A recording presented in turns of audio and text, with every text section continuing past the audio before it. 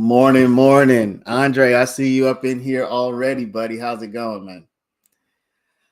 Yeah, so on the thumbnail, I put, is it the return of love? I'm not trying to scare anybody, obviously.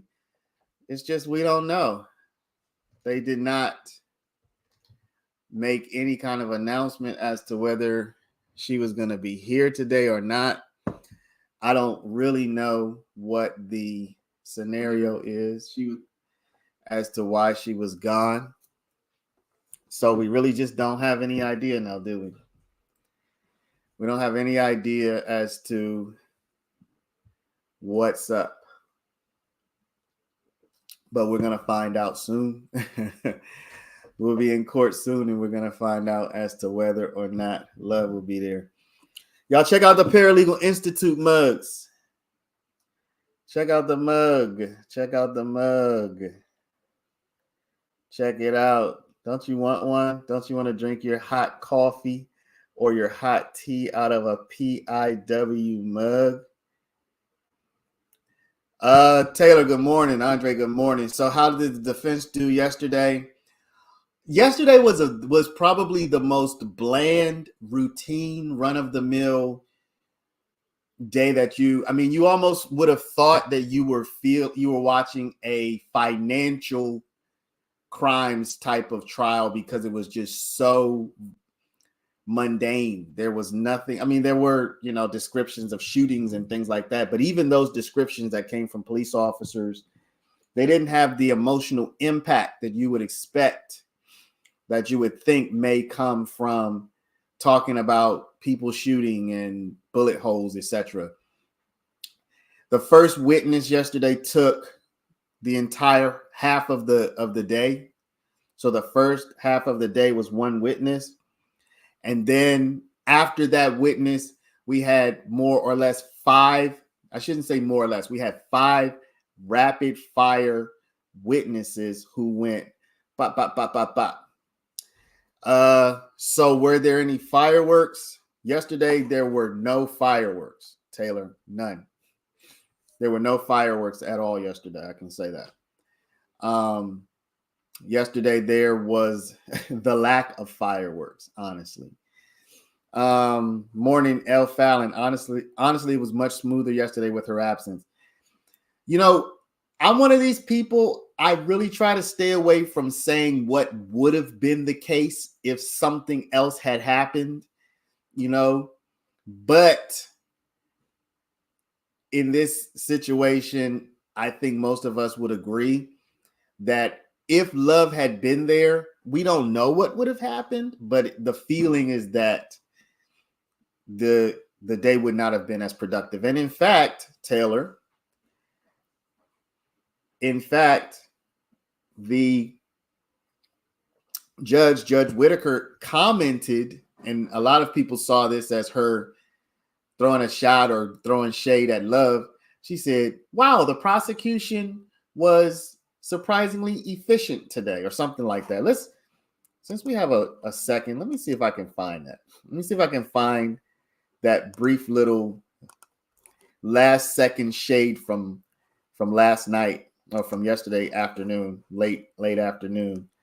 See if I can find that so I can show y'all who weren't able to watch. Let me find this last second shade from the judge. Let's watch this last couple of minutes here. And runs all the way through November 1st. And so she's telling the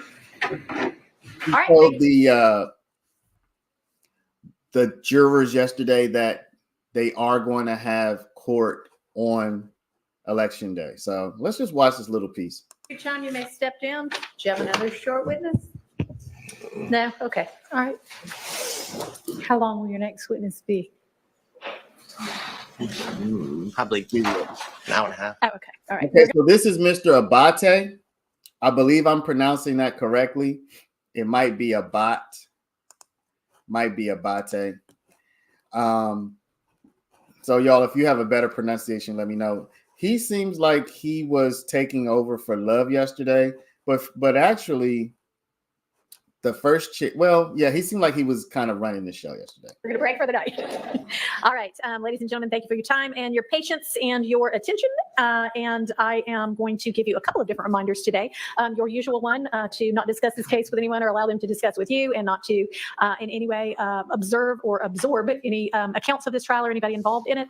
And I'm also going to remind y'all that for anybody who might want to vote in the upcoming election, because we are not going to be taking election day off.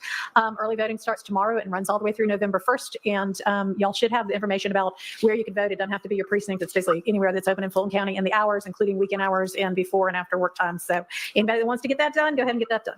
See y'all tomorrow at 9. All right, so that's the mandate to the jury. And then we're going to see her comment on how well things went today. She's going to give the prosecution, the state, a compliment. It's pretty interesting. I want to commend the state for the efficiency with which the evidence was presented today. Keep it up. All right, you're welcome. Y'all see that?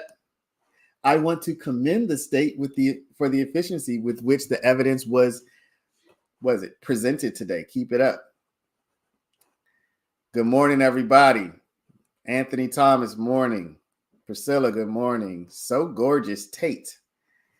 Good morning. Stacy B, Heidi, good morning. D Cooper, Papa Bear, morning, people.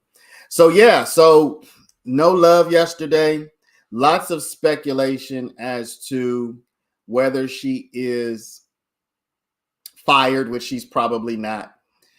Is she removed from this case, which she's probably not? Is she going to be taking a back seat to Mr. Abate or Abate? Is it Abate or Abate, y'all? Somebody help me out with that, because I really don't like to mispronounce people's names. I think that's not cool. But is she taking a back seat to Mr. Abate or Abate? We don't know about that, honestly. So, y'all, I'm about to get into a sports reference real quick. Some of you will recognize Abate. Okay, good. Thank you, Priscilla. Tay at the end. Yeah, that's what I thought. Okay. So I'm going to get into a quick sports reference, y'all. Everybody knows who Tom Brady is, but a lot of y'all probably don't know how Tom Brady got his position. Tom Brady was drafted in the 6th round, I believe it was, of the NFL draft. And he was put in as a backup for the $100 million man, Drew Bledsoe, who at that time, I believe, had the biggest quarterback contract at the time, maybe even in history. So Tom Brady is this guy who's really not thought he's going to amount to much, but he's a backup to like the $100 million man. The $100 million man gets hurt early in the season. And at this point, the Patriots had not been a good team for a long time. So the $100 million man gets hurt, and they go with the backup, obviously, and it's Tom Brady. So Tom Brady starts to play, and he starts to win, and he starts winning big. So once the $100 million man is ready to come back and play, I don't remember how many games it had been, but Brady was on a winning streak. So once the $100 million man's ready to come back, this is Drew Bledsoe, you had this debate. Do you bring in your star player who you're paying all this money, who you put out there as the savior or the person who's going to bring the team to glory? Do you put him in not knowing how he's going to play? One, he's been hurt. Two, he hadn't proven his ability to win games the way Brady's winning. Or do you just stick with your guy who's a backup, who's a 6th round draft pick, who nobody thought would amount to anything, but who's winning? So my point is, the analogy is, we don't know if Love's going to be back today or not. We don't know if she's on vacation. Some of y'all might know. I don't know. But the question is, if the team starts playing better while she's gone, do you bring, whenever she's ready to come back, let's say she is on vacation or she's ill or whatever, or her daughter just had a baby, she's a grandmother, I don't know. But when she's ready to come back, do you bring her back? Do you bring her back and Love, exactly, variant. Love in this case would be Bledsoe, and then anybody could be Tom Brady. I mean, it's just saying, do you bring her back if the team is playing more efficiently and seeming to get farther in her absence? Do you bring her back? So I imagine that would be Fonnie Willis, who would be the coach in this case, which the real coach would be Love is RG3. Oh, you must be Anthony, you must be a Commanders fan. Matthew, she's such a disruptive force. Right. So the question would be, do you bring her back and risk the cohesiveness? Y'all, everybody's going to be saying cohesiveness after this, right? Do you bring her back and risk the cohesiveness of the team? Now, this is just imagining that the prosecution feels good about its case while she's gone, that they feel like they're getting somewhere while she's gone. Maybe that the team even internally feels that it's working together better. I'm just kind of speculating. I have no information that any of that's the case. So it's just speculation, but it does bring up an interesting question. If she's been the face of this, if this is her case, if this is her domain, because she's like, I believe she's the major crimes person on the DA team. Do you keep her? Do you put her back in and risk any gains that they've made? Gains in cohesiveness of the team, gains in the eyes of the jury of just the professionalism of the state and the state's case. Do you risk that? Or do you risk that by bringing her back? Or do you say, look, you had 9 months and you weren't able to foster this kind of environment. Now look what we've been able to do in the 2, 3, 4 days you weren't here. So I think that's an interesting question. If she's the captain, she's coming back, says Papa Bear. I do think there's a certain amount of inertia that we as humans have. When we make a decision, we want to stick with it. When we put somebody in charge of something, we want them to stay in charge. When we give somebody a responsibility, we don't want to just take it away from them, The Don Dada says, I believe they gave her a break because she keeps getting close to being removed and causing a mistrial. If she were on vacation, you would expect it to have been mentioned in court. Hilton went on vacation. It was mentioned in court. I would want to let the jury know she's on vacation. I mean, I would think for my strategy, I would want to let them know because undoubtedly they've seen some of the tension that she causes. They felt it. And if she's just not there suddenly, I would want them to have an explanation in their head as opposed to them making it up on their own. I think Ashley Merchant client Duke is due on the stand Wednesday. Okay, so do y'all remember when Judge Whitaker? Y'all, so much is happening. So many pieces are moving in the background. Y'all remember when Tonk was on the stand?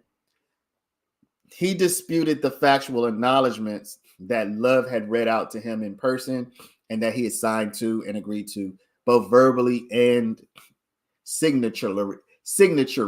He signed. But do y'all remember after that, Monk Tonk's attorney, they called him to the stand to talk about why this agreement had changed, particularly number 8, which was Monk Tonk saying he has personal knowledge that YSL offed Donovan Thomas in furtherance of the gang or whatever.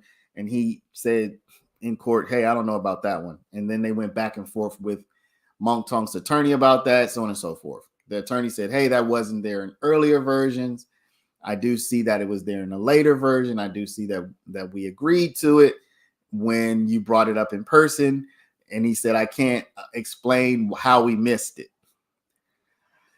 So we all know, and if you don't know, Monk Tonk on Friday, he's going before Judge Whitaker for a probation revocation hearing. That's a good kind of programming question because Whitaker is overseeing this case. Was she just going to do that on lunch? Anybody have any information or any idea how Whitaker's going to handle Monk Tonk's probation revocation hearing? Is that going to be part of this trial? Seems to me like that would be a separate question. People are asking, will it be streamed? Of course, we don't know the answer to that right now. But anyway, Ashley Merchant.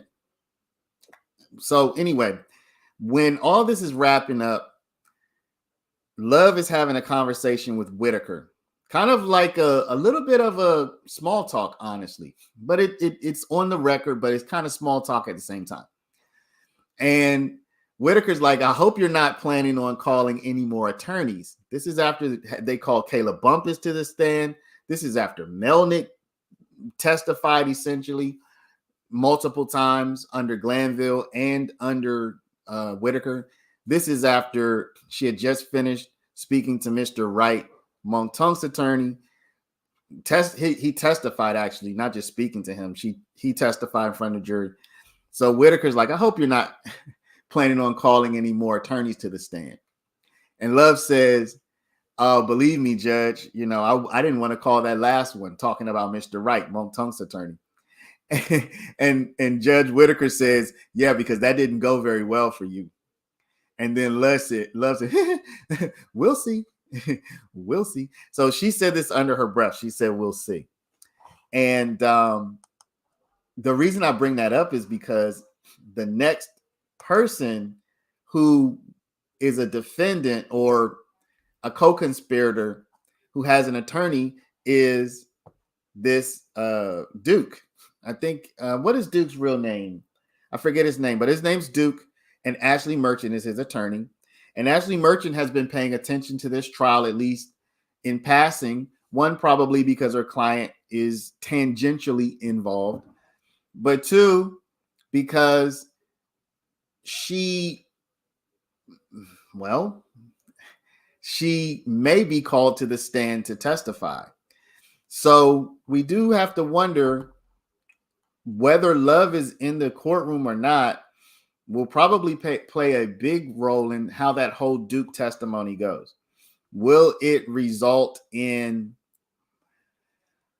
Ashley Merchant being called to stand? And by the way, y'all, I don't really like that.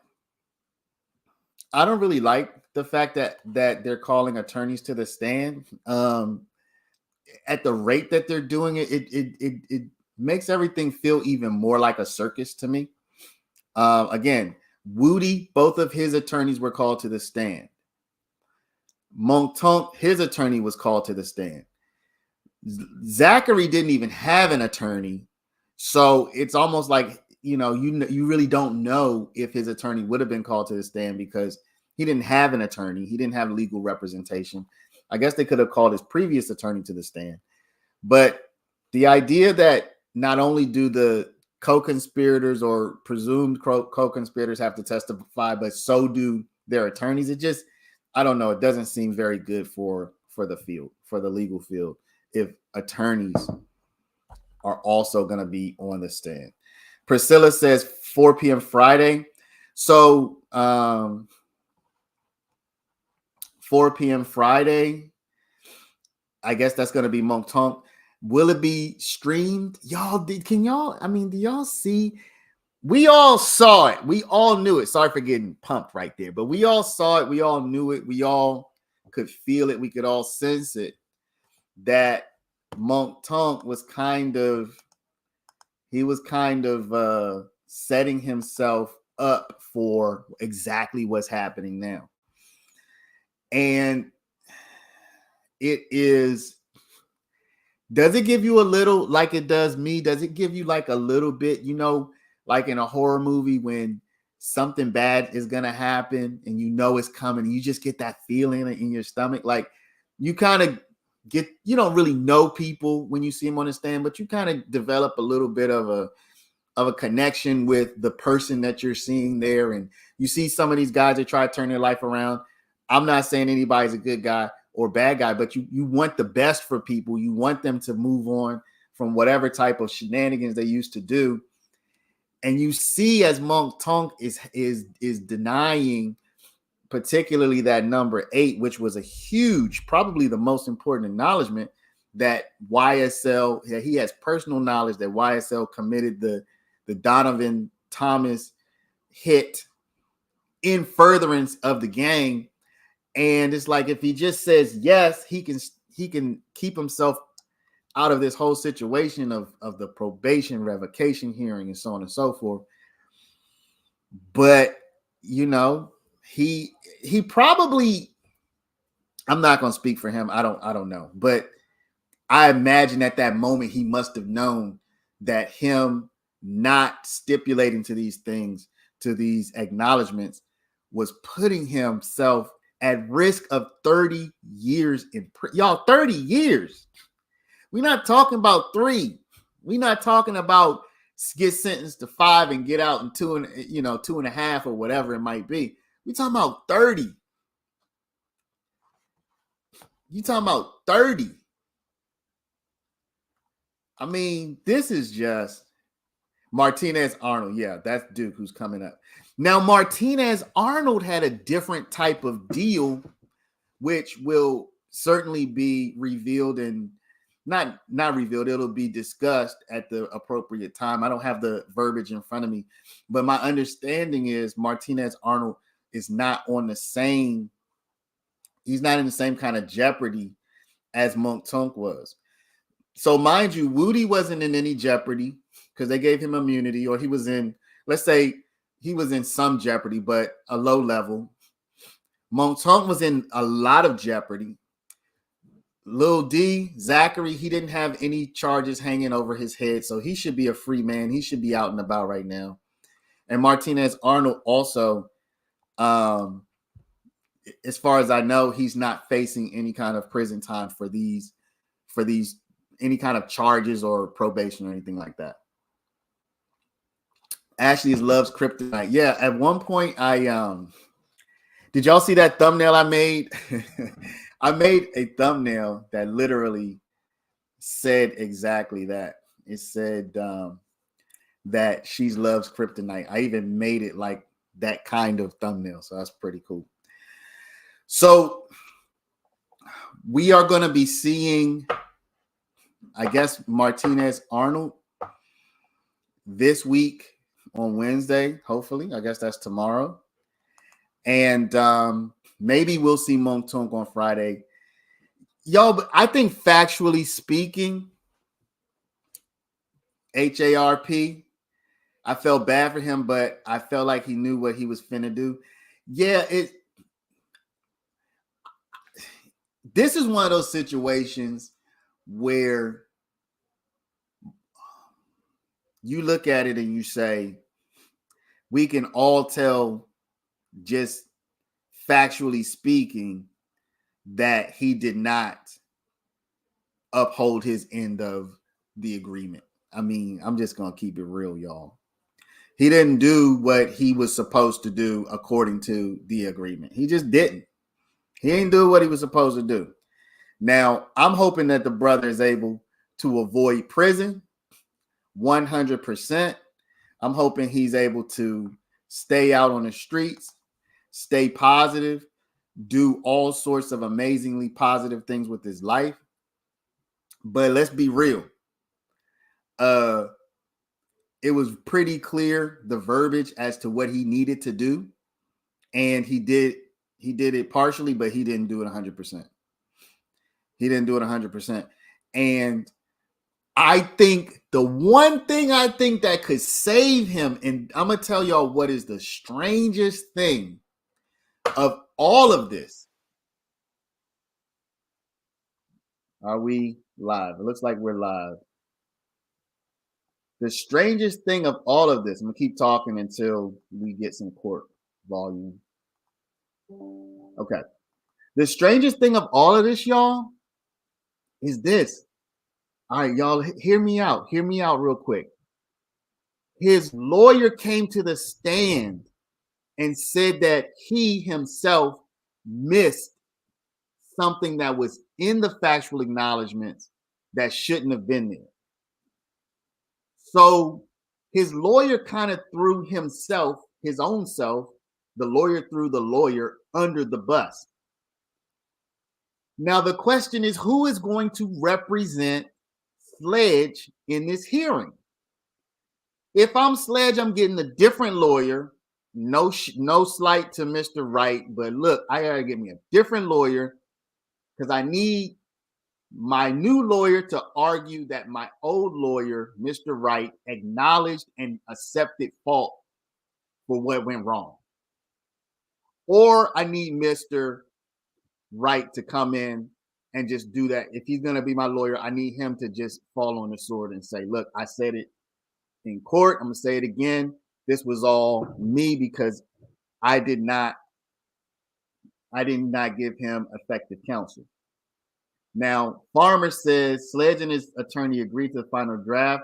That's the one they went over and agreed to. Okay. Farmer, I'm with you. I mean, there's no doubt about that. So I'm not saying factually that they didn't have the final draft because they did. Plus, Miss Love read it out loud in person. What I am saying, though, is you get legal counsel so that your legal counsel can give you legal counsel. Okay? So when your legal counsel comes into court and says, I knew all of this, or I should have known. Let's not say I knew or should have known because I had the information readily available and I did not counsel my client. Maybe this would be a way for Sledge to push the burden to the attorney, which I believe, or I could see an argument that's where the burden should be.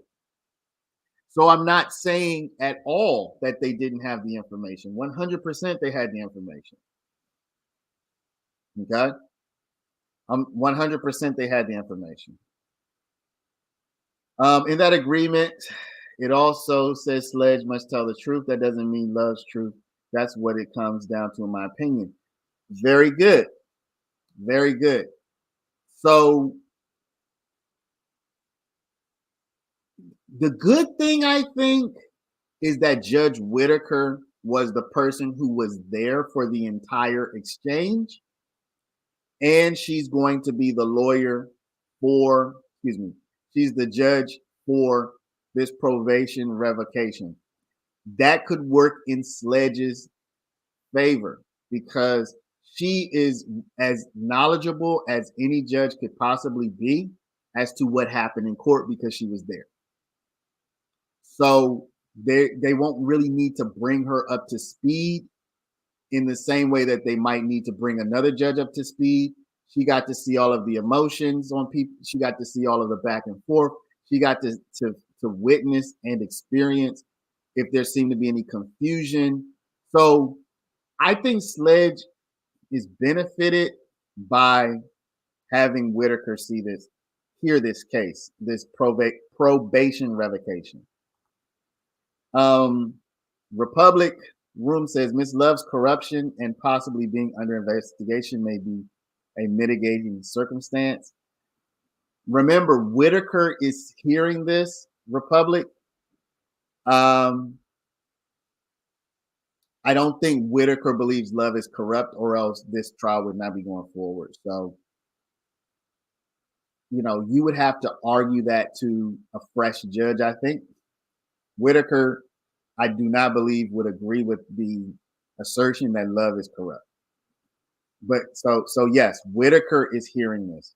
So that is probably good for Tonk because Whitaker, again, is going to be as familiar as a judge could be with the record because she was there.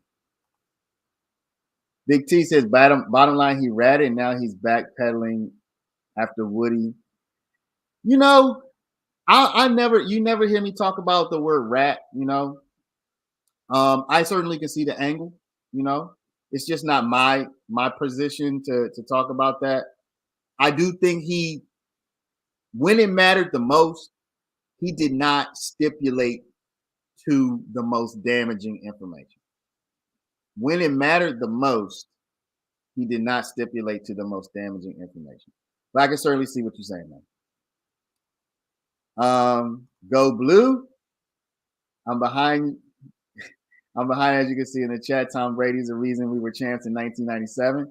That's what I'm talking about. So if the defense starts to do well, if the prosecution starts to do well and Love's not there, do you keep her off the field? Do you give her the Drew Bledsoe treatment or not? Tracy with a Y. Oh, okay. So we got a little bit of play on words. Tracy with a Y spelled with an I. That's cool. Let's see. Andre says Miss Love is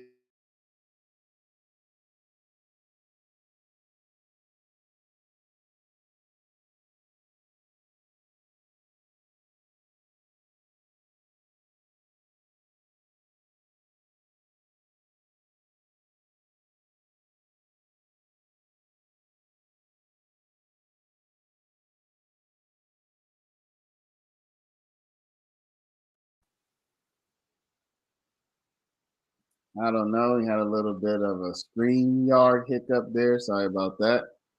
Still don't have anything on. I still don't have anything on the court.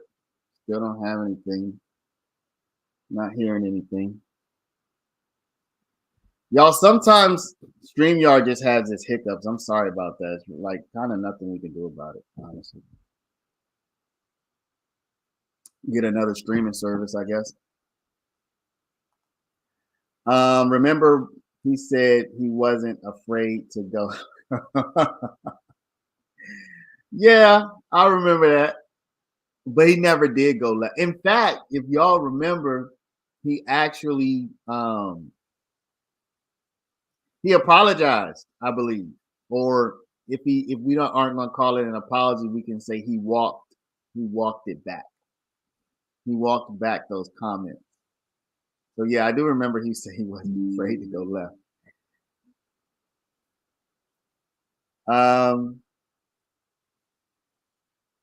Look at that, y'all. StreamYard just jacked us up, y'all. Yeah, he did apologize, right? Andre, I think Miss Love is making people ask questions and dig deep into questionable things, thus ultimately exposing them. 100%. Variant, leave Woody alone. These guys were broken and didn't stand a chance from the start. Again, y'all, I just want to see people live their lives in a positive way now. You know what I mean? I do think that Woody attempted to do that. I do think Woody attempted to do that. I think Woody is attempting to do that. Farmer, if you ask me, Sledge let this entire group of young men down. He was their elder and showed them the wrong way. That's an interesting take. I think Sledge is at least about 10 years older than them. So, sometimes, I'm not going to comment on that. I'll just say again, I think I definitely see where you're coming from. I was lucky. to I shouldn't say lucky because really street life never appealed to me. But I lived in an area where it was like you literally could have just made a decision this way or that way. We weren't like in the area where you felt you had to live in the street. But if that was like in you, you could easily do it. But if it wasn't in you like me, you could easily not do it. So I was kind of like in a true decision. For me, it was never a decision. I was just a regular kid. I like to read books and stuff. You know what I mean? But it kind of feels like other people are in an area where the decision is not so I could do this or I could do that. It seems like other people come up in an area where the decision is really pushed you this way or really pushed you that way. So I try not to, since I didn't grow up that way and I didn't have those pressures on me, I try not to, I don't want to say judge, but I just don't have the perspective of what it feels like to feel like there's no other way. So I would say that's my perspective on that. Let's see. Jennifer, I grew up where it wasn't that easy, but I worked my wood off. I'm a retired plant manager. It wasn't easy. I grew up deep in the hood. Everybody can have a seat. Good morning. Everybody can have a seat. Okay, I think we have got the jury all ready. So is there anything we need to take up before we get the next?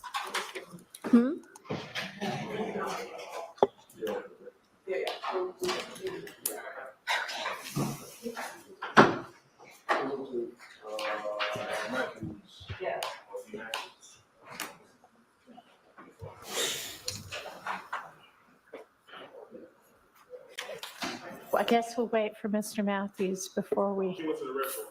I know, but it's 9 o'clock. He should have gone to the restroom before now.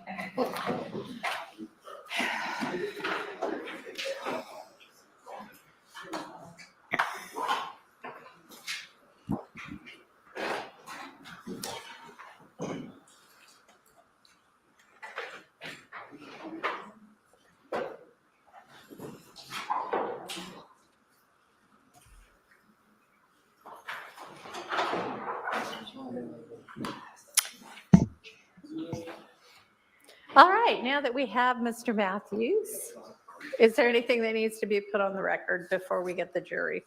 Yes, Your Honor. And I don't think the state was planning on doing anything with this right now, but there is an issue.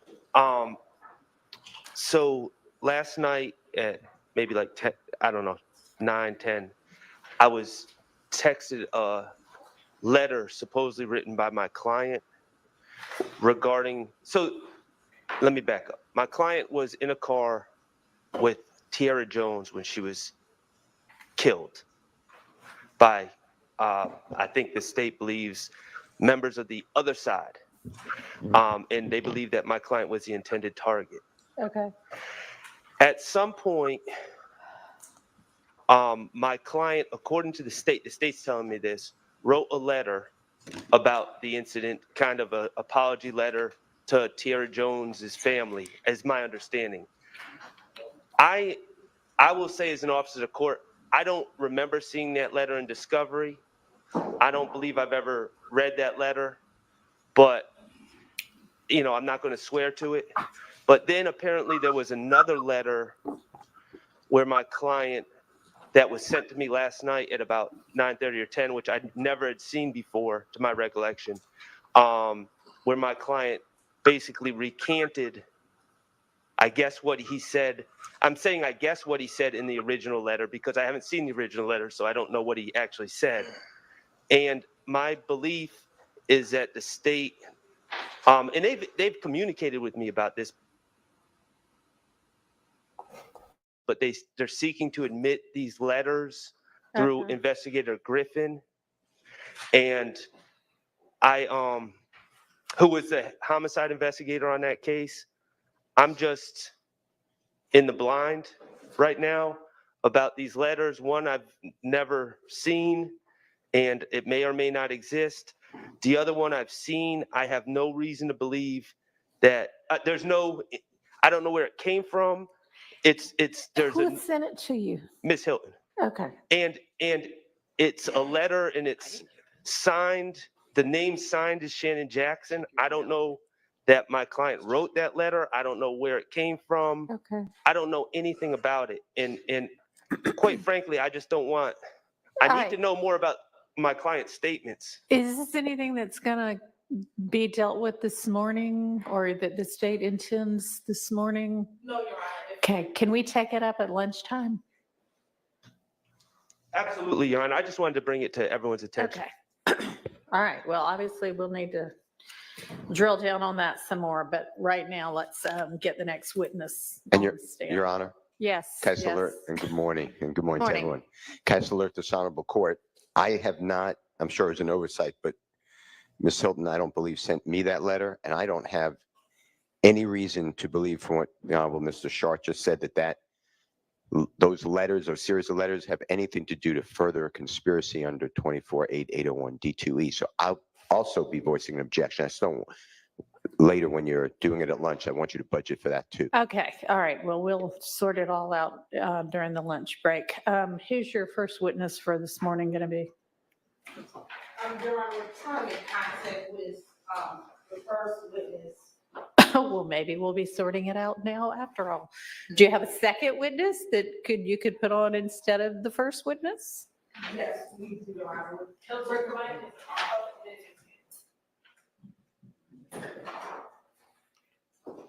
Yes, Your Honor. We do have some other witnesses in the hallway, so we're just confirming who's, not confirmed, but just gathering who's all in the hallway to make sure, to figure out who we're going to call first since the first witness isn't here. Okay, and you'll know that within a matter of a minute or two? Yes, Your Honor. Okay, well, in the meantime, so what's the situation with this letter? Yes, Your Honor. So one, we're confirming that this was served in discovery, Your Honor. So Ms. Love is going to work on that while we're taking these next couple of witnesses. Mr. Stillwell was a victim in an incident in September of 2015. Right. He did an interview at police headquarters in November of 2015. Right. In that interview, he asked to write a letter to the family of Tiara Jones. That is the letter, that's the first letter that Mr. Shar is referencing. That is the letter he does not have yet. After he wrote this, did the interview with the investigator, he actually was able to provide some information for the investigation. Subsequently, the information that he provided was put on social media. And after that information was put on social media, we have a letter purported to be from Mr. Stillwell in which he recants what he told the police officers. So that is the letter that was provided to Mr. Shard last night, Your Honor. I did not send it directly to Mr. Shard since it involved his client. I will send it to all the other defense counsel, but I specifically sent it to Mr. Shard because it involved his client specifically. And him and I had talked about it in court yesterday. And I told him I would provide him everything that we intended to potentially seek admission so that he could have it. But again, we will confirm that it was served in discovery. If it was not served, we will not use it, but we will, that's what we are confirming, Your Honor. Okay, and you're saying that the original November letter was never served? That's what we're confirming. So you need to check about both letters? Yes, Your Honor. Your Honor, just if this, I did not know about this. So there's further complications, such as my understanding, the interview that prompted the first letter, my client was in the hospital. I don't know if he had already been served an arrest warrant for the Donovan Thomas case, but I don't believe he was Mirandized. And then there's, I guess, another interview when he's taken from the jail. I don't believe he was Mirandized for that interview either. So there's all sorts of issues with this statement that I'm trying to piece together now in real time, but it's complicated. So I was always under the impression that Mr. Shard had the interviews because I believe we've talked about his client's statements. Right, so there are interviews and then there are letters. Correct. So there are 3 interviews total. So I don't think he's claiming he doesn't have the interviews. I do not believe I received the interviews through discovery. In full candor to the court, I knew about the interviews, but the state has always said they don't plan to use the interviews. Okay. And we don't. I told Mr. Okay. Shard that yesterday. So there are 2 interviews at the hospital. One on the 26th when the incident occurred, another 2 days later on the 29th of September. Then in November of 2015, Mr. Stillwell was taken from the jail to speak with Investigator Thorpe, separate and apart from his conversation with Investigator Griffin. The understanding that I have, and even in watching the interview, is that after Mr. Stillwell finished speaking with Detective Thorpe, Mr. Stillwell asked to speak to Investigator Griffin, who was the lead investigator on a case in which he was a victim. Right. At that point, Investigator Griffin came into the interview room, spoke with Mr. Stillwell at Mr. Stillwell's request, gave the information that he gave during that interview, and then that interview concluded. That interview is about 25 minutes long. The state, again, does not intend to play that interview unless there's a need for it. But initially, when we question Investigator Griffin, we don't intend to introduce the interview. We do intend to ask about the interview, but not play it.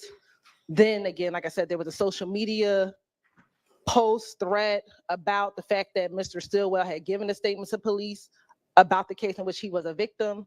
And then this subsequent letter came in which he recanted everything that he said in the November interview. Okay, and the state's had both of these letters for some amount of time? Yes, Your Honor. All right, and y'all believe you served them in discovery, but you're not sure, and so you're gonna have to check that. So the interview was served on March 20th, 2023. The November interview?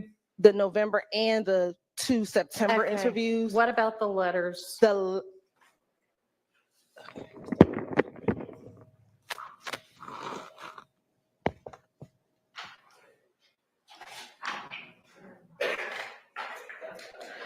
in the interest of time, so we're just not guessing. I can't hear you, I'm sorry. In the interest of time, and so we're not guessing. We still can't hear you. In the interest of time. In the interest of time, and so we're not guessing for court and counsel, I think lunchtime would be a great time for us to Okay. be able to look to see when. All right, do we have witnesses ready?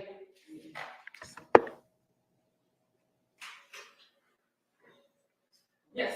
Okay, who is your first witness going to be?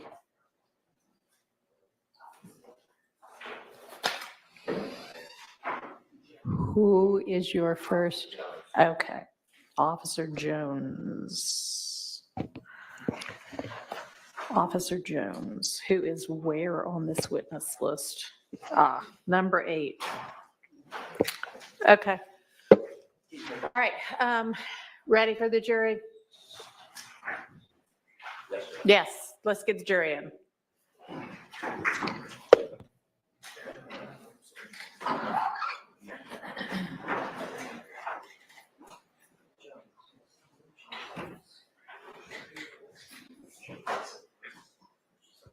Your Honor, Westmoreland over here. While the jury's walking in, can you please give a reminder about the mics? Because I don't want to interrupt someone. All right, everybody use the mics. It's very difficult to hear if you don't talk into the mics. Thank you. Hi, Ms. Ross. And if somebody wants to use the lapel mic while they're questioning, that is fine as well.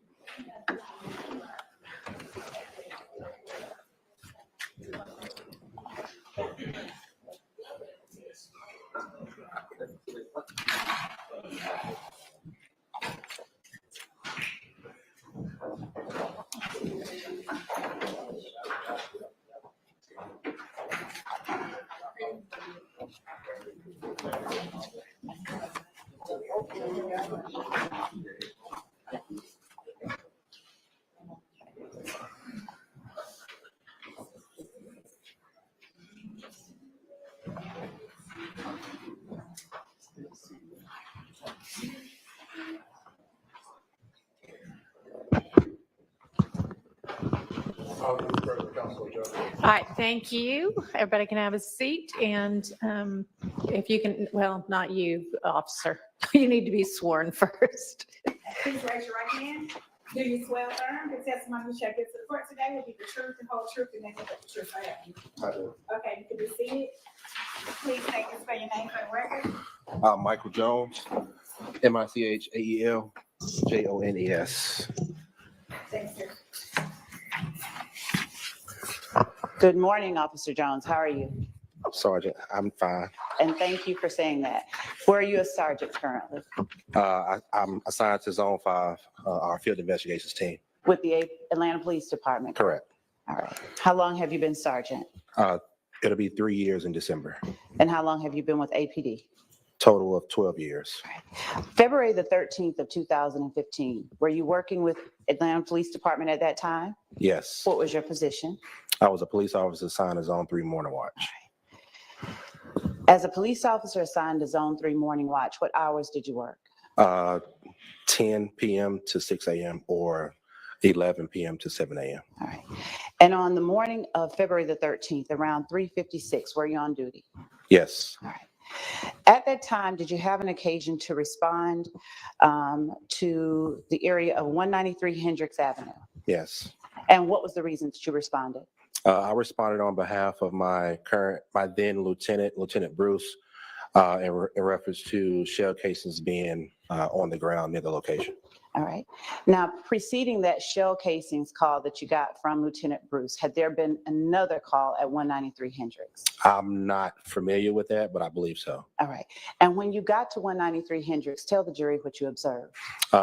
Based on my report, because it was quite some time ago, I was able to recover 17 what was identified as 5.56 shell casings and 6 9mm shell casings.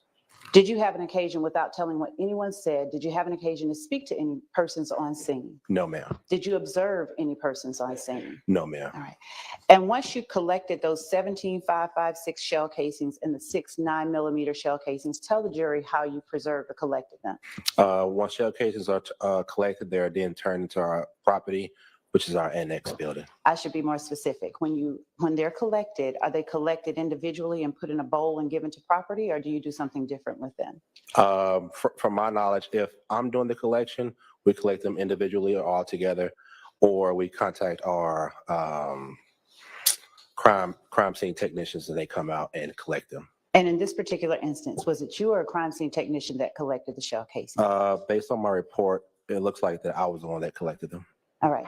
Now, when you collect them, do you put them in yellow envelopes and put anything on the envelopes, or do you something different? Do you do something different? Normal procedure. That is the procedure. You collect them individually, one shell casing at a time.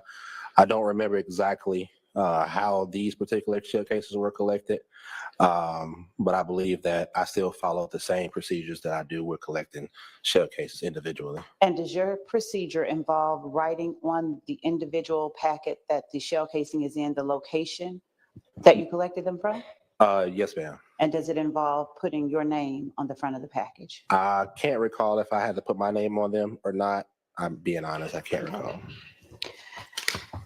What time was the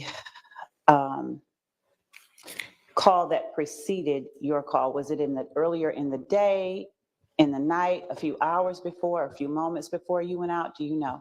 Prior to this particular call? Yes. I'm not sure. Okay. Do you record in your report anything about that location that aided you in knowing what to look for? And if you need to refer to your report, just say, I need to refresh my recollection, read it to yourself, and then let the jury know.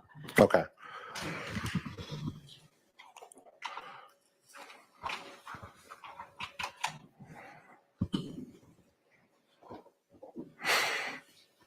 And are you reading to refresh your memory right now? Yes, ma'am. Okay.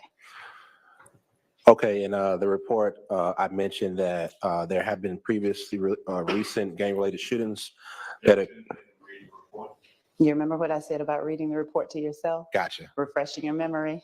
All right. Is your memory refreshed? Correct. All right. So had there been shootings prior to the time that you responded at this location? Yes, ma'am. All right. And had there been a vehicle found with bullet holes at this location? Sustained. Had there been anything else found? Not that I recall. Was there any vehicles found prior to your getting here that would have aided you in your investigation? Based on my report, no, ma'am. All right. Do you know whether or not there were any, and when you say based on your report, if you would look at line, I'm going to approach you with your report 150410718. without reading to the jury. Okay. Okay. Okay. Now, am I holding the same report Yes, that ma'am. you're holding? Yes, ma'am. Okay. So, other than the gang-related shootings, had there been anything else found that you utilized to aid you in your investigation? Yes, a vehicle was located with bullet holes. With what? A vehicle with bullet holes. Okay. Now, was there anybody home at the time of the 911 call that preceded yours No, based on your investigation? No, ma'am. And was there anyone home at the time you arrived? No, ma'am. All right. At the time of the 911 call that preceded yours, do you know, based on your investigation, and were you able to learn in order to further your investigation, whether any shell casings were recovered at the time of the 911 call that preceded your arrival? Objection to the extent that it calls for hearsay. Overruled. Can you repeat the question? Yes. Do you know, based on your investigation and to the extent that it aided you in your investigation, whether there were any shell casings located during the response to the 911 call that preceded your arrival? Do you understand the question? You say it proceeded after or before? The 911 call that preceded, that went before. Hearsay. So try a different question. Yes. Confusing anyway. Do you know whether or not anybody before you found any shell casings at that location as it related to the call Sergeant Bruce brought you back out on? And I would object because that calls for hearsay. Sustained. Were you aware of any other evidence besides the car riddled with bullet holes and the gang-related shootings regarding 193 Hendricks Avenue? Were you aware of anything else that helped you in your investigation? No, ma'am. Okay. And at the time that you went to that location, did you know whose home that was? No, ma'am. Did you know whose relatives those were? No, ma'am. Okay. The shell casings that you collected, 5.56 shell casings, describe those type of shell casings to the jury. They're longer than the average pistol shell casings. Like this skinnier. long, this long. I would say the second. Could you hold it up? This 'Cause I can't long. do Yes, that. ma'am. All right, go ahead. Yeah, about this long. Okay. And you said they're longer than the what? They're longer than the average pistol shell casings. All right. And relatively speaking, the other type, the 9mm type, those are just regular small shell casings? Yes, ma'am. Those are smaller. The 5.56 shell casings, do you know what type of gun, based on your training and experience with the Atlanta Police Department, fires that type of ammunition? Normally AR-15 rifle style firearm. And did you, at the time you responded to the scene, observe or did you even go to the property to see whether there were bullet holes at the address you were responding to? No, ma'am, I don't remember. Was your only role at the scene to go and collect the shell casings that had been found? Yes, ma'am. All right. Now, when you arrived at 193 Hendricks, do you remember what that area looked like? Was there an alleyway near it? I believe so. Yes, ma'am. Okay. Did you note in your report an alleyway leading up towards 193 Hendricks? Yes, ma'am. And where in relation to that alleyway were the shell casings found? I will have to refer back to my report. Would you read it, refresh your memory, and look up after your memory has been refreshed?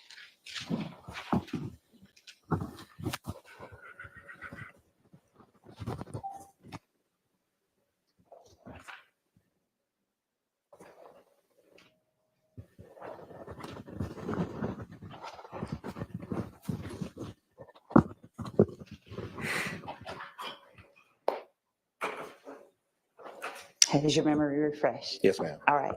So where in relation to that alleyway were the shell casings found? Actually in the alleyway. All right. And do you recall how close to the location those shell casings were? No, ma'am, I do not recall. Do you have any personal knowledge or personal relationship with a man named Kenneth Copeland? No. All right. And do you have any personal relationship with or knowledge of any member of his family? No, ma'am. Thank you. That's all that I have. Any questions by the defense for this witness? Anybody? Nope. All right. Thank you for your time. Call your next witness.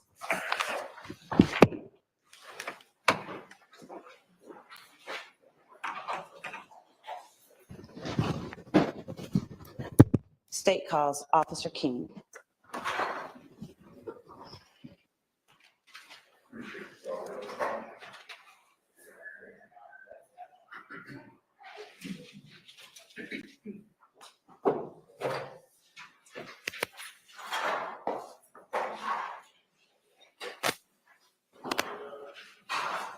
You promised me they'd be passing each other on the way in and the way out.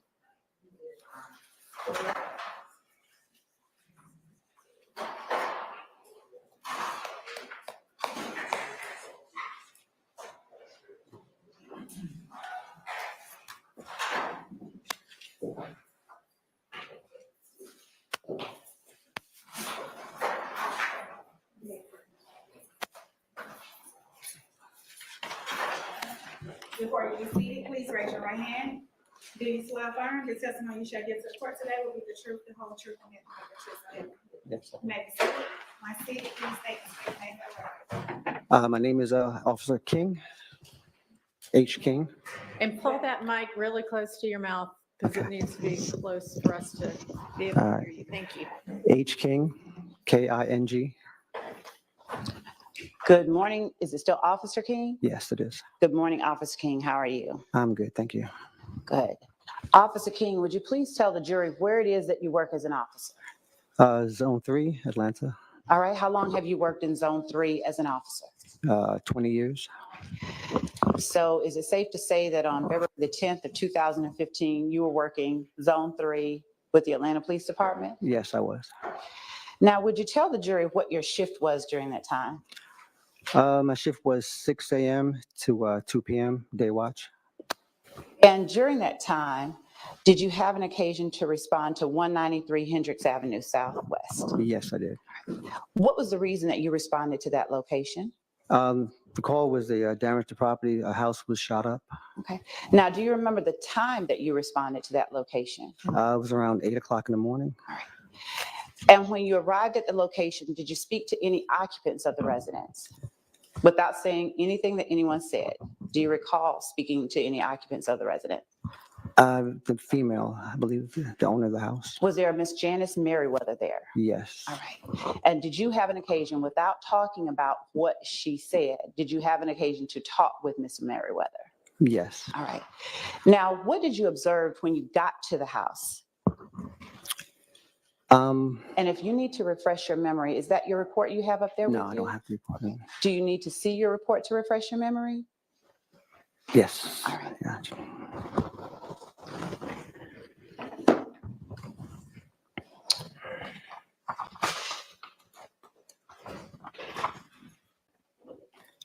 I'm going to show you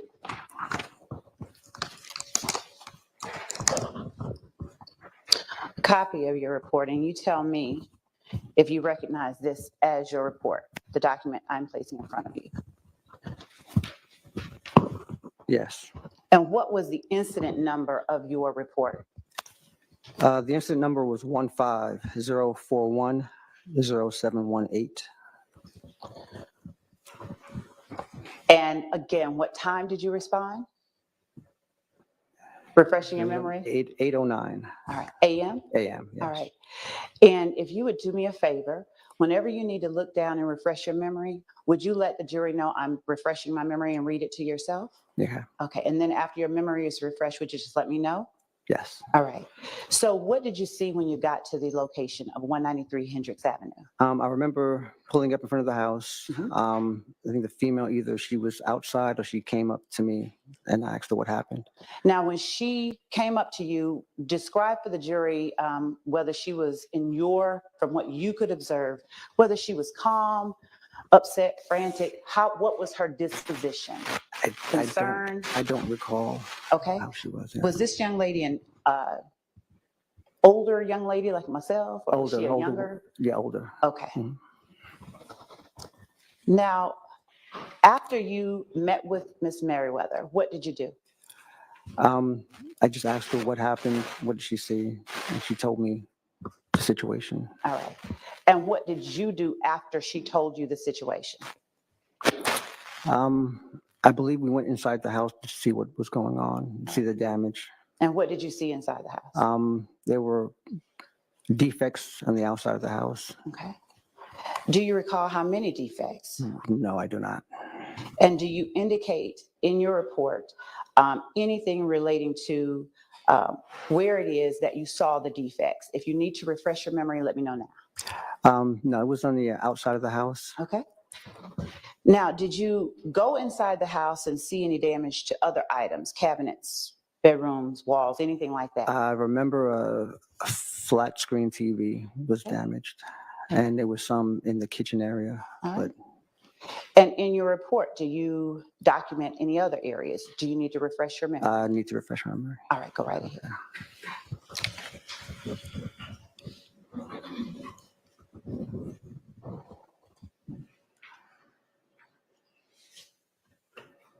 Okay. All right. Now, has your memory been refreshed? Yes. All right. Do you, at the time that you go to the residence, do you see or observe any damage on the inside of the residence? The walls in the bedroom, hallway, Okay. in the kitchen area. All right. Now, did you call or did a crime scene technician come out and process the scene? I did call, yes. Who did you call? It was ID Tech Charleston came. 7333 was his number. Now, Miss Merryweather, did she have a son by the name of Kenneth Hurst who lived next door? Leading question. Sustained. Did you document or did you recall whether Miss Merryweather had a son? Yes, there was a son on scene. Oh, who was that person on I scene? need to refresh. When you refresh, just look up and tell me I'm done. Okay. Thank you. All right, I'm done. All right. Who was the person that you talked to? Kenneth Hurst. All right. And did Kenneth Hurst give you a description of any vehicles that may have been involved? He stated that a neighbor told. Hearsay. Sustained. Based on the conversation that you had with Ms. Hurst, Mr. Hurst, and Ms. Merryweather, did you get any information to aid in your investigation about who or what happened Yes. when her house was shot up? He stated to me that a neighbor. Without stating to you Oh. what he said, Did were you on the lookout for any particular vehicles after that? We were on the lookout for. Sustained. Okay. All right. Now, once you call ID Tech Charleston, did you stay and watch ID Tech Charleston collect the evidence that was collected? Yes, he stated he collected one Okay. shell casings. All right. And so did ID Tech Charleston also collect a projectile from the kitchen? Your Honor, I'm going to object to the leading question. Sustained. Was there anything else that was collected? That the shell casing he did recover was from the kitchen. All right. After you came and responded to the scene, did you do anything else as related to this particular incident ending in 0718? No. All right. Now, had you responded to this incident location anytime prior to that? Not date? to my knowledge, no. And did you respond to that incident location at any time after that date as it relates to this shooting? No, I wasn't the beat officer. Okay. And without saying what anyone told you, did you document in your report the details of, or at least some details of the conversation that you had with Miss Merryweather? Yes. You said yes? yes. If you need to refresh, go ahead and look at your Oh, report. no, I remember. Don't say what she said, though. Don't say what she said. Okay. We did have a conversation as to. And did you document that conversation in your report? Yes, I did. All right. Thank you. That's all I have, Your Honor. We may need to just call him briefly in case something else happens, but for now, that's all that I have. All right. Are there defense questions for this witness? You have, Ms. Williams, no questions. No. Okay. So are you asking that he stick around? Yes, I'm asking Okay. that he temporarily. All right. You're excused from the stand, but you're not released. So if you can just stick around until the state lets you know one way or another. Okay, thank you. Call your next witness. Summer good.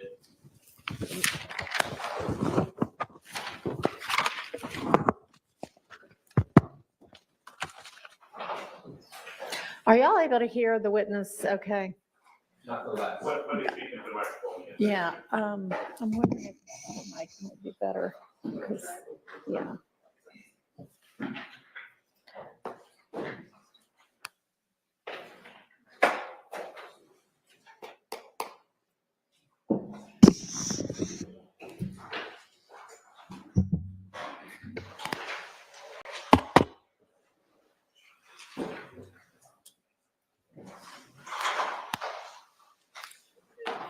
Is there somebody who can swear the witness? Where did all the? Raise your right hand. You solemnly swear affirm the testimony about to give and the matters pending before this court and this jury will be the truth, the whole truth, and nothing but the truth, ma'am? I do. Okay, you can put your hand down. And if you'll just have a seat, and then make sure you pull the chair up a little bit, because you're very light spoken, so everybody can hear you, okay?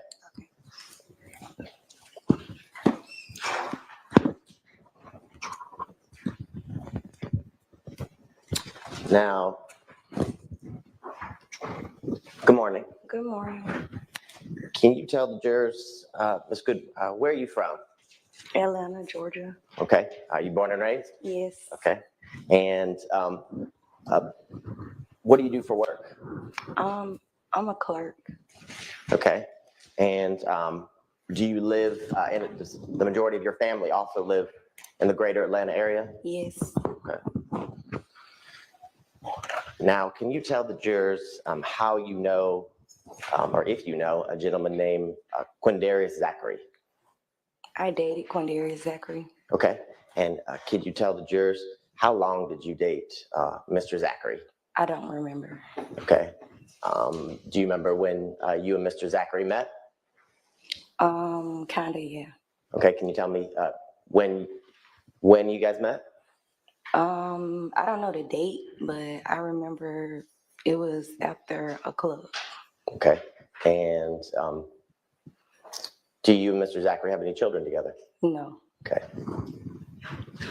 And were you dating Mr. Zachary, let's say back in 2015? I don't remember. Okay. Now, let's see if we can try to jog your memory a little bit. So when you and Mr. Zachary were dating, did you ever share a home together? I believe so. Okay. Mhm. And did you call him Quindarius, or did you have a nickname that you generally called him? D. D? Mhm. Okay. And can you tell the jurors, through your relationship, did you, I guess, can you tell them where Mr. Zachary was from? What part of Atlanta? Capitol Homes. Okay. And where is Capitol Homes? I'm not sure. I don't remember. Okay. And back in 2015, did Mr. Zachary live off of Cleveland Avenue with his mom? I believe so. Okay. And can you tell the jurors, did you have an opportunity to go to his house where he lived with his mom off of Cleveland Avenue on multiple occasions? Yes. Okay. And just to orient the jurors, where on Cleveland Avenue, if you can describe, did they live? I believe behind the Checkers. The Checkers? Mhm. Okay.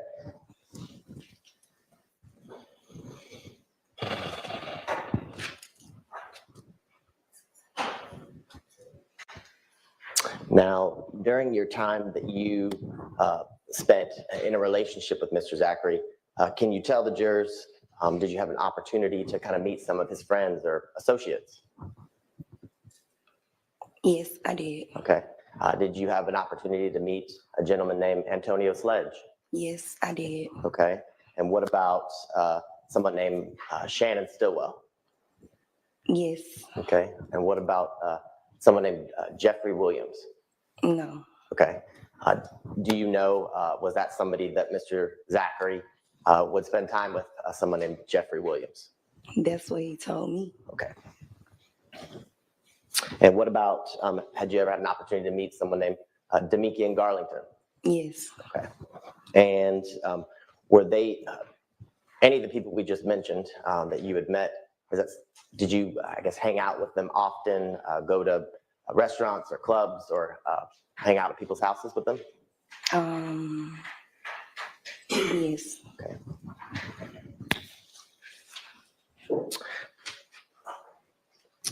Now, in the time that you were dating and in a relationship with Mr. Zachary, can you tell the jurors, did you ever see him with firearms that he owned? Yes, I was with him when he purchased one. Okay. And can you tell the jurors, when you were with him, where did he purchase a firearm?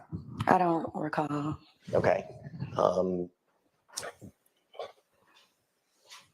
Do you remember when you were with him, what kind of firearm or what the firearm looked like when you were there when he purchased it? No. Okay. Now, can you tell the jurors, were there times, or were you with Mr. Zachary and were you aware in 2015 in May that Mr. Zachary was arrested? Can you be specific? In around May 7th, were you aware with Mr. Zachary when he was arrested? I believe so. Okay. And do you remember a time that when Mr. Zachary was in custody, he would call you, I guess, through the jail phone? Yes. Okay. And do you remember that after one of the phone calls that you had with Mr. Zachary in September of 2015, you reached out to ATF agents? Yes. Okay. And do you remember, can you tell the jurors why you reached out to ATF agents or law enforcement? Because Quindarius wanted me to see why was he arrested. Okay. And after that phone call on September 16th of 2015, did you go and meet with some agents and detectives at the City of Atlanta Police Department a couple days later? I did. Okay. And on September 18th of 2015, do you remember who you met with? I don't. Okay. Can you tell the jurors or describe for them, was it a man, a woman, was it both? I don't remember. Okay. Do you remember multiple people being in the room when you were speaking with law enforcement on September 18th? I believe so. Okay.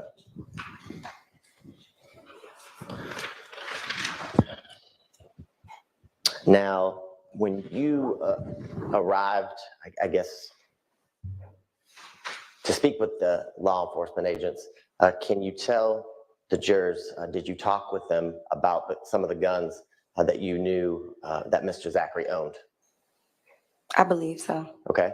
And can you tell the jurors, did you talk with them about some specific guns that he shared or gave to some friends that we've mentioned here today?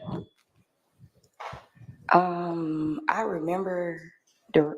remember hearing it, but I don't remember it actually happening. Okay. So when you say you remember hearing it, prior to today, you had an opportunity to listen to a recording of your interview with ATF agents and members of the Atlanta Police Department.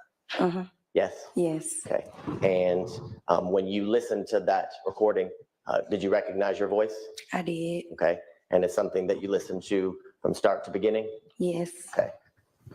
And was there anything about that recording when you were speaking that made you think it wasn't your voice? No. Okay. And do you actually, you remember, or do you remember actually going to meet with them back in 2015? Maybe not the context or content of what was said, but you actually remember going to that meeting? Yeah. Okay. Okay, and during that meeting, do you remember talking with and telling the detectives that Mr. Zachary had given a firearm to Antonio Sledge? Yes. Okay, and do you remember talking to and describing the firearm that he had given to Antonio Sledge? Not really, but okay.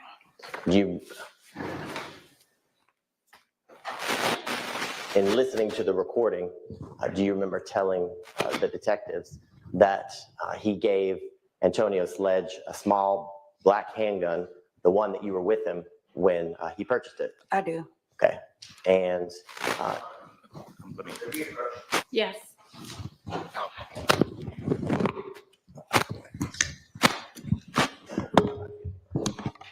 Do you want the witness to?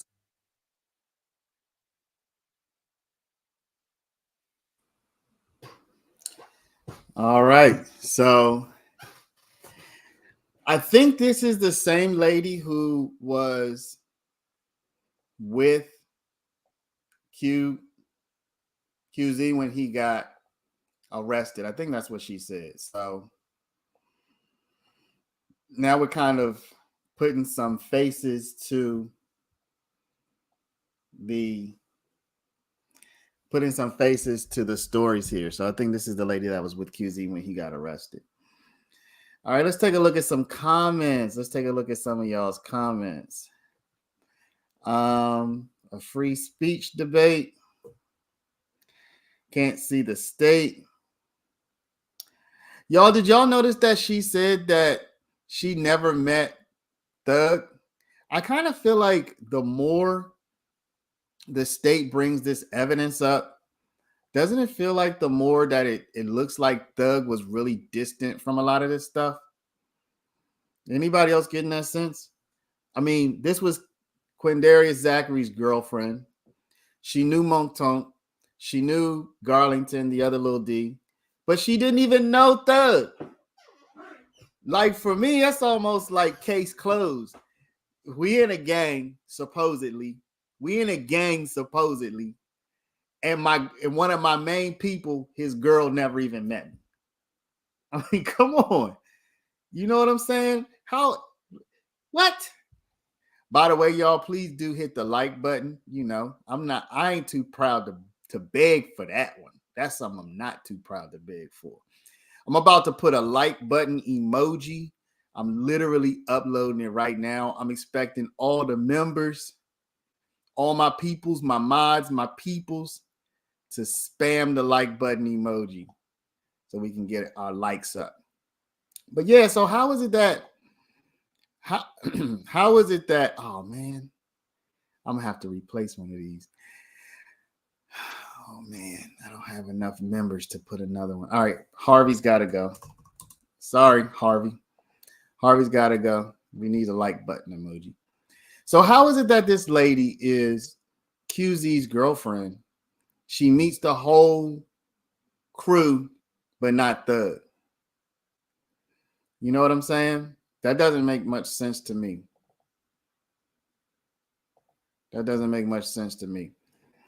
Thug the Big Fish, he only included due to renting a car. Hey, everybody. Thank you so much for watching our coverage of the Young Thug trial. Now, I want to take a quick second and I want to tell you about this stream's awesome sponsor, Upside. So what's Upside? Upside is a free app that gets you cash back on daily essentials like gas and groceries. So when I go to pump my gas, I can use the Upside app and get cash back. Real cash back. It's money that appears in your Upside app that you can transfer straight into your bank account. So once you have the Upside app, you claim an offer for whatever you're buying on Upside. You pay as usual using a debit or credit card. You follow the steps on the app and you get paid. And as you saw me just do, you can use Upside at places like Shell, Exxon, Mobil, 7-Eleven, Taco Bell. That's just to name a few, by the way. There are so many more. So to find out how much you could earn, click the link in the description to download Upside or scan the QR code on screen and use our promo code LCLive and you'll get an extra 25 cents back on every gallon on your first tank of gas. That's promo code LCLive for an extra 25 cents back on your first gallon of gas. All right, y'all. We got the like button emoji in full effect. So if you haven't hit the like, if you haven't joined as a member yet, consider joining our beautiful channel as a member. We certainly like to have all of you. Marley Bay says they just wanted a big fish. Yeah, it's starting to feel like Thug was roped into this. It's starting to feel like Thug was, I mean, I shouldn't say starting to. I mean, it's been felt that way. But this is like another one of those things. On cross, they got to cross-examine her. They have to underscore and underline that she didn't meet Thug or that she didn't know Thug, right? So while they didn't cross-examine the first witness, I do expect the defense would want to cross-examine this witness, particularly if they feel they can mine some more out of that her never having met Thug thing.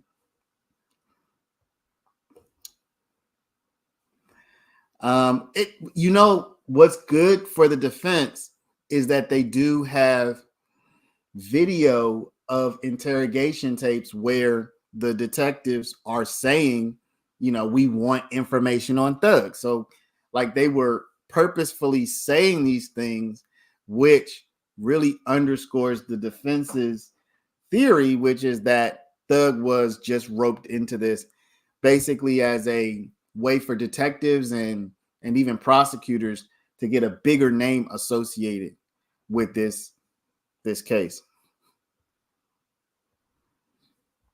Breezy R says it has to be crazy to be testifying about your ex a decade later. Yeah, remember, this is not the first woman that we've seen do this. Remember Travia Smith, I think her last name, Travia Smith, she just testified about 2 exes, Monk Tonk and Kelvin Watts. She just had to do that a few weeks ago. And I agree with you. That definitely seems like it would be, especially if you really don't know the person anymore. Like if it's distant past, you know what I mean? If it's distant past, that would be very strange. Papa Bear says, I think this is the ATL version of the hip hop police. Gaither seems like Gaither was just that, right? Gaither was, even if Gaither didn't necessarily follow hip hop artists all around. All right.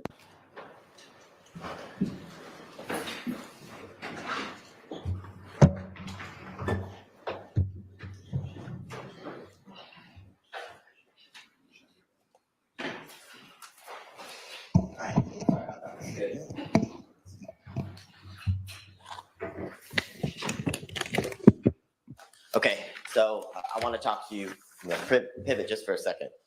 We talked a little bit earlier about some of the people that you described that you had met that were friends or associates of Mr. Zachary. Remember that? Yes, And you and Mr. Zachary, you dated for multiple, or did you date for multiple years? I believe so. Okay. And in the times that you and Mr. Zachary dated, can you describe for the jurors, did he, based on your personal knowledge, hang out with Mr. Williams, Jeffrey Williams, on a number of occasions? Objection, hearsay. Overruled. You want me to answer that? Yes. I've never actually seen him hang with him. Let me ask you this question. Did, you're familiar with social media, Instagram, Objection Facebook? to the leading question. Are you familiar with, Overruled. Well, yeah. are you familiar with social media like Instagram, Facebook, Twitter, things like that? Yes, And do you have those things? yes, And did Mr. Zachary back then also have Twitter, Facebook, Instagram, all of those good things? I believe so. And in the number of years that you were in a relationship with Mr. Zachary, did you see photographs of Mr. Zachary and Mr. Williams together? Yes, but I didn't think he knew him then. Okay, well, when you saw, your testimony is you saw photographs where they were hanging out, correct? Yes, Okay, and Yeah, no, I'm going to object. That's a mischaracterization of the witness's answer. I'll rephrase. Were they hanging out in the photographs? I don't know if they was hanging out. I'm not sure. I wasn't there, but it was a picture of them together. Okay, and did you see pictures of the two of them together on multiple occasions? I believe so.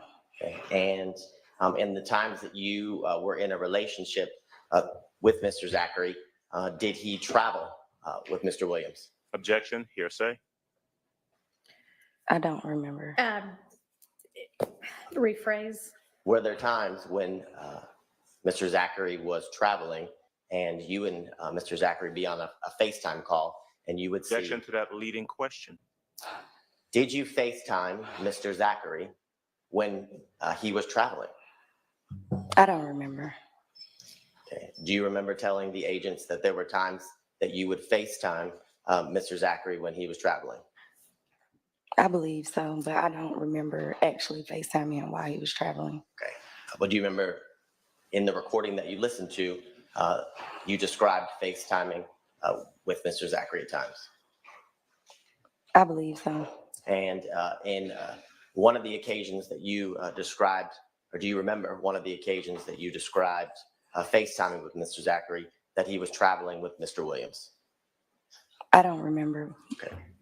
And do you remember, would you dispute that you said that during the recording that you listened to? Can you repeat that question? Would you, in the recording that you listened to, if that's in there, would you dispute that? Would you say that isn't true? Are you asking would I say that it's true that he was traveling with Mr. Williams? Yes. I don't know. Okay. And do you remember during that interview, you also talked about times that you dropped Mr. Zachary off at the studio and Mr. Williams was there? Objection. Calls for hearsay. It's leading and speculation. Sustained to leading. So let me break that down. Were there times during your relationship with Mr. Zachary that you dropped him off at different studios? I don't remember. Okay, do you remember telling the detectives that was something that you would do? I believe so. And do you remember telling the detectives on at least one occasion when you dropped Mr. Zachary off at the studio, Mr. Williams, you saw Mr. Williams? I don't remember. Okay, you don't remember telling the detectives that?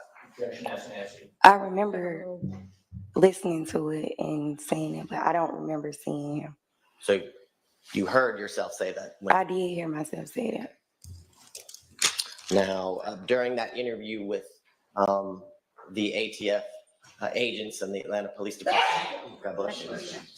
Scared me. Now, you talked about other firearms that Mr. Zachary had given to I'm going to other object to the friends. leading question.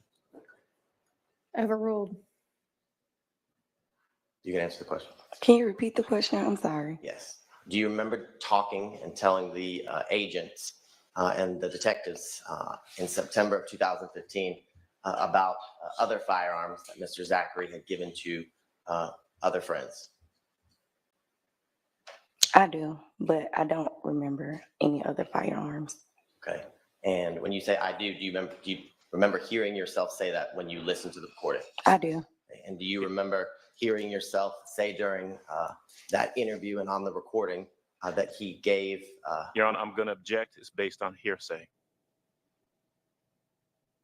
I might have to look at the recording, the Okay. interview. State would say that it's accepted to hearsay because it's impeachment due to a prior inconsistent statement Of Mr. Zachary. Same objection. There's no predicate for impeachment by an inconsistent statement. Yeah, that's our issue that we discussed up here.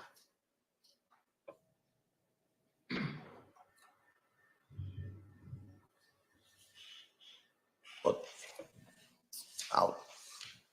can we approach? Sure.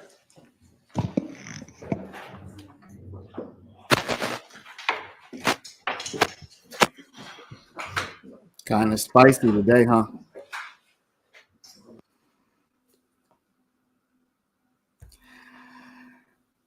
Kind of spicy. Why do y'all think so many objections with her? This is Thug's lawyer who's objecting. That's Adams objecting, right? And Thug seems so far to be kind of in the clear. So what's the strategy with Adams objecting? What's the strategy with Adams objecting? I mean, I guess maybe he's just not going to leave anything on the table, right?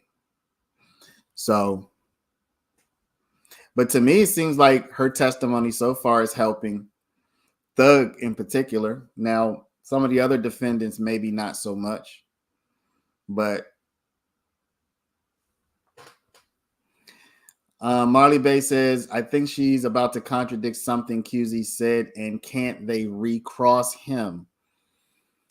Remind me, when they released QZ, did they release him from his subpoena or did they just release him from testifying temporarily? I think, yeah, they could definitely call him back if he's still under subpoena. I imagine they did not release him from his subpoena. So sure, I imagine they could call him. Do y'all think the jury has any idea what's going on, y'all? So listen, when this is over, y'all got to help me get as many juror interviews as quickly as possible. Like, we need to come up with a whole team. Breezy, R, Andre, all my members, everybody else who signs up to be a member between now and then, anybody else who want to help. We got to get the jurors as soon as this thing is over. We have to get as many jurors on this channel, and we need to have a well thought out and a well documented set of questions that we can ask. And I can almost guarantee, like, as a juror, you wouldn't want to say, I was asleep. You know, I imagine you wouldn't want to say that, particularly because that could certainly maybe hurt the case. But many of the answers are probably like, yo, I just wasn't even paying attention. Like, no joke. Like, we here watching this because we want to be watching it. Does anybody know what's really happening, what's going on right now? I mean, does anybody really know what's going on? I don't think even some of the lawyers even know what's going on, because you have 6 different defendants. So when the state is trying to prove something, you might not really know what their strategy is as to which defendant, as to which count. You know what I'm saying? There's like, what, 56 counts on the indictment, 6 different defendants, 150 witnesses. All right, looks like we're about to come back, y'all.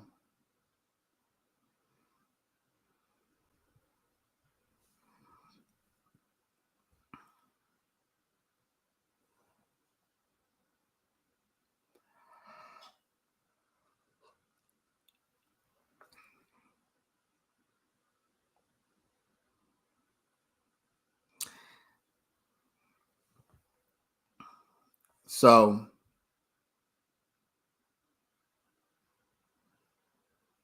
man, y'all hit the like button for me, please. Got my like emoji going, ready to go.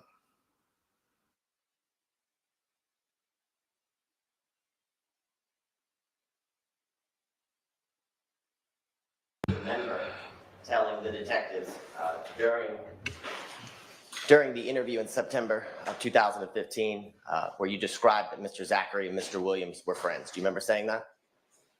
I don't remember saying it, but I remember hearing it. Do you remember hearing yourself say that? Yes.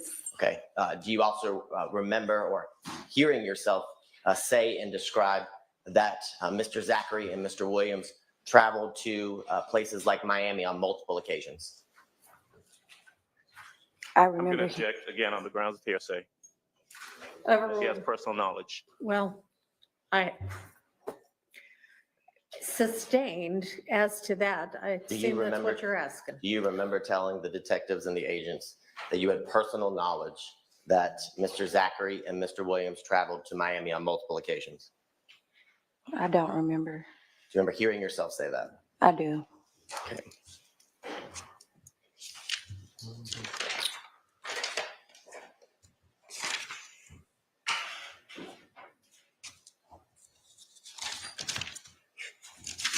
Now, I want to bring your attention to January 12th of 2015, okay?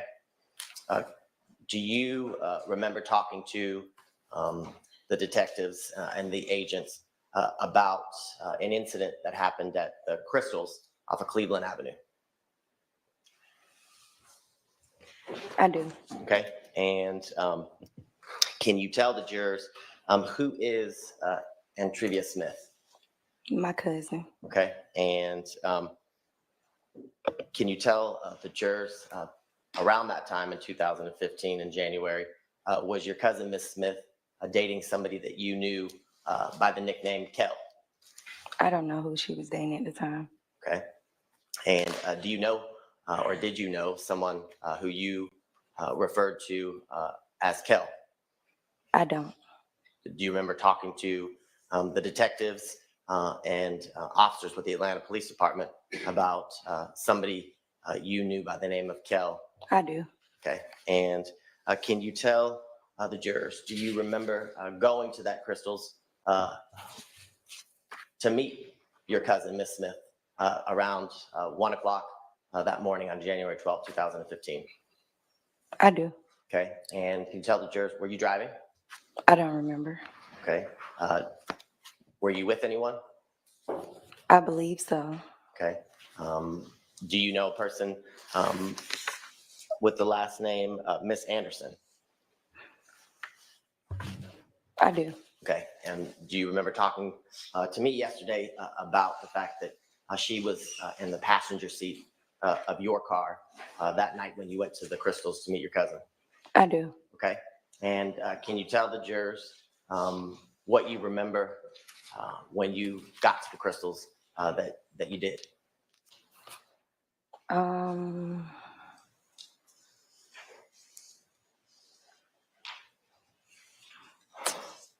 I remember pulling up on the side of my cousin, and me and her was talking and playing, and then we heard gunshot.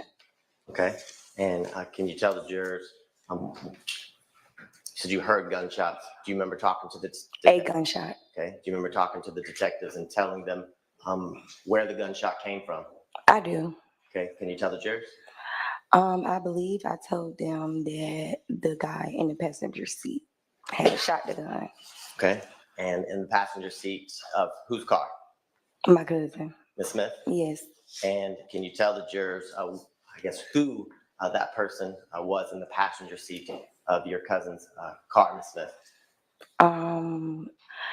I don't know him, so I don't know, but they told me that it was the guy that she was dating.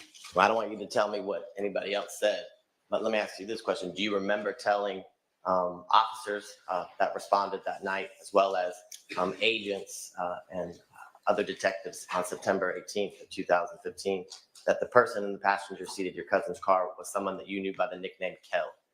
I do. And do you remember hearing yourself on that recording and from that night on January 12th, describing to them how you had just requested him on Instagram? I do.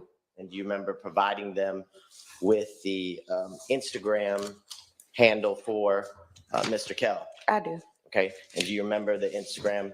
Do you remember what Instagram handle you told the officers and the detectives what Mr. Kel's handle or ID was? I think I believe. I don't know. Okay.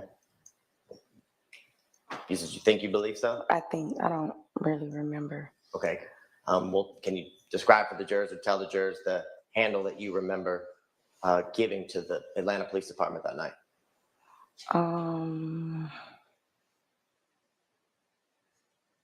I think it was like BMG something. I don't remember. Okay. Do you remember it being BGC MB_ Shell Kel? Probably so. Okay. And can you tell the jurors what kind of car was your cousin driving that night? Do you remember? I don't. Do you remember telling the officers that responded that your cousin was in a red Pontiac Grand Prix? I don't. Okay. And can you tell the jurors after the officers arrived, after the shooting incident, well, first, were you injured? I was not. Okay. And can you tell the jurors after you spoke with the officers where you went? Do you remember? I don't remember where I went. Okay. Do you remember telling them and talking to me yesterday about the fact that you went to Mr. Zachary's home off of Cleveland Avenue that we talked about today, where he lived with his mom? I believe so, but I don't remember where I went. Okay. And do you remember telling the officers and talking to me yesterday that when you got to Mr. Zachary's apartment that early morning, that Mr. Zachary wasn't there? I believe so. Okay. And do you remember what you told the detectives and what you told me yesterday as to where he was on January 12th of 2015? I believe I said Miami. Okay.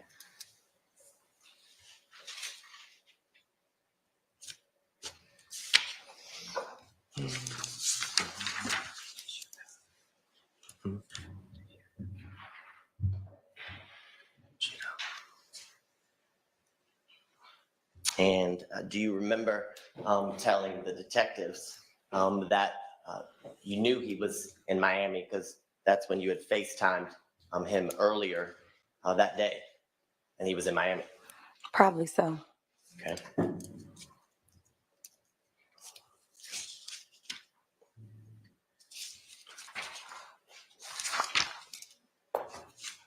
Now, can you tell the jurors how you know someone named Miss Alexis Bryant?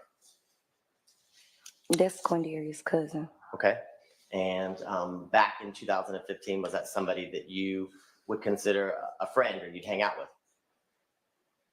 I guess, like, yeah. Okay. Was she somebody that you had hung out with or been with on more than one occasion? Yes. Okay. And had you been to her home in the Eagles Nest apartment complex before? Yes. And about how many times do you think you had been to her apartment? I don't remember. More than one? Probably so. Okay. And can you tell the jurors, have you ever been to a club here in Atlanta called Club Crucial? I have. Okay. And is that somewhere you had been more than once before April 28th, 2015? Probably so. Okay. Well, was that a spot that you and Mr. Zachary and his friends, whoever it may be, would hang out on, I guess, a monthly basis or more than once a month?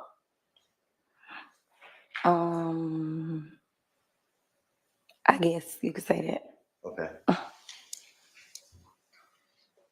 Now, do you remember talking to the detectives back in September of 2015 about a fight that you saw at Club Crucial on April 28th of 2015? I do, but I don't remember a fight. I remember hearing it, but I don't remember a fight. Okay. And when you were listening to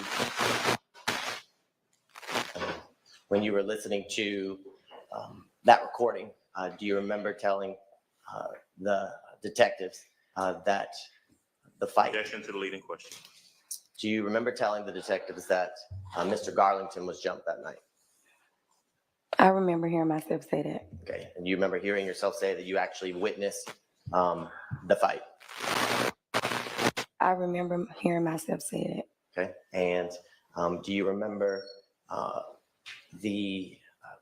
during that recording, who you told the detectives kind of jumped in to help Mr. Garlington when he was being beat up?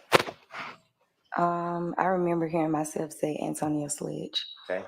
Do you remember also telling the detectives that person you knew as Tay jumped in to help as well? I don't remember telling. I remember hearing myself say it. So I remember hearing myself say that. Okay. And can you tell the jurors, how do you know Tay? I don't remember how I know him. Okay. Do you remember telling the detectives that you knew Tay through Miss Bryant? Probably so. And telling the detectives that Tay was Miss Bryant's boyfriend? Probably so.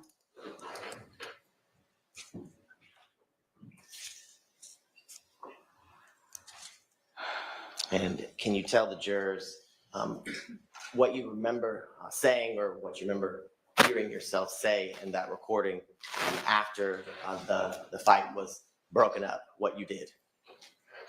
I don't remember what I said. Do you remember telling the detectives that at that point you were leaving the club? Remember that? Probably so. And can you tell the jurors what you remember telling the detectives happened as you were leaving Club Crucial. Your Honor, I'm going to object to this line of questioning. I believe it's appropriate to ask what happened before we ask what she said. Do you remember what happened when you walked out of Club Crucial that early morning on April 28th of 2015? I do not.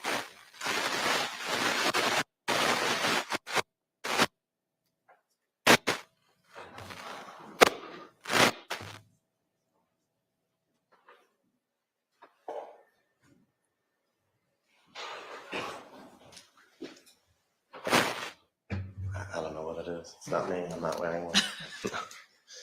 Do you remember? So you said you don't remember what happened when you walked out to the parking lot of Club Crucial? I don't. Do you remember hearing yourself on that recording describe to the detectives and the agents what happened?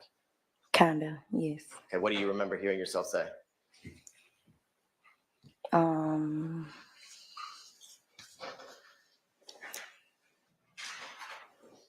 I believe I said I went to Alexis Bryant's house. Okay, and what did you tell the detectives happened before you went to Miss Bryant's house?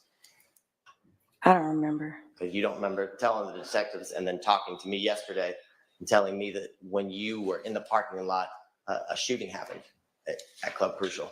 No, I don't remember telling you that either yesterday. Okay, and now you said after you left Club Crucial, how did you get to Miss Bryant's house? I don't remember. Okay, and when you say you went to Miss Bryant's house, is this the same apartment that we talked about a little earlier that you had been to on multiple occasions? Yes. Okay, and can you tell the jurors who was at Miss Miss Bryant's house when you went there that early morning on April 28th? I don't remember. Do you remember Alexis being there? Not really, but I'm pretty sure she was there. Okay, well, do you think that you went to Miss Bryant's house by yourself? No. Okay. Did you have a key to Miss Bryant's house? No.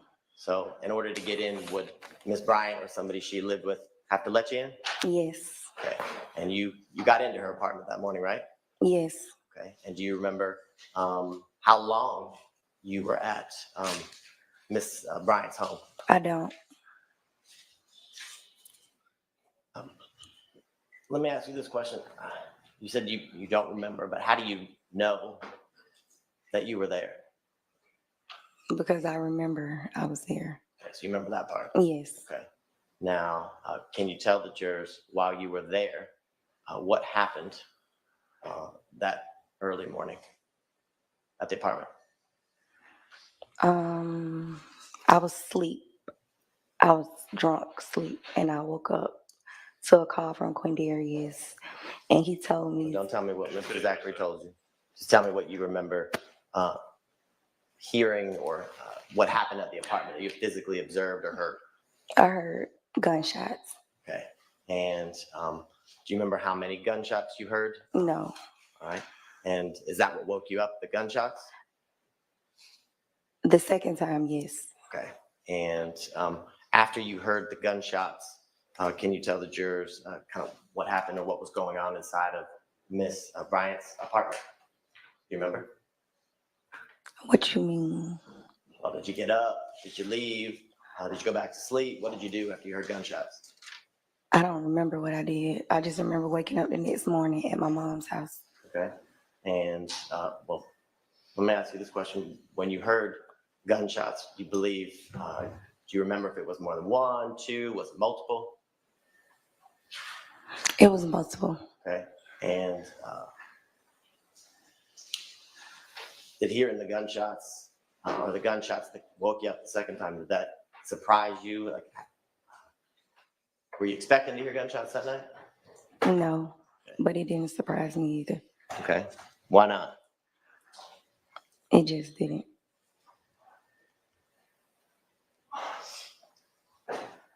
You said it just didn't. Can you explain to the jurors why it just didn't surprise you? Objection as to relevance. Because I wasn't scared, so it didn't surprise me.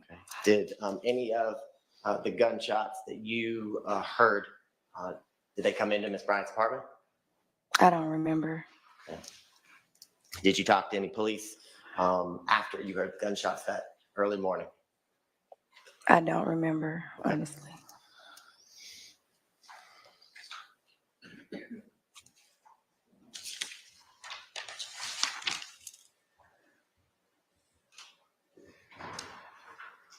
Now, let's talk a little bit about something that you listened to in the recording with the agents in September of 2015.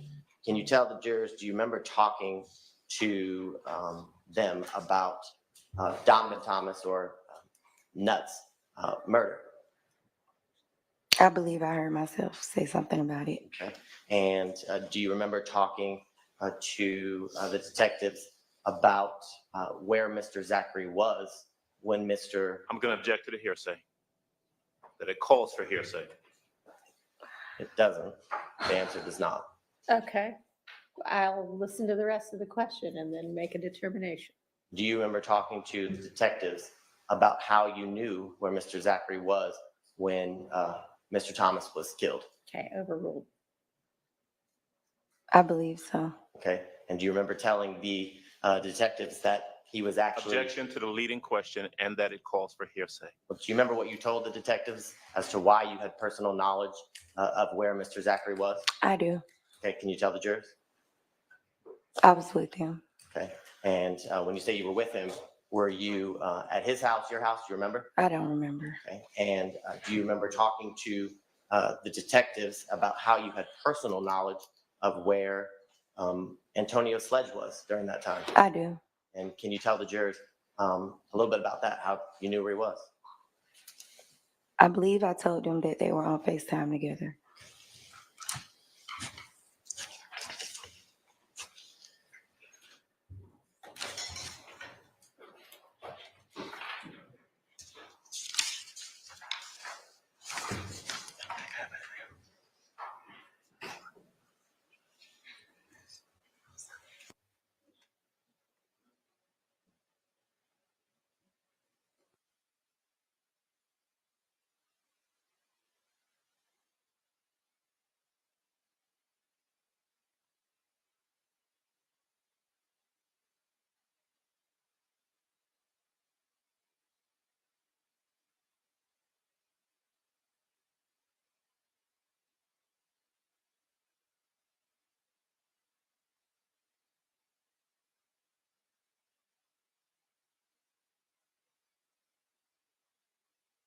Questions for this witness by any of the defense attorneys?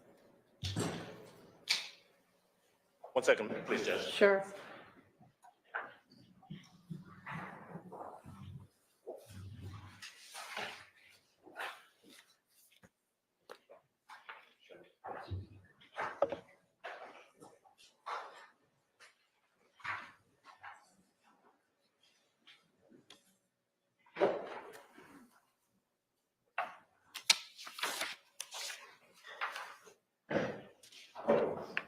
No questions from Mr. Williams. Anyone else? No questions, Your Honor. All right. Ms. Kidd, thank you for your time. You're excused. Call your next witness. They will call Sergeant Fernandez. Okay.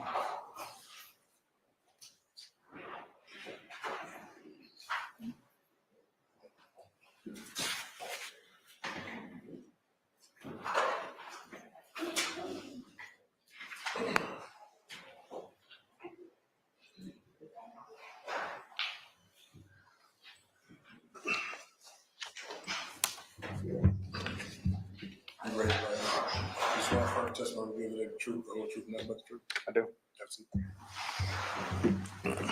State and spell your first and last name for the court's document. Cesar Fernandez, Cesar, Fernandez, Fernandez.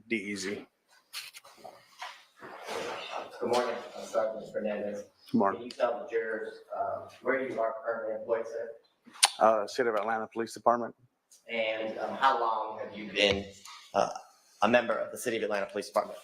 A little over 13 years. Okay. And you're a sergeant now? Yes, sir. And can you tell the jurors back in 2015 where within the City of Atlanta Police Department were you specifically assigned? I was assigned to Zone 3 Morning Watch Patrol. Okay. And how long, I guess, were you a patrol officer in Zone 3 prior to 2015? Between 6-7 years. Okay. And can you tell the jurors, were you pretty familiar with, I guess, Cleveland Avenue in Zone 3? Yes. And did you have the occasion on April 28th of 2015, a little after 1 a.m., to be dispatched to the Crystals off of Cleveland Avenue? Was that the date? I thought it was. Excuse me, I misspoke. On January 12th of 2015, I'm Yeah. sorry. Yeah, I'm sorry. What was the question again? So were you dispatched to 349 Cleveland Avenue, the Crystals, that early morning around 1 a.m.? Yes. I was initially dispatched 445 Cleveland Avenue, which is apartment complex, in regards to the incident occurring at 349 Cleveland Avenue at the Crystals. Okay. And the apartment complex, is that pretty, I guess, close in proximity to the Crystals? Yes. And are both of those addresses of the apartment complex as well as the Crystals here at City of Atlanta, Fulton County? Yes. And can you tell the jurors why were you dispatched to that general area that early morning? I was dispatched to a dispute with a weapon. When I arrived to the scene of the apartment complex, I met with the two victims, and they advised that they were at the Crystals, and they pulled up to speak to one of the victim's cousins that was in the drive-thru. And I guess there was a verbal exchange with the passenger in that vehicle. At some point, that passenger pulled out a weapon and fired a shot into the air. Okay. And the two females that you spoke to when you arrived was that Miss Good and Miss Anderson? Yes. And after you took their statements, did you physically go to the Crystals? I had another officer check the actual Crystals location for any evidence. Okay. And were you able, or was, based on your knowledge of the investigation, any ballistics or shell casings found? No, we weren't able to locate any casings. It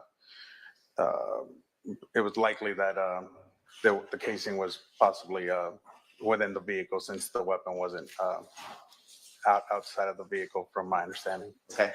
And you are speaking with Miss Good. You mentioned that she talked about her cousin. Mm-hmm. Correct. Yeah. Okay. And do you remember the name that she gave you of her cousin? I'd have to. Looking at your report, refresh your recollection. Yes. When you're done, just look up.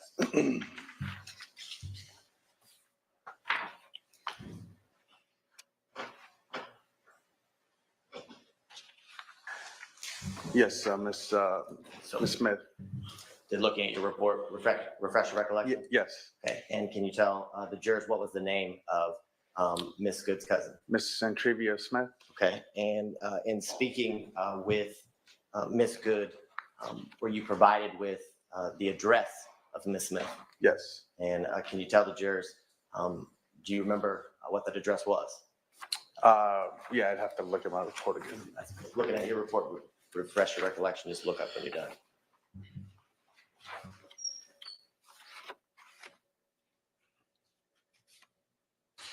Is your recollection refreshed as to the address that you were given for Miss Smith? Yes. Okay. What address was that? It's 2905 Springdale Road. Okay. And after you were given that address, did you and some of your fellow officers go to that address? Correct. And can you tell the jurors when you all went to that address, what were you able to determine, or what came about that? The vehicle in question, Miss Smith's vehicle, was parked in front of the apartment building where she resided. Okay. And did you attempt to make a contact? Did you knock on the door? Yes, we attempted to make contact, but no one answered at the door. Okay. And after you attempted to make contact, can you tell the jurors what you kind of did next as it related to this part of the investigation. If I'm not mistaken, at that point, we just made our notifications and notified investigators that the vehicle was in fact out there. I don't believe we did anything with the vehicle at that time. Okay. And just to go back to the incident, the crystals, did you attempt to get any video from, I guess, the exterior of the crystals that night? I can't remember what Officer Glass did in regards to that. I remember that the employees at the crystals advised that they didn't. Sustained. Okay. Based on your investigation and your role, were you ever able to obtain any video surveillance? I wasn't. Your Honor, I don't have any further questions pending redirect. Any questions for this witness? No, thank you. Anybody? Nope. Okay. Thank you for your time. You are excused. Let's take a restroom break and then y'all can have your next witness ready.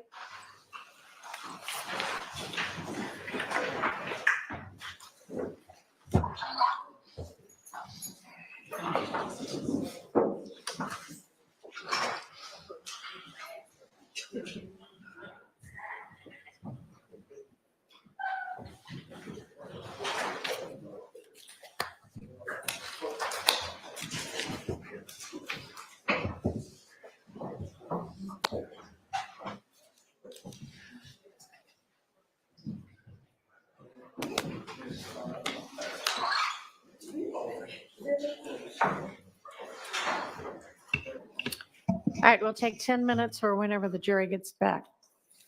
Thank you, Your Honor.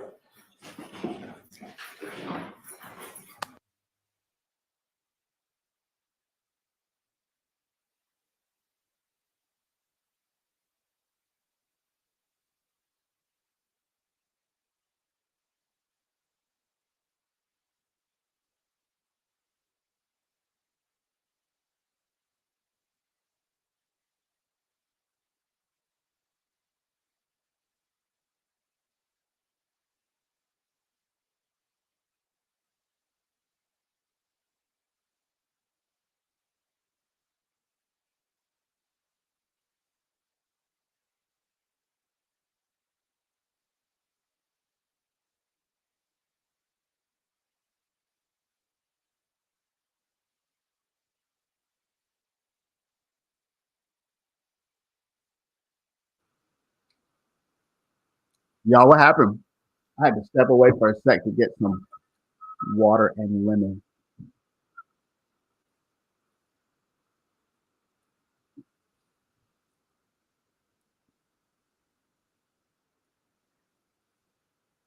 So what do y'all think? I saw some people saying that that the previous young lady, she contradicted Lil B's testimony. What do y'all think about that? Oh, 10-minute break. All right, I'm gonna take a break too, y'all. I'm gonna take a break. We'll just hang out. We'll be back in 10 minutes. I'm trying to actually make some water with lemon over here, but I don't know where my lemon squeezer thing is. So let's see here. So do y'all feel like the Zachary's ex-girlfriend, that she had did anything that she said, did it have any kind of help or hurt? I was a little surprised that the defense didn't cross-examine her to just underscore the fact that she did not know Young Thug. I thought for sure that either Adams or Steele were gonna try to underline that, but looks like once they talked about it with Sharp, they just decided not to go down that road. So y'all make sure you hit that like button. Also, we have our emojis. Tina Carson says she was no help. Yeah, so far since I've been watching, I can't think of very many moments that stick out in my mind on the side of the prosecution where they put somebody on the stand who said something that made you say, "Oh, wow." It just feels like, give me one sec, y'all.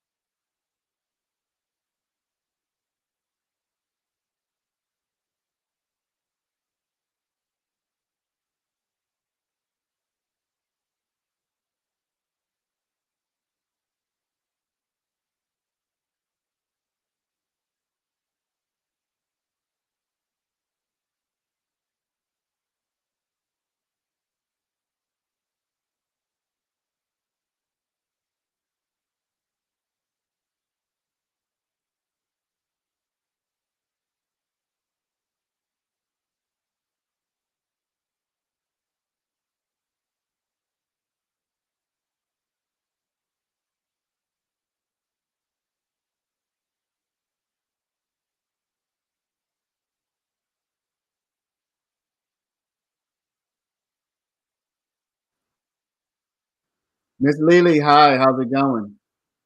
I wouldn't say you missed a whole lot. We had Lil D's Zachary, his ex-girlfriend. She came on. She was kind of the highlight of the day so far, and then I think two police officers. She's talking, answering questions. Another person who looks like they really don't want to be there. But she was more cooperative than Travia, who's her cousin. Mopo says, "Where's Rico?" I saw Rico when I was in the Bahamas last week, but Rico said he's fighting extradition, so he's not coming back. Rico's trying not to come back to the States, y'all. So bad news. Keith said Rico was running the ball for the Jets last night. There you go. Maybe Rico was in his Halloween outfit. Your Majesty says, ain't no Rico unless they pull him out of hat. Yeah, this is really strange, y'all. This is really strange, y'all. These probably could have been not all of them, but there would have been two or three maybe decent trials. Just one person saying we did that. The state saying one person did one thing. State saying one person did two things.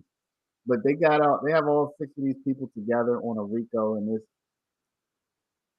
I mean, I just don't see the conspiracy. I don't see the racket.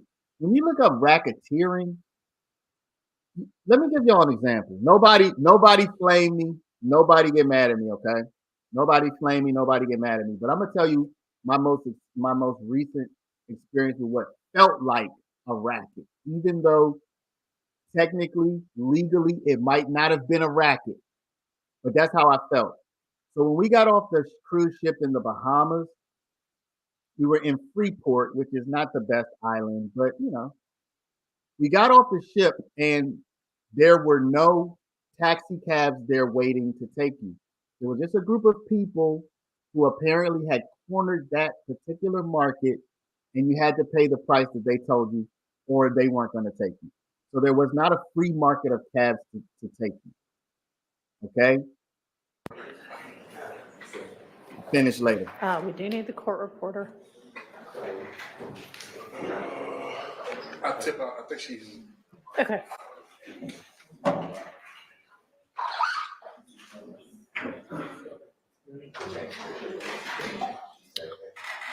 Y'all can go ahead and get the next witness in.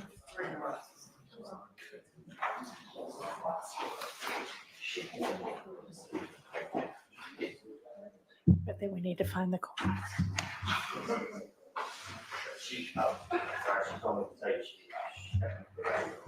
Okay, well, I'm sure she'll be right back. Thank you.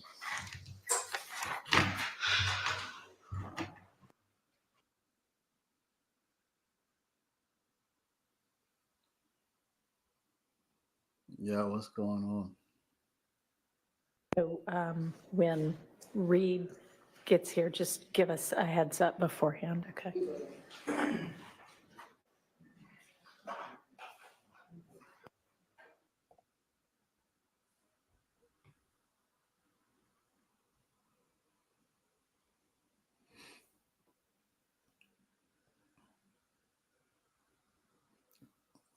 All right, y'all. So while we waiting, let me finish up my story. So I kind of felt like I was being taken by a racket, y'all, because they could set their own price, right? You really didn't have any other option but to pay whatever they told you if you wanted to get to the beach. Like, I'm not saying it was illegal, but it was like a racket. We're ready. Oh, no problem.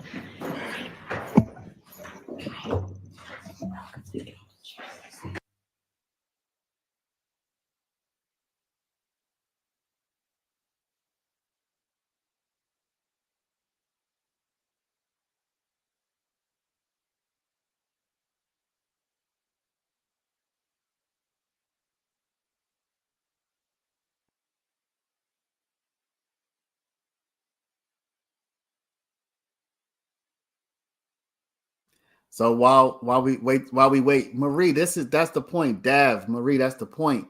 So that's why I gave y'all this example of getting off this cruise ship.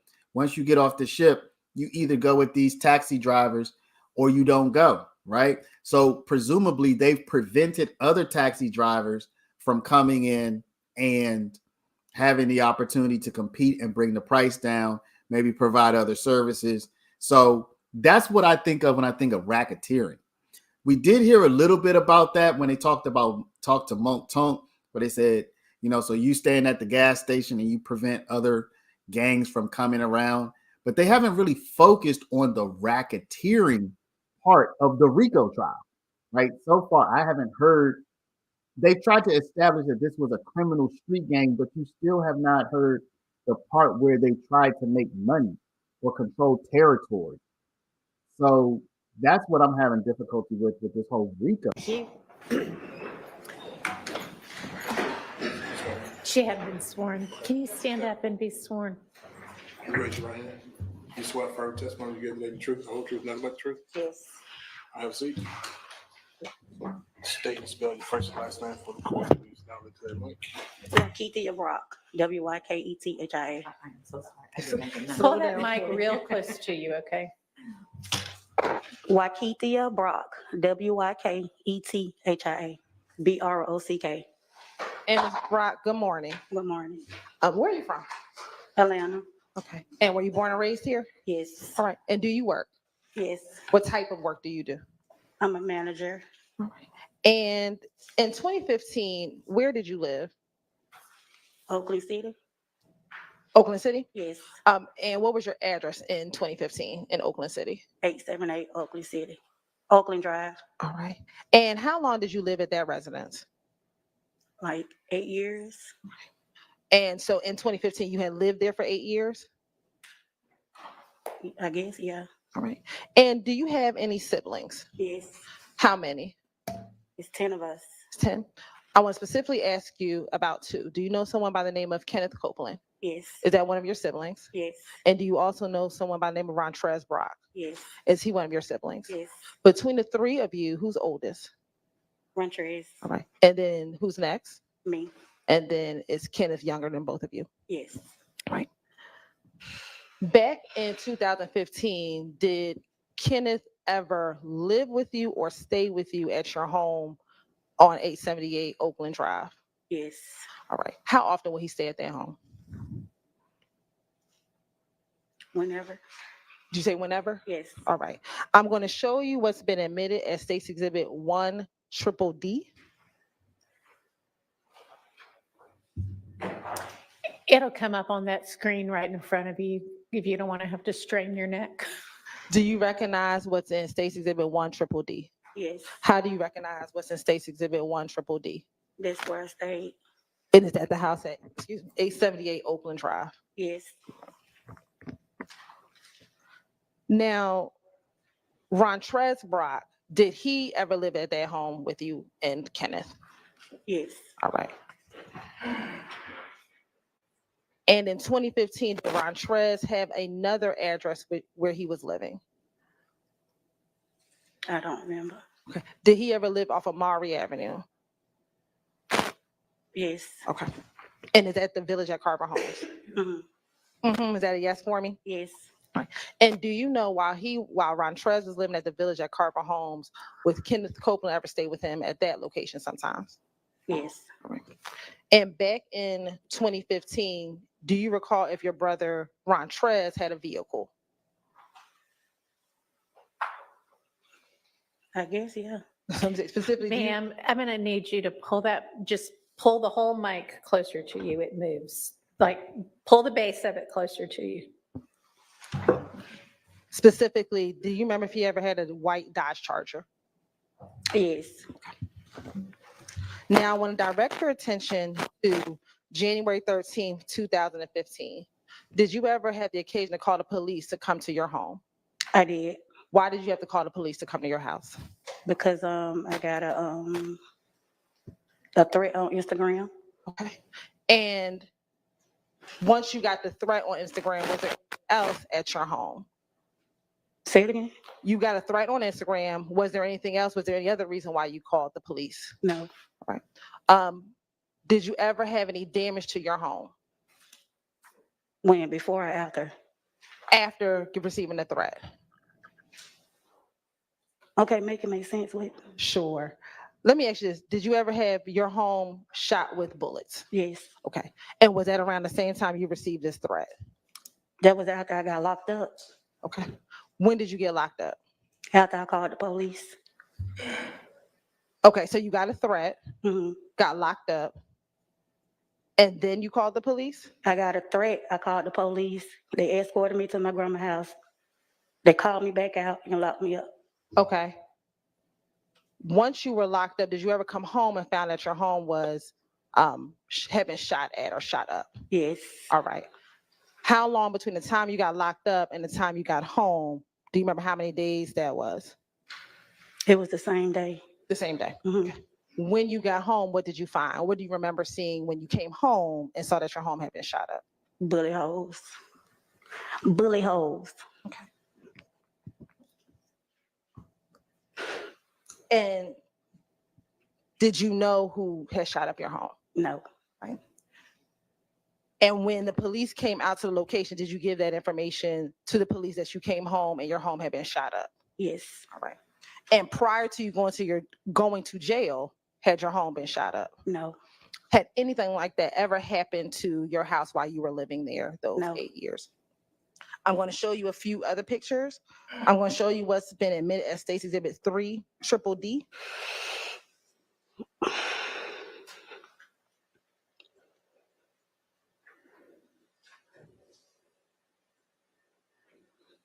God dang. Were you out there when the police took any of these pictures? No. All right. I'm going to show you 15 Triple D.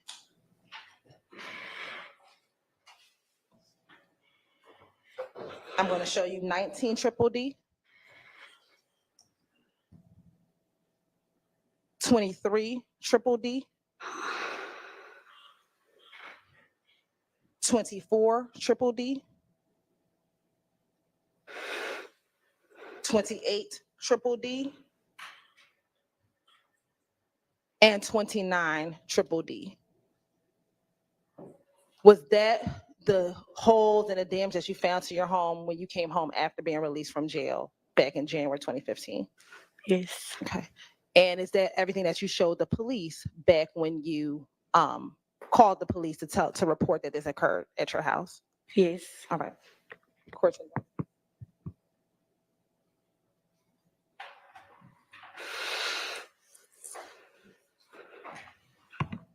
And let me ask you this. Were you locked up for calling the police or were you locked up for something else? Something else. Okay. And what was that? A failure to appear. All right. All right. I have no further questions.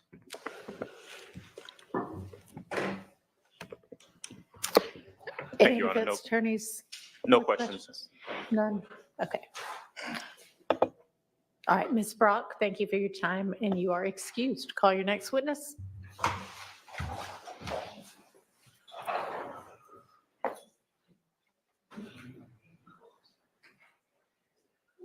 Right, at this time, the state is going to call Mr. Emmett Yarborough to the stand.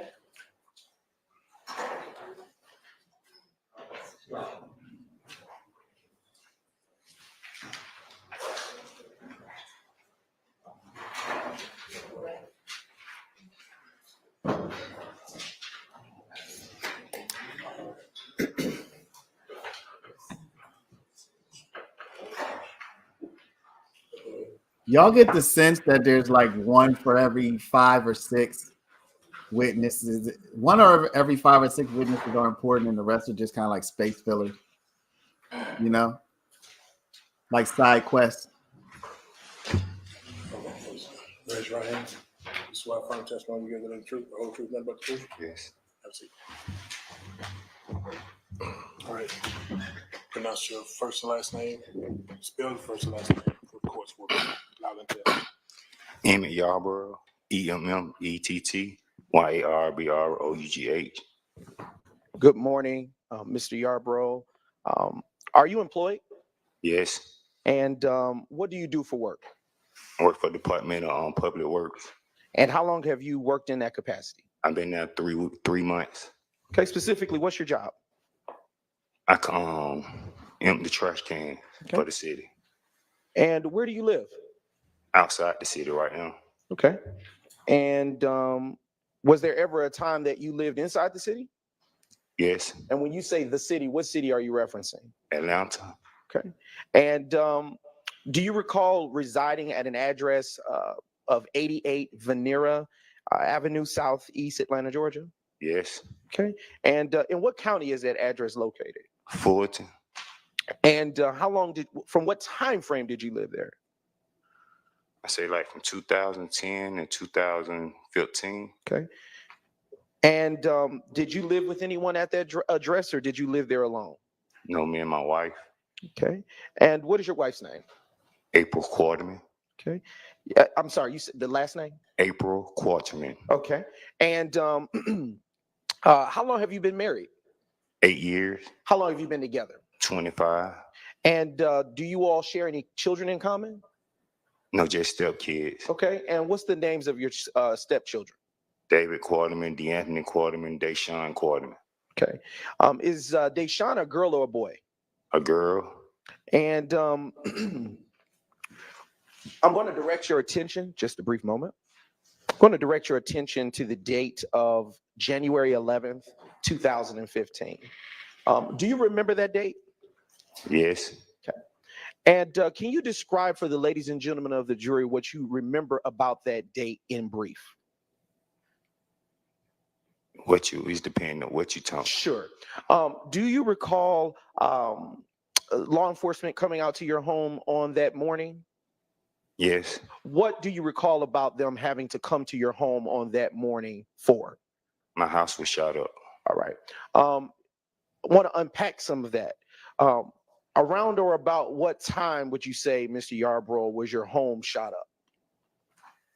Anywhere between 11:45, 12 o'clock that night. And what were you doing at that time when your home was shot up? I was sleeping. Okay. And in the home that you're describing, about how many bedrooms are therein? That was three bedroom. It was a 3-bedroom house. And was anyone else home at the time that it was shot up as you described? No, I was the only one there. Okay. And when you were asleep, and you heard the shots, well, let me ask this question. Did you hear the shots ring out that impacted your home? Yes, that what woke me up. Okay. And when you heard the shots that hit your home, what, if anything, did you do at that time? I hit the floor once I realized it was gunshots. Right. And were these gunshots shots that were single fire shots, or did they sound like a machine gun? No, it was a machine gun. All right. And when you say machine gun, are you saying that it sounded like they were in rapid succession? They were shooting an AK-47. Okay. And where was your wife at the time that the shooting occurred? She was at my sister's birthday party. Okay. Were you supposed to be there that evening? Yes. And why did you choose not to go? I wasn't feeling good. I had a headache.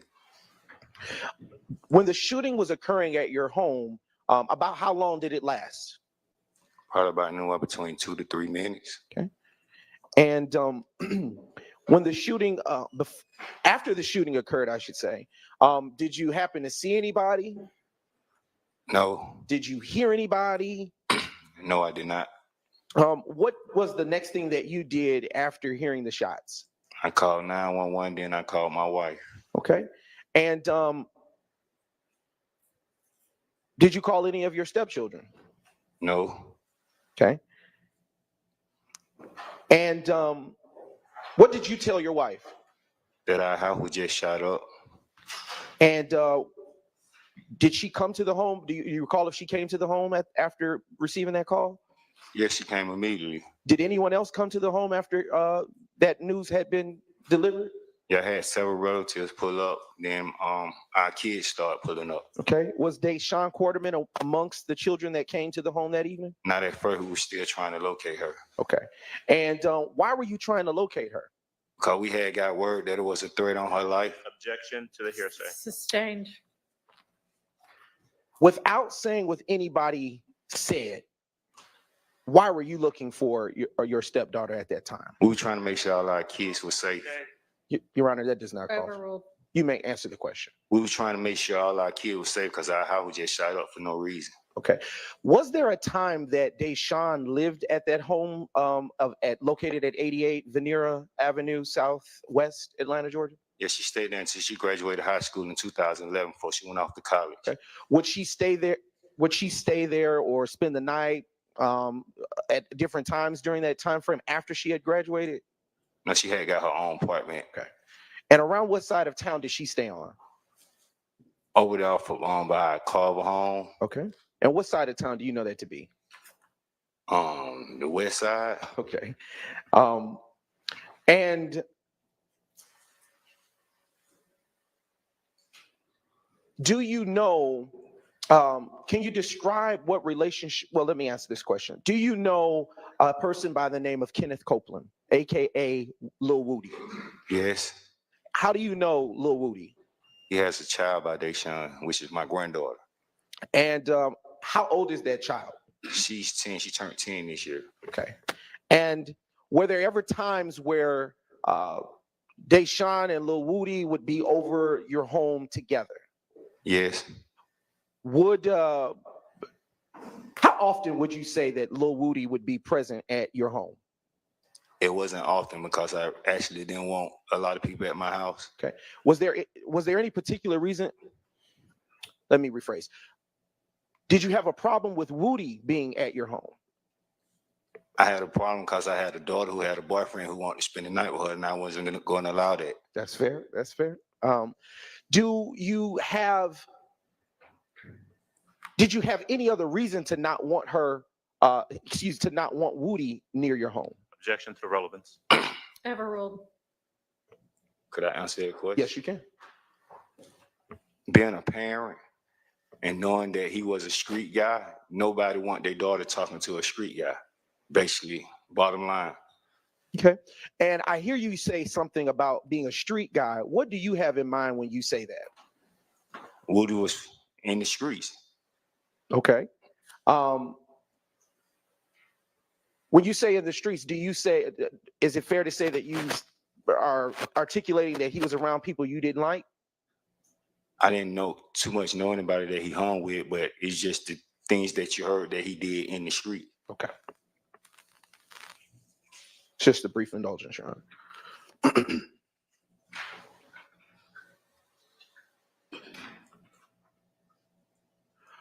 When the gunfire hit your home, were you impacted by any of the shots?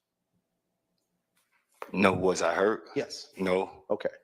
Do you know anyone else in the community or nearby area to have been hurt or their home affected by the gunfire? Cause for hearsay. Objection. Rephrase. Did you see anyone else in the community injured? No.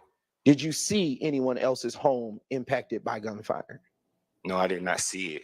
Did you see anyone else's vehicles impacted by the gunfire that rang out that morning? No.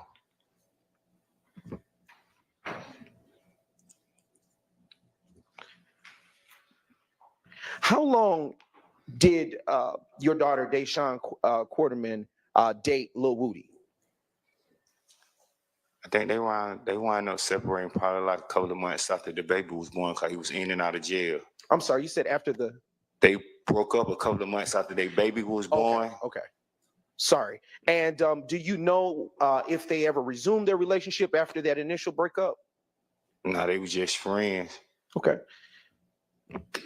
And I want to circle back to something you said earlier when you testified about initially hearing the shots. How do you know that the shots were an AK-47? I'm from the projects. I know what an AK-47 sound like. Okay. And is it fair to say that you've heard it shot on more than one occasion? I guess once again, I'm from the projects. Okay. Yes. All right. And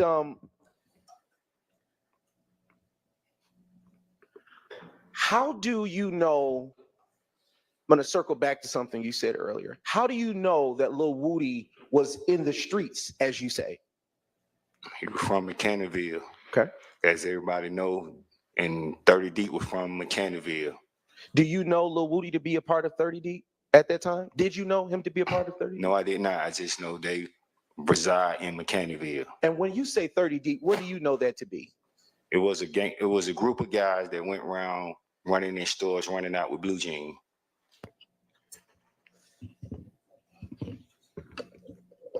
You started to say something, and it sounded like you hesitated. Were you about to say? What were you about to say? About what? About 30 Deep. When you said it was a group, and then you hesitated. What were you about to say? It was a group of guys that ran in and out of stores stealing blue jeans. Is it fair to call that group of guys that do what you just described a gang? Objection. Sustained. All right. Don't answer that, please. Do you have personal knowledge that Lil Woody was a part of 30 Deep? No, I do not. Okay.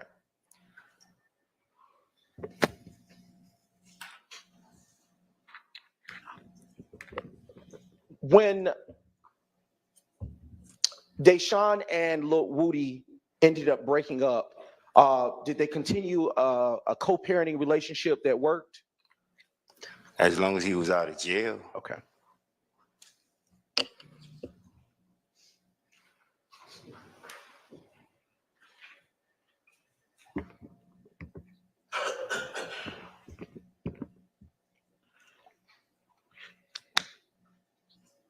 Did you know the group that you described Lil Woody to be around ever to be known as the Blue Jean Bandits? I think the media gave them that name. Sustained. Do you know the name of Blue Jean Bandits? Objection, Your Honor, relevant. Sustained.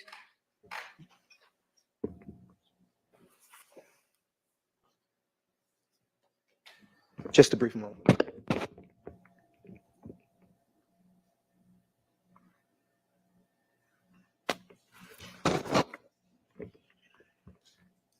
Your Honor, may we approach? I'm sorry, what you say? May we approach, Your Honor, on the last ruling briefly? You may.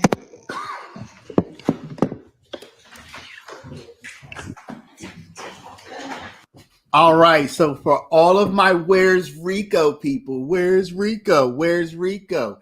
Where's Rico? Now we know where Rico was. He was in Atlanta. At least we know. We don't know where he is, but we know where he was. He was in Atlanta in 2014, stealing blue jeans. Okay? So that's where Rico has been 10 years ago. Blue jean bandits breaking into or running into stores, and your Levi's were not safe. Your Lee jeans were not safe. Your True Religions were not safe. Your Parasuco. Y'all remember the Parasuco jeans? Remember the Parasuco? The Parasucos were not safe. So Rico, we got a clue. We have a clue as to what Rico might be up to. We have to find all of the places where people are running into stores and stealing Tide Pods, you know, your dish detergent, your deodorant, toothpaste. We have Rico's MO. He's a bandit. He's a store bandit. Did he say sticky bandits? I don't even know what a sticky bandit is, David. He said blue jean bandits. Y'all want to know? Let me see if I can find something real quick. I don't know how much time we have. Let me see if I can find this. Believe it or not, I don't know if y'all watch.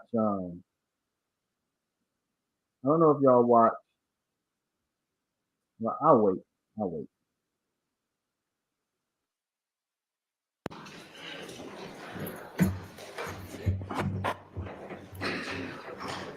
All right, you can proceed, Mr. Brown. Thank you, Your Honor.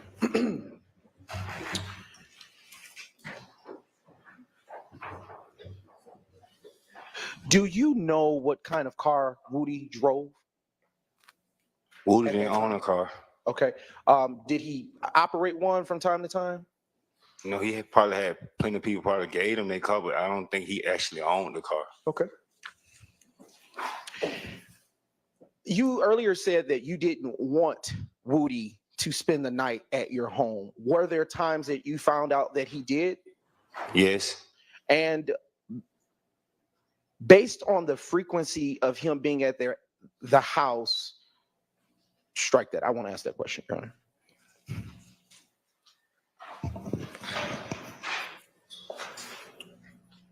Have you heard of a person by the name of Demise McMullen, or AKA Nard? I heard of a Nard. Okay. And have you ever seen him around the area of 88 Venera Avenue? Your Honor, I'm going to object. Probably need some clarification as to when witnesses, because he knows a Nard. Okay. Do you understand that? I do understand. Okay. How do you know Nard? I couldn't hear you. That's not the objection, and that doesn't address the issue. The issue would be whether or not the person he knows as Nard is the other name mentioned by the prosecutor. All right. I'll ask a foundational question, Your Honor. All right. All right. Do you know the Nard that you're speaking of to be one of the defendants in this case? No. Okay. Is that a no, you don't know for certain, or is that a no, that is not the person you're talking about? That is not the person I'm talking about. Okay.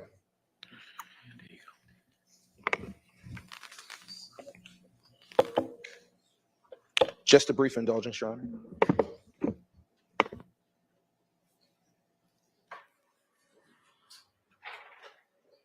No further questions for this witness. Thank you. Are there defense questions for this witness? No questions, Your Honor. No. All right. Mr. Yarborough, thank you for your time. You are excused. Call your next witness. State House Janice Merryweather.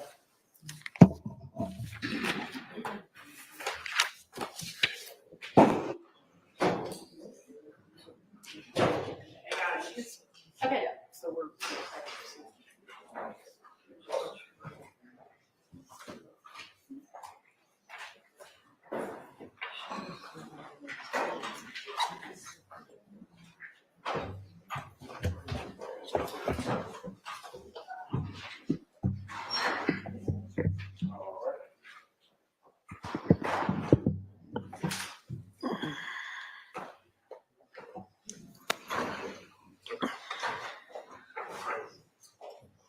Can you get ready right now? You swear affirm your testimony you give today the truth, the whole truth, and nothing but the truth? Yes, I do. All right. State and spell your name first and last name for the mic first, please. My name is Janice Merryweather, JANICE MERRIWEATHER. Good morning, Ms. Merryweather. Good morning. Do you have a son by the name of? Do you have a son by the? Did you have a son by the name of Kenneth Hurst, aka Kenny Boo? Yes. Okay. And did Mr. Hurst have any children prior to his passing? Yes. How many children did he have? 6. And do you have any other children? No, those are my only son. Do you have any daughters? Adopted daughters, yes. All right. Do you have any more grandchildren? No. Okay. I have 2 great grands. Okay. And was there a time that you resided at 193 Hendricks Avenue? Yes. And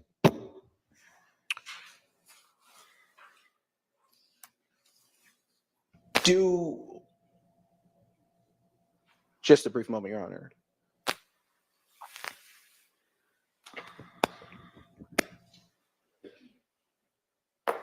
Do you know Wakithia Brock? Yes. And who is that to you? My grandkids' mother. Okay. And how many grandchildren did she give you? 4. And what is her relationship to Kenneth Hurst? What's his girlfriend? Okay. And I want to ask you a few questions, Ms. Merryweather.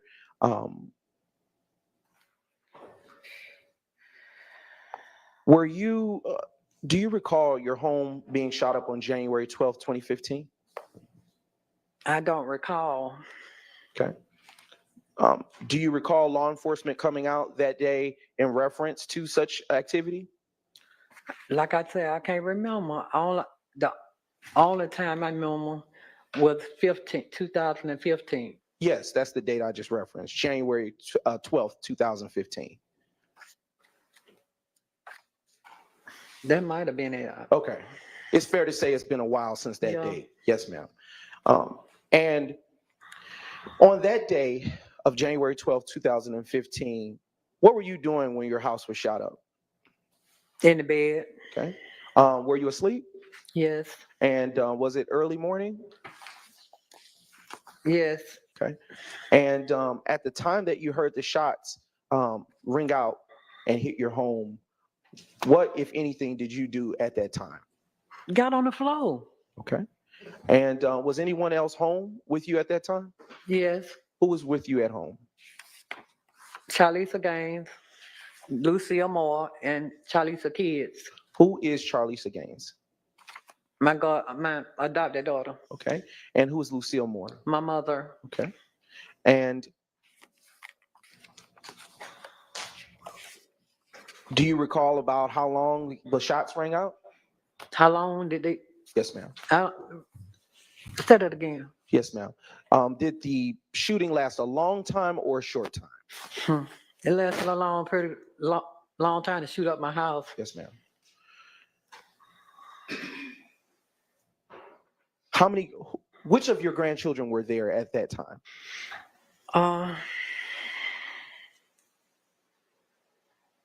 He was a baby Cam. Okay. And was there a time during that, before or after that shooting, that Charlisa came to the home, if you recall? Charlisa came to the home. I think it was before the shooting. I'm not. I think it was before the shooting. Okay.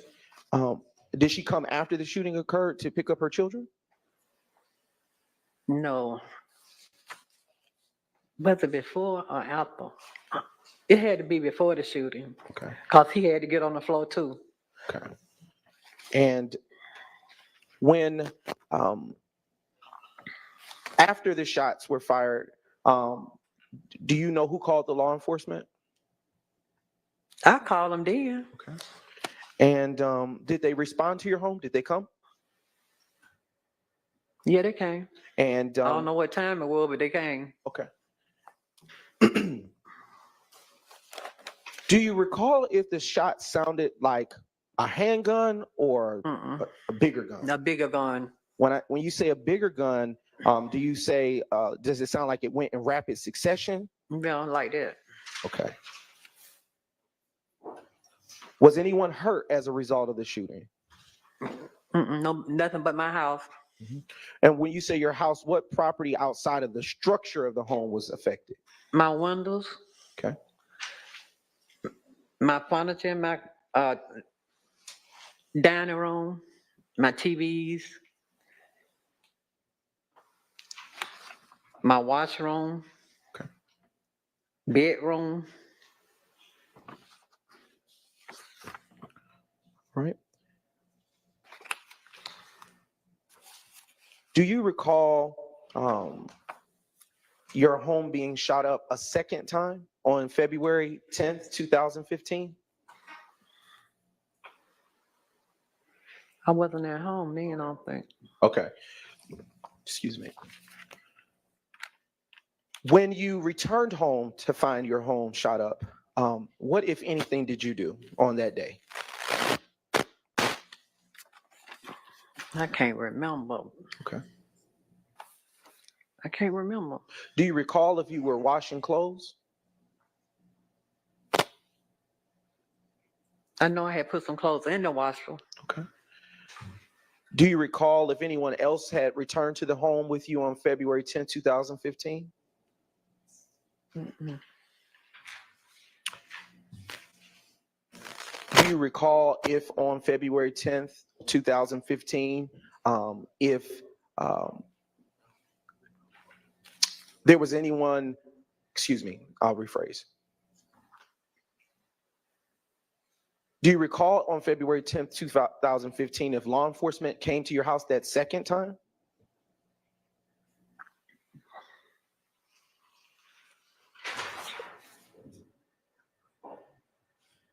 I think so. Okay. And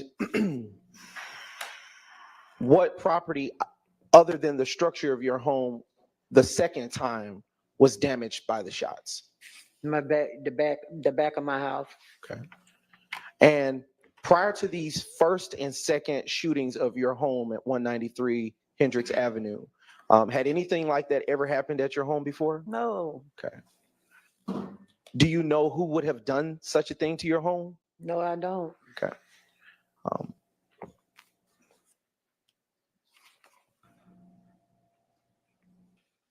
Was anyone present inside your home? I know you said you were gone, but was anyone else present inside your home on February 10th, 2015, when the second shooting occurred? I don't know because I wasn't there because I can't say.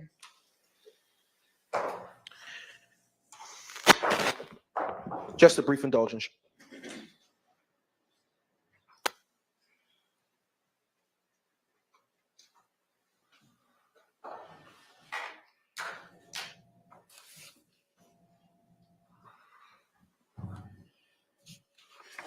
Just a few questions. A few more questions for you, Mrs. Merryweather. Mm-hmm. How long have you lived at the location that we're talking about, your home? Ever since 1993. Okay. All right. And do you recall if your house ever had, during the time that you've been there, ever had a pool table out in the back? Yes, it did. Okay. And I'm now, just a brief moment, Your Honor.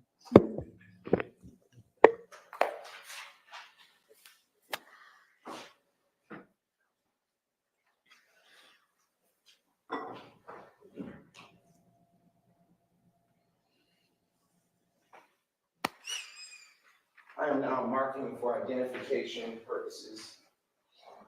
State's Exhibit 200 DDD.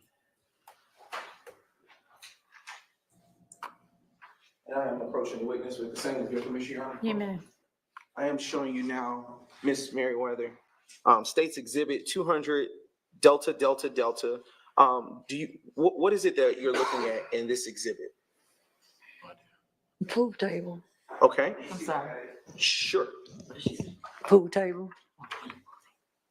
Your Honor, at this point. You deliver that? Sure.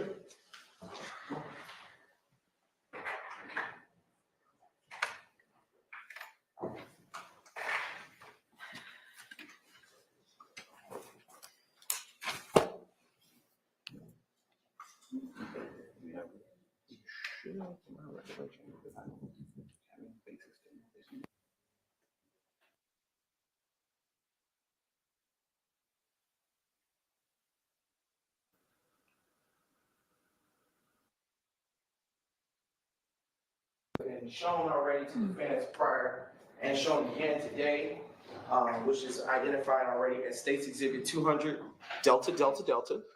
And before departing from you, Mrs. Merryweather, you stated that this is a pool table. Mm-hmm. And is this pool table the one that you stated that used to be in the back of your home depicted in State's Exhibit 200 Delta Delta Delta? Mm-hmm. And do you see any persons in State's 200 Delta Delta Delta that you can identify by name? Can I hold it? Yes, ma'am.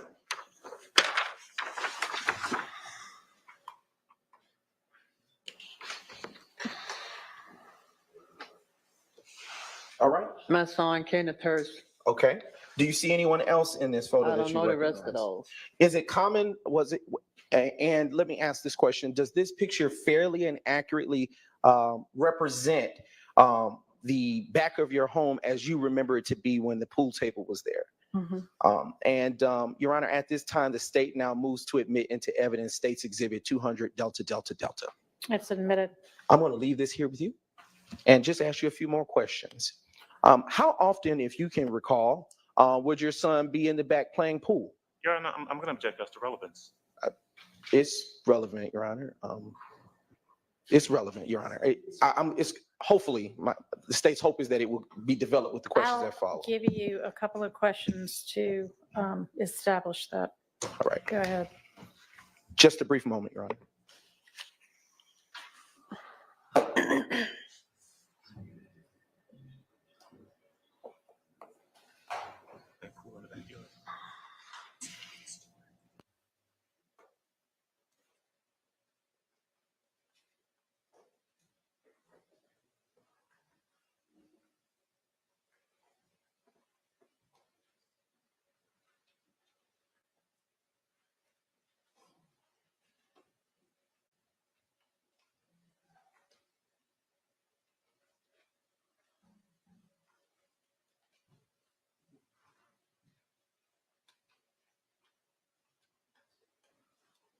Miss Merryweather, did you post this picture that has been depicted as State's Exhibit 200 Delta Delta Delta to social media? No, I don't know nothing about no social media. All right. Just a few more questions, Miss Merryweather. Do you know a person by the name of Kenneth Copeland, also known as Lil Woody? Yes. How do you know him? My grandkid uncle. Okay. There was someone that brought you in the courtroom today and helped assist you to get positioned where you're currently seated. Is that the same person that you're talking about named Lil Woody? Yeah. Okay. And how long have you known Lil Woody? It's been a while. Okay. Has he ever been over your home? Yeah, he used to come now. Okay. Does he still come? No. Okay. My son ain't there. What he gonna come for? Okay. All right. And Mrs. Merryweather, lastly, does this conclude your involvement with this particular case? Do what now? Is that all that you have to offer the jury at this time? That's all I know. My son was killed. That's all I know. Okay, I understand. Thank you so much. No further questions. Your Honor. Are there defense questions for this witness? No, Your Honor. All right. Your Honor. Yes. No questions, but I would like to. Okay. Do I need to keep the witness? Okay. Miss Merryweather, thank you for your time and you are excused. And y'all can approach.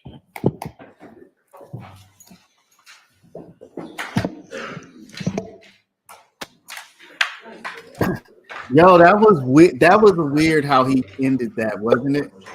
Is it just me? I feel like Seth, I think his name is Seth. I think he's still kind of learning, so don't want to be too hard on the brother, but or maybe that was good. Maybe that's what he was going for. I don't know. I mean, her son was killed, but her testimony didn't have anything to do with that. Who is her son, by the way, y'all? Who is her son? I didn't catch which one of her which one of the people is her son somebody that we have been hearing about, or is her son somebody else? Stop giving these food. Well, Andre, listen, man. I don't know what his strategy is, so I'm really not trying to give him a pass. I mean, I did say maybe he's new, but really what I'm saying is maybe that little outburst at the end, maybe that's what they want. Maybe the state wants the jury to hear that kind of emotion, and maybe that works into their strategy. So that's really why I started criticizing at first, and then I kind of backed off, is because from my standpoint, it didn't seem effective. But again, I'm not a prosecutor, never been a prosecutor, so I don't know what is effective at being a prosecutor. So that's really my point. As far as her not offering anything, I do feel that bringing her up there on a stand, you do. I feel like if I'm on the jury right now, I'm wondering what is all this about, because I don't feel like the prosecution is painting a picture. If I can say there's one main issue with the prosecution right now, is that they are not painting a picture. They are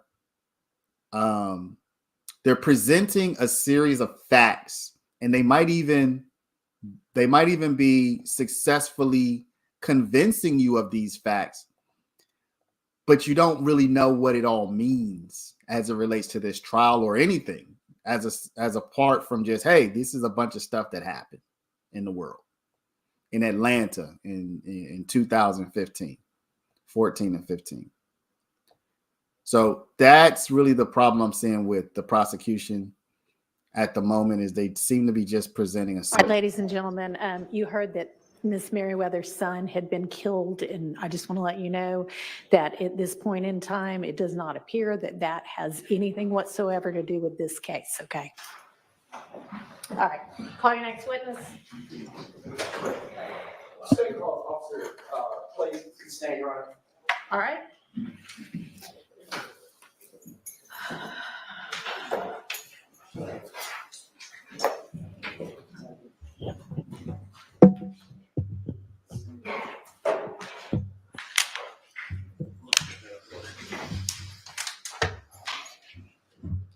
Raise your right hand. Just want to give the truth, the whole truth, nothing but the truth. Yes. State, spell your first and last name for loudly to the mic for the courts, please. Ashley Edwards, ASHLEY Good morning. Good morning. All right. Has your name changed recently? It did in 2016. And what was it prior to your name being Edwards now? Clay. And why was it changed? I got married. And congratulations. Thank you. Was there ever a time that you worked for the Atlanta Police Department? Yes. And in what capacity did you work for the Atlanta Police Department? I was a Zone 3 police officer from 2013 to about 2015, and then I was a school detective for about a year. All right. Do you currently work in the law enforcement field? No. And when did you leave? 2016. And were you post-certified the entire time that you were with the Atlanta Police Department?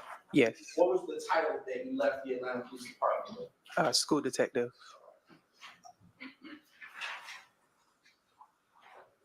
I want to direct your attention to the date of January 11th, 2015. Do you recall responding to the address of 88 Ventura Avenue on that day? Yes. And around what time were you dispatched to that address? I don't remember the time. I worked the overnight shift, so I remember it was dark, so it was at nighttime. In what county is that address situated? That would be Fulton. And what reason were you dispatched to that address? I remember it was a call that I believe it was the neighbors that called and said they heard gunshots, like a lot of gunshots, consecutive. And so those multiple calls came in and led us to that address. Okay. And did you actually, in fact, arrive to that address? Yes. And what, if anything, did you see when you got there? There were like a lot of bullet holes around the foundation of the house in the front. And had you ever been called out to that address before? No, not that I recall. And when you got there, did you see any people outside? No, not that I recall. Were you the first responder? Yes. And who resided at that address, if you know? There was only a male there when I got there. Do you recall if his name was Emmett Yarborough? I don't recall that, but I mean that's what was in the report, so that would have had to be the name he gave. Okay. And do you recall what is located at that address? Is it a home, a commercial building? A house. Okay. And do you recall his demeanor? I don't. I mean, he seemed like kind of maybe nervous or scared. I mean, his house had just got shot up. Okay. And was he injured at all? No. Did you check the area to see if any other homes were affected by any gunfire? Once backup arrived, we did walk up and down the street to make sure there were no other houses or people hit. Okay. What, if anything, did you learn? No, I don't believe any other homes were hit. We spoke to some neighbors that just heard the gunshots.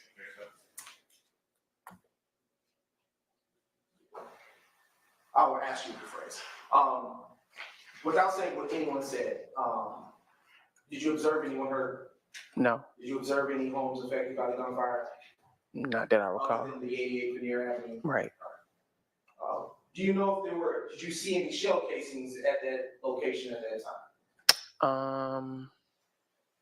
I don't recall any. I think I remember like when the crime scene techs got there, they were picking up shell casings. I can't say that I really recall myself seeing any. Okay. Was a crime scene technician called out to that location to process the scene? Yes. And do you recall if the person's name by any chance? The crime scene technician? I don't. And did you include any mention of any collection of shell casings in your report, if you recall? I don't recall.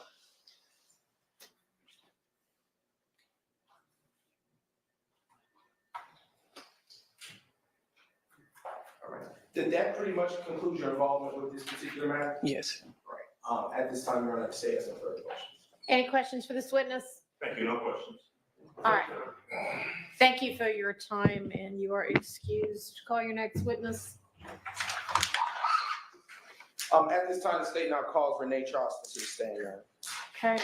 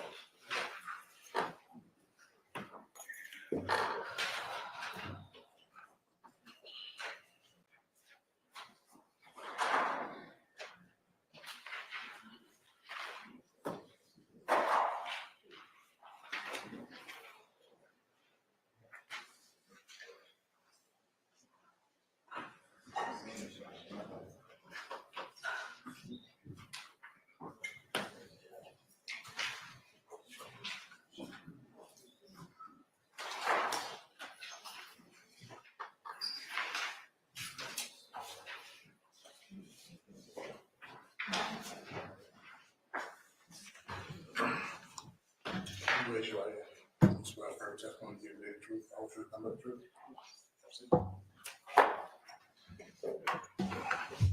truth. State and spell your first and last name loudly to the mic, of course, please.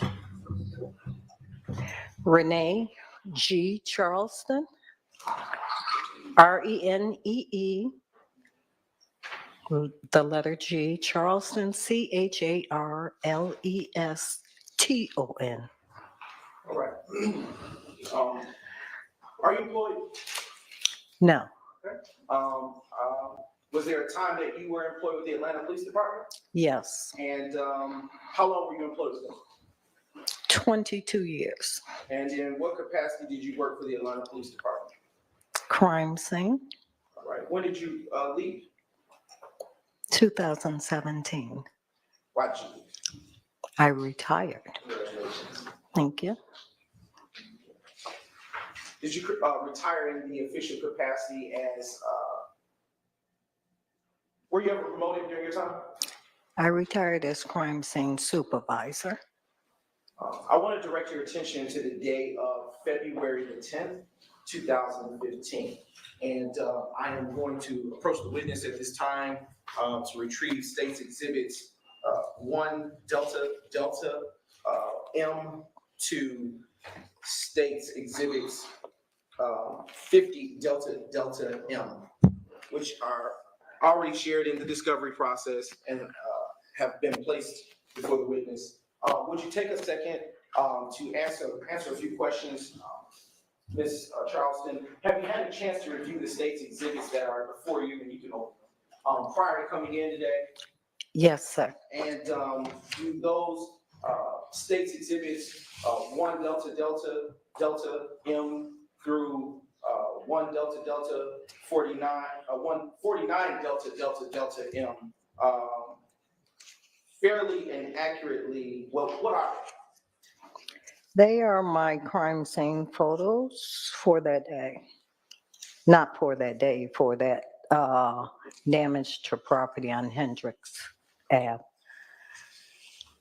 Okay, all right. And do those photos that you took fairly and accurately depict the crime scene as it was on the day that you took them? Yes, sir. And the state now moves to admit states exhibits 1 Delta Delta Delta M through 49 Delta Delta Delta M. They're admitted. All right. I am now putting before you states exhibit 50 Delta Delta M. What is that, crime scene tech, Charleston? This is my crime scene report. And how do you know it's your crime scene report? This is the one that I generated when I did my report with my photos and what was done on the crime scene. Is it in the same or substantially the same condition as it was when you authored it on or about February 10th, 2015? Yes. The state now moves to admit states exhibit 50 Delta Delta Delta M into evidence.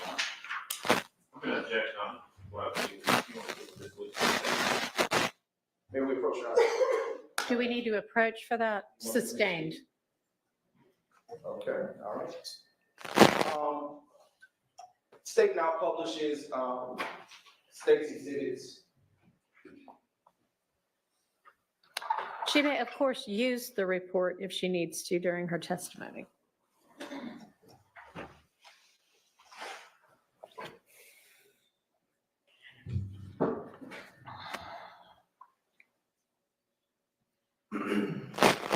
You can see on the screen before you crime scene tech Charleston that states 1 Delta Delta Delta M is published on the screen. Is this the location to which you responded to on February 10th, 2015? Yes, sir. And now publishing the next state's exhibit.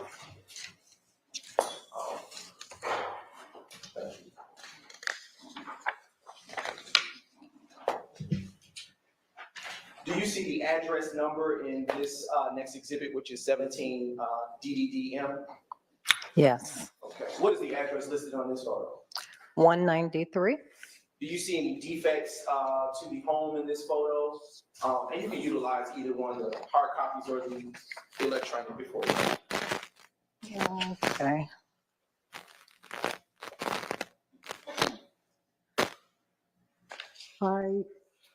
Right here, I see the address. That's the main thing that I was doing on this one. Okay. All right. Now publishing the next state's exhibit, 2 Delta Delta Delta M. What is features here? A vehicle in the driveway of the home. And if we could zoom in a little bit on the vehicle, do you see any defects to this vehicle? Defects in the front of the vehicle, yes, sir. Can you count out as many as you can see at this from this view? If you back it up some, you can see even more. Okay, there's defects below the driver's light. You can see some by the Chevy emblem. And then if you go up some, the top up over the windshield. Okay. Where the cursor is currently positioned to the right of it? There's one right there and then to the top, the very top. Going to publish state's exhibit 5 and skip past right there, state 5. Is that the defect that you were speaking about in state's exhibit 5, Delta Delta M, that you're describing to the top of the vehicle? Yes, sir. Going to publish state's exhibit 7, DDM. Why would you take this picture of this portion of the house? There's a defect in the house to the right of the window, from what I can see. You Yes. see the cursor pointing? Yes, sir. Where it's zoomed in, is that where you're describing the defect? Yes, sir. Now showing you State's Exhibit 11 DDDM.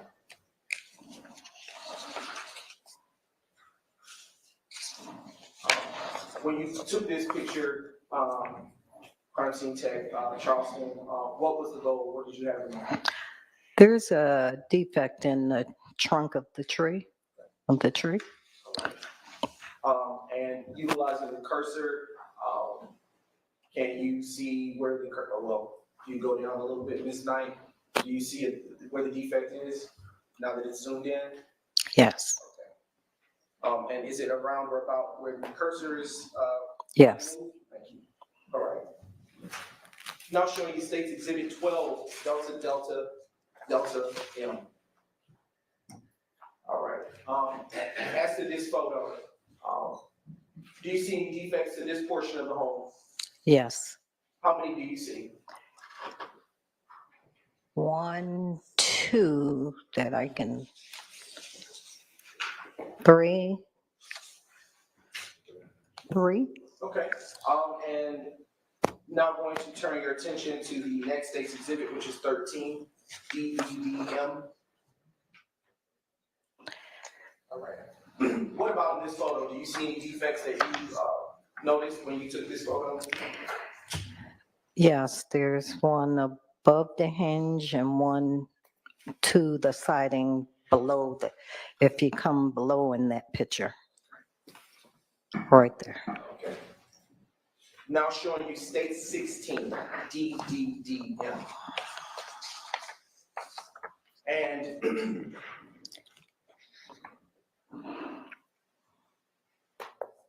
just a moment, looks like our technology.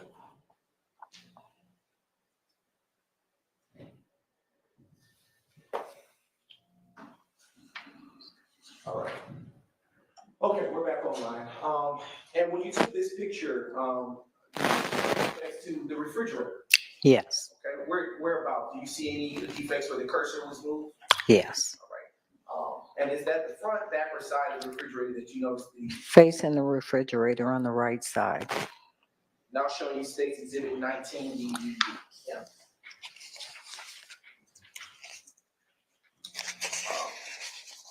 Do you see any defects in this photo?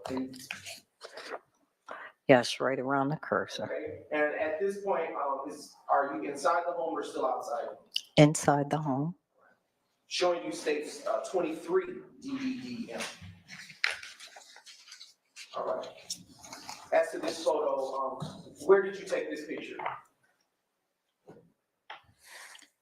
Looks like the, let me go back.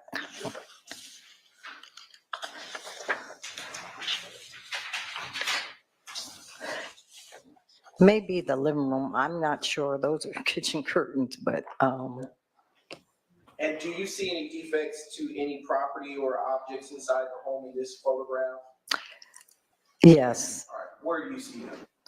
To the left of the curtains and in the, there's a defect in the television. Okay.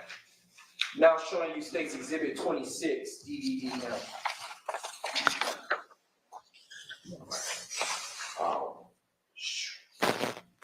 When you took this photograph, are you in the, where in the home are you? Living room?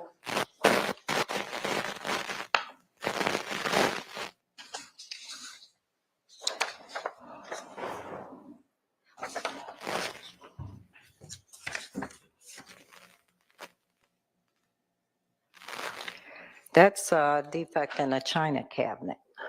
Did you see any defects that in this particular photograph, on this particular property that drew your attention? Yes. Where about?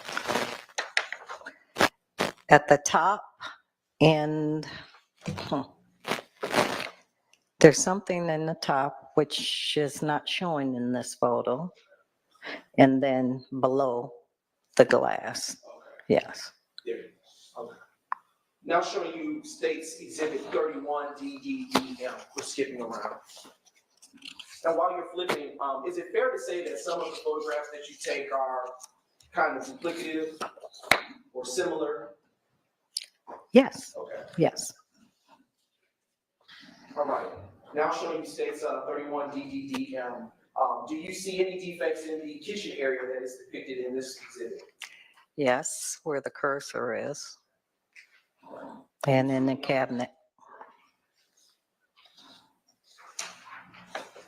And we are transitioning now to states 33 DDDM. And here, CST Charleston, why would you take this photo?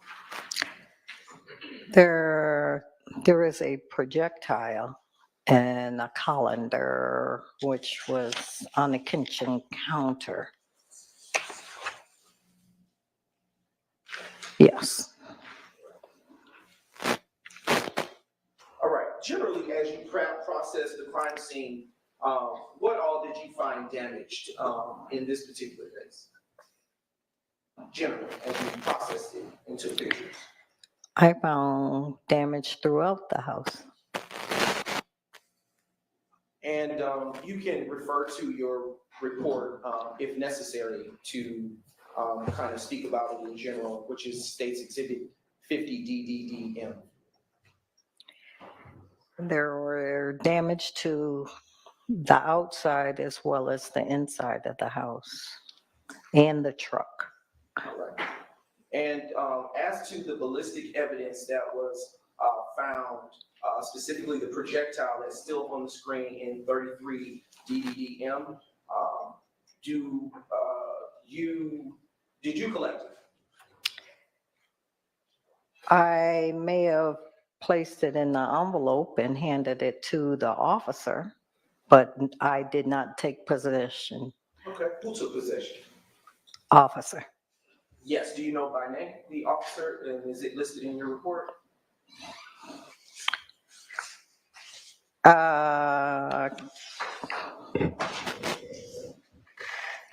It says Officer King took possession of the projectile.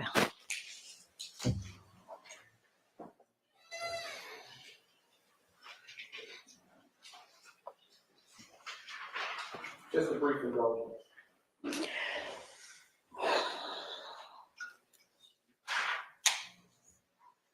Do your photographs that you took on that day reflect all of the damage that you observed at the location when you responded to it on February the 10th, 2009?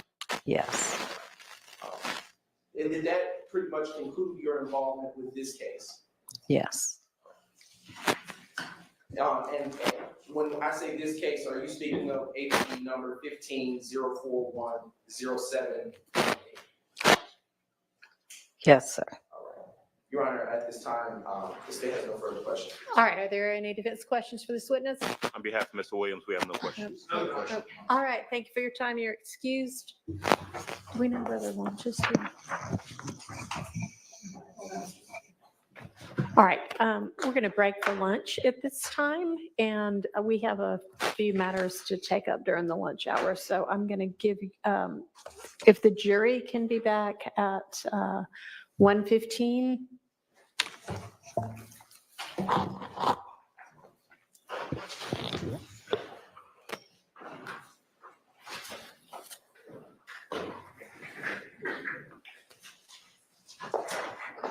All right, for the jury.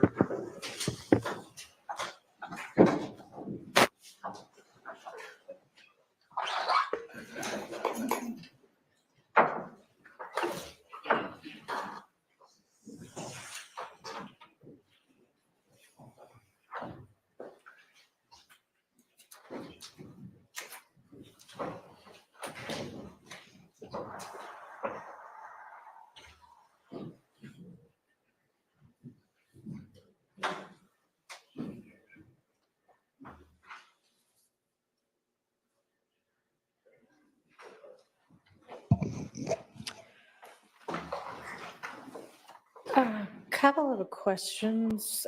Y'all had, when we were reviewing witnesses, told me or told everybody that Officer Clay was only going to be called if the homeowner didn't recall things, and then he seemed to have recalled everything. So did we really need her?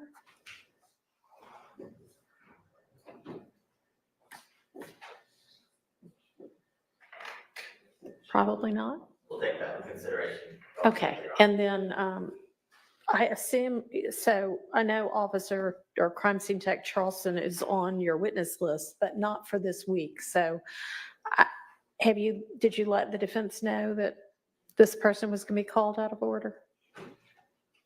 Or out of the expected order?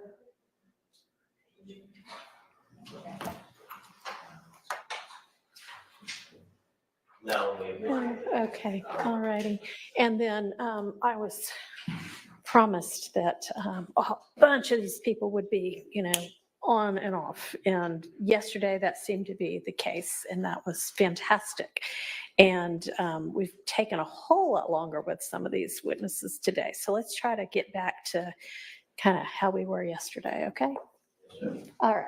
And then let's make sure we've got our witness ready to come in when the other witness is finished. All right, so we needed to turn to the issue of the two letters. Did y'all have an opportunity to figure out whether those were served in discovery? We have not. Take the lunch and then come back early? Yes. All right, we'll do that. So why don't we break until 12:45 and then be back at 12:45? All right, thank you. Can I make one request? Yeah. Because I'd like to use my lunch productively. The state, and I'm going off, I'm giving my best rendition. If I'm wrong, I'm wrong. The state in the latest Dropbox shared with me about 24, and these are pictures and materials that have not been litigated before. These were kind of added with these added witnesses. So we never litigated these in non-jury days. They shared with me approximately 20 pictures from the Tiara Jones case. And I do have a strong objection about one of the pictures, but I'm also, to my knowledge and belief, we have not been given through discovery like the case file for Tiara Jones. So I understand the state's planning on introducing 20 photos, which I have a problem with, at least one of them. But I would like access to like the full, because I might want to use pictures from that case. Okay. And I would like to see pictures other than the ones that the state has decided that they want to use. All right, can y'all provide the entirety of the police file to the defense on that case? Thank you.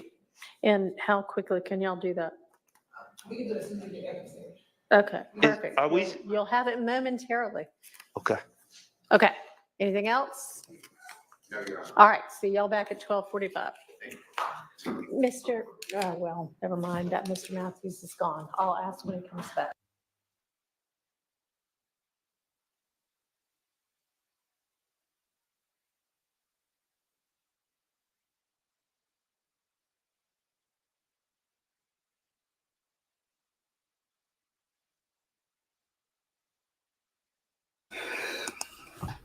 All right, y'all. So we have what till 12:45? I guess we should just put on a video. Let's see what we want to play.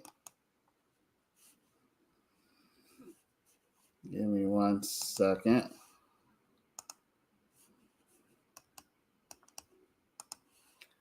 See what we want to play here.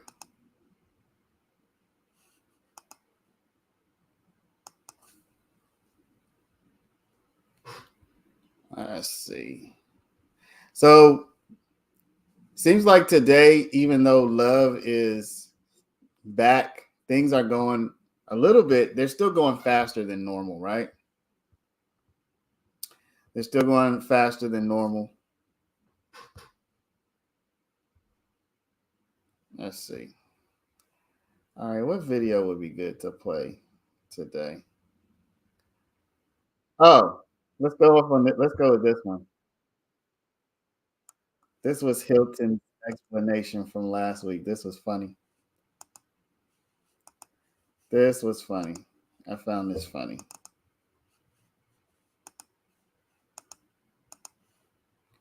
All right. Let's go with this one. We do, and it's Okay, y'all are gonna have to start picking some stuff that you just, I mean, this case. Started. the state believes we do, and it's Okay, y'all are gonna have to start picking some stuff that you just, I mean, this case can't go on forever. And we are back, and we are back. I want to thank everybody for watching today's video. Go ahead and hit that thumbs up for us. It helps us out a lot. And of course, it helps you because it helps us.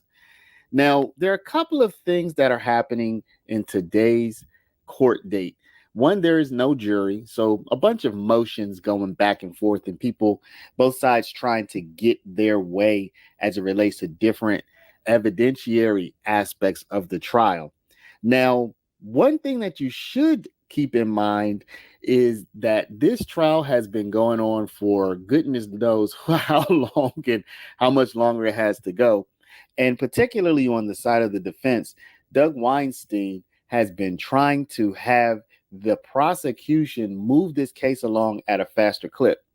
He has filed a motion, or maybe numerous motions, to have this trial sped up. But so far, it doesn't seem like the prosecution's been able to do this. Okay, what's that? so, Your Honor, there's a single 911 call and a CAD report. There was a shooting the night before at Waters Road, and the caller notices that her vehicle window is shot out the day that she's making this call. Mm-hmm. And so it's a brief 911 call where she's calling to let them know that her car window has been shot out. She doesn't know who shot her car window out, but she's calling the police when she walks outside and notices her vehicle in her driveway with the window shot out from a bullet. Mm-hmm. And so the objection was confrontation clause and hearsay because it's not an ongoing emergency. The state's position is it's not a confrontation clause issue because she is not making this phone call for purposes of future prosecution. She doesn't even know who did it or give her thoughts of who might have done it. And in terms of hearsay, although the shooting itself happens prior to her walking out and seeing her window, the state feels that on there's two reasons of a hearsay exception. One being a present sense impression in terms of she walks outside and notices her car window is shattered from a bullet and she calls 911. And two, in her mind, even though her demeanor on the call, which is not dispositive of if it's an excited utterance or not, but seeing your car window shot out is to me something that would reasonably generate some level of excitement in a reasonable person. And so she's very calm on the call in terms of her voice, but the state feels that either a present sense impression and or an excited utterance for calling the police satisfies the hearsay exception. And that's the state's position in terms of the 911 audio, Your Honor. Okay, and then is the Waters Road shooting, there's other evidence of that, right? So, Your Honor, there's multiple shootings at that address. Okay, the Waters Road shooting from March 12th, 2022. Yes, Your Honor. And so this 911 call and her CAD report, when she calls to report her window being shot, is the court asking if we're going to call the responding officer who went to examine her car or? No, I mean, the evidence is in or is going to be in that there was a shooting at Waters Road on March 12th, 2023. I guess I'm wondering because of the length of this trial already, and it's apparent. I mean, we're going to have to talk about how much longer y'all think this is going to take. But what does it add, I guess, that somebody else's window got shot out? So Your Honor, this is all intimately wrapped into the Chanel Drinks murder, where Mr. Ford and Mr. McMiller are murdered by who YSL believes is YFN members, if gang members, the same group in 2022 that's tethered to Donovan Thomas's group in 2015 and the murder we're on currently. And what the wiretaps we played earlier, where there was conversation, and by earlier I mean a couple weeks ago, where there was guns in the attic, when they're all hiding and they're running outside, and we played that is Waters Road. So there's a number of shootings that we believe was from YFN at YSL. And so this 911 call is a innocent victim of that in terms of not the intended target whose window is shot out and called police. And her, I believe, either boyfriend or husband, Mr. Whetstone, is going to be a witness we will be calling. So the state wanted to, this chronological or timeline is important. It's a brief 911 call, and there's obviously an accompanying CAD report. So the state feels that it's relevant for the jury because they need to understand the sequence of events in terms of the back and forth shooting and what transpires. Okay, but do they need to know that somebody who had their car parked on the street or wherever it was parked, a stray bullet hit them? It's right. It hit their car, not them, their car. So, Your Honor, in terms of the relevancy and the low legal standard of it, I'm not saying it's not relevant. Do you need it? The state believes we do, and it's Okay, y'all are gonna have to start picking some stuff that you just, I mean, this case can't go on forever. It feels like it's going on forever, but there's gotta be something that y'all can say, you know what, I think we ought to be able to prove our case without that. And this kind of seems like one of those things. And I know that there's not, there may or may not, well, I think there's just kind of a standing cumulative waste of time objection by the defense. But I as the court, trying to the extent possible, manage this litigation, am raising that sua sponte to the extent that there's not a defense objection. Is this something that, I mean, even whomever, the boyfriend or the husband coming in to testify to it, I mean, if you are establishing the Waters Road shooting anyway, which you are, yes, Your Honor. It just doesn't seem like this is really necessary. Your Honor, I understand I'm struggling for a response because in terms of it's difficult for me to say what is necessary versus, what is relevant and admissible in terms of, and useful for the jury making their decision. What is necessary in a case is a hard question to answer. I know. And so the state Ms. Latners is testifying when this comes up. Ms. Latners will be addressing a number of 911 calls and CAD reports that all tether and are connected with this timeline of events. And so the state felt that in terms of brevity or this short 911 call and CAD report anchors the timeline for the jury and is helpful. The state's not intending on calling the officer who responded to check her window. Good. Okay. And so the state felt that this was I believe Ms. Latners could testify about these two items in probably under 5 minutes. She probably can, but 5 minutes here and 5 minutes there and 10 minutes the other place. If she's already going to be testifying to 911 calls that came in closer to time, is she going to be doing that? She's going to be handling a number of 911 calls and CADs, Your Honor, that tether both the Chanel Drinks murder, the murder of Mr. Ford and Mr. McMiller, and the multiple shootings at Waters Road, one of which this is a 911 call in response to. So is there going to be other evidence that either has come in or will come in that this shooting at Waters Road occurred on March 12th of 2022? One brief moment, Your Honor. Okay.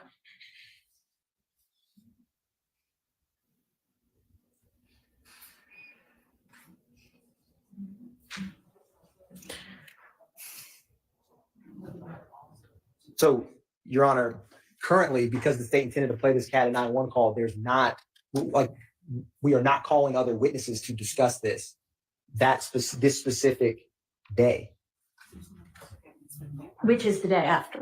March 12th, correct, Your Honor. So currently, in terms of the state's witness list and what the state intended to introduce, this 911 in CAD. This is the way y'all introducing that the shooting occurred at Waters Road on March 12th? There's two different shootings. And there's two different shootings, Your Honor, but in terms of her, when's the other shooting? Shot out March 16th. Okay, so let's not worry about that one. March 12th. This is the only way that y'all are establishing a shooting at Waters Road on March 12th? Yes or no? Yes, Your Honor. The state can call other witnesses or evidence about that shooting, but we intended to call and introduce this CAD report 911 currently. I understand that y'all want to, Was that the only evidence that y'all were going to put up that this occurred on March 12th? Was this 911 call and boyfriend or husband and the discovery that on March 13th, this window was shot out? That's how y'all are going to establish a shooting on March 12th? In order to cut down witnesses, Your Honor, I mean, we have other witnesses. I mean, we could call Ms. Zachary, we could call the responding officer, but in order to shorten, we get the complaint that we need to shorten the case. And so what we're trying to do is there's a 911 call. There's two 911 calls. There's a 911 call from March 12th. Okay, are you planning to introduce that? Yes, that's okay. The day before. Okay, but after the shooting occurs, correct? The 911 calls as the shooting occurs, the woman is in her house and she said, they're shooting down my street. Okay, yes. So why isn't that enough? Because this was the further evidence of that. So that's why we're playing the two 911 calls, because the March 12th call, right, there shows that she called, the first caller never went outside. All she says is there's shots fired. On March 13th, when that witness goes outside, she sees that her car has been riddled by bullets. Now there's additional evidence that Ms. Zachary would bring in that her daughter heard the gunshots the night before, but we're not bringing that in. So what we're trying to do is tie in the first call from March 12th and then the call from March 13th. There's more evidence, but we're trying to, as best, get in what is relevant to establish that there was a shooting. Again, all of these shootings are in response to what happens in February with Wyatt and Lucci getting stabbed. Is it riddled with bullets? When you say, excuse me, maybe I shouldn't say riddled with bullets, but there are bullet holes in her vehicle. How many? I believe there's one to her vehicle. Okay, y'all can know. Just no. We have got to figure out some things that we can do without in this case, and this is one of them. And not because it's hearsay or confrontation clause. Just because it's just too much. Waste of time. Okay, let's move on to the next. Your Honor? Yes. May I just ask for clarification? Does that also apply to Frederick, I believe it's Frederick Whetstone, the boyfriend that lives there? Yes, Okay. he doesn't need to testify either. Okay, thank you. If we have established the shooting occurred, we don't need more people establishing that the next day they discovered that the shooting occurred. All right, let's move on to the next. Your Honor, may I have Yes. some clarification? Just the court is excluding the 911 call. What is it that the court is excluding? Yes, that 911 call from whomever the next day that she discovered that there was a bullet to her car. Okay. And whoever that is, the boyfriend or the husband who was going to come and say, yeah, there was a bullet to the car. Okay, he wasn't only going to testify to that. And What I know else that was he going to testify to? this is a person, she and he, who have been living next to this particular location for some months at least. Okay. They see who comes and goes, and they see what cars, what vehicles come up to the location. Okay. They see the nature of the interaction Okay. of people with the location. And as far as that particular night goes, as Ms. Hilton said, she heard what she thought was gunfire. And we are, of course, adhering to the court's ruling regarding the 911 call, but she heard what she thought was gunfire. She saw evidence of it. They saw evidence of it the next morning. But Okay, but he's not going to testify that the girlfriend, heard gunfire. no, Okay. he's not to test. No. Mm-mm. So whomever this person is, the boyfriend or husband, is going to come say, here are the comings and goings that I noticed over the course of the last few months, including the night of the shooting. Here's who I saw, or here's what cars or whatever. Right. Okay, that's This fine. is this is what we anticipate from that particular witness. The female, the young woman that Ms. Hilton mentioned earlier, she, in addition to showing us, or in addition to having that bullet hole in her car, she has met with us and shown us the bullet holes in her house. We don't have those photographs. I'm just telling the court what. Was she going to testify also? We took her name off the list. Okay. All right. In an effort for brevity's sake, but I'm just letting the court know that these people who live next door to that location had more to talk about than just a bullet. Okay, well, I mean, that's fine. Well, Your Honor, in response to that, and I'm going off of memory, the recorded statement that is really the only record we have of what Mr. Whetstone would be adding. What's the name of this guy? I believe I'm being accurate with Mr. Whetstone, but Wesley? Whetstone. Whetstone, okay. And the issue I have is, and just to be clear, Mr. Whetstone, as I understand it, is not testifying, oh, I saw a Audi with this tag number. I know, I'm just using Shannon as an example. I know Shannon and I see him going in there. Mhm. The interview he gave to the police, it was much more like, man, there's all sorts of stuff going on at that house and it's ruining our neighborhood type generalized speak. I don't think that's appropriate. I don't think it's appropriate to just paint in a broad brush with testimony. And so I disagree with the state when they assert that this gentleman would be adding a lot more about what's going on with the house. It was just kind of a complaint that we all have with different people in our neighborhoods complaining about the residents of a certain house in the neighborhood. All right. Your Honor, it's not that broad, and we did provide contact information. It's not that general as it was placed before the court. We've provided contact information for anyone to speak to this person. So it's more detailed than what he. Okay, so is it going to be something that tends to establish that the comings and goings were by a particular gang or group of people? A particular group of people, and again, the nature, the type of traffic, if you will. Meaning? At the house. Meaning what? He will not be saying, oh, there's drug dealing going on at the house, but just the frequency of different visitors to the house, the vehicles he observed at the house. And the vehicles are going to be tied to what? YSL members. One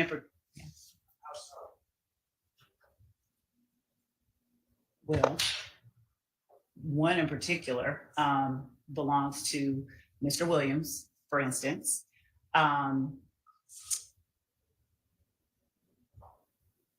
For instance, I'll leave it there.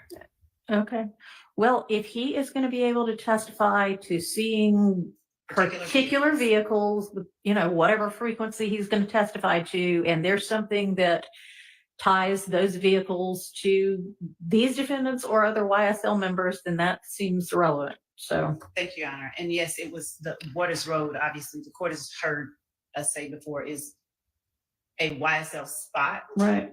And the shootings and the activity at the house.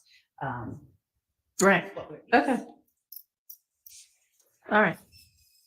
The state actually filed a motion to not speed up its case, believe it or not. The state filed a motion to say, hey, can we just not speed things up and can we continue to go at this slow snail's pace? So I'm going to read this to you here. Motion in limine to allow the state to present all relevant evidence to the jury and to deny defendant objections to the presentation of relevant evidence on the basis that said evidence is a, quote, waste of time, unquote.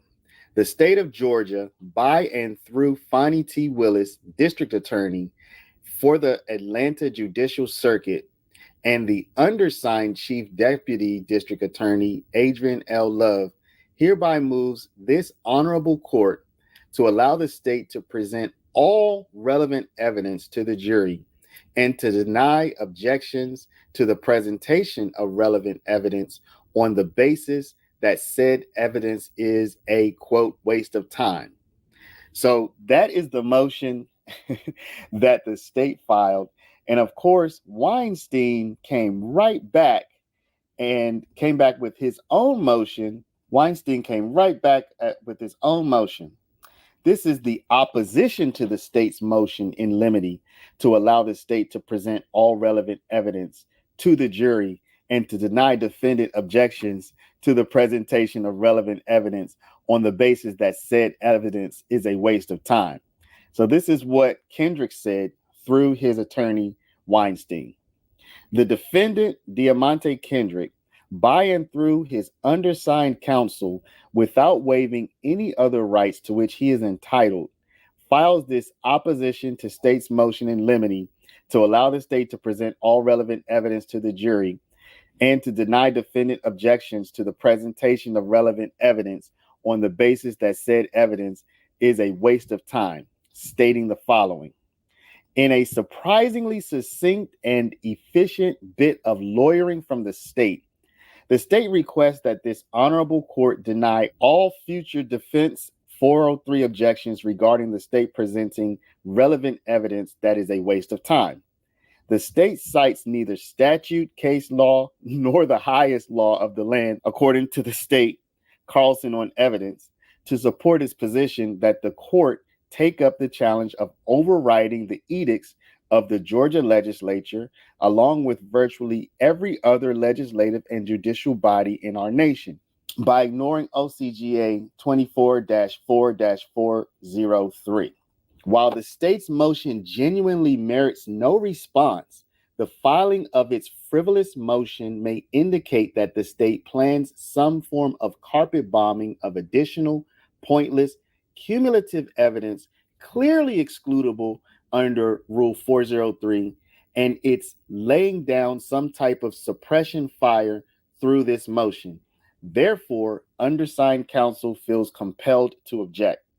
Ironically, the state's motion is a perfect example of the need for this honorable court to weigh in on the state wasting the time of all involved in the present case by barring otherwise relevant evidence that is a waste of time under Rule 403.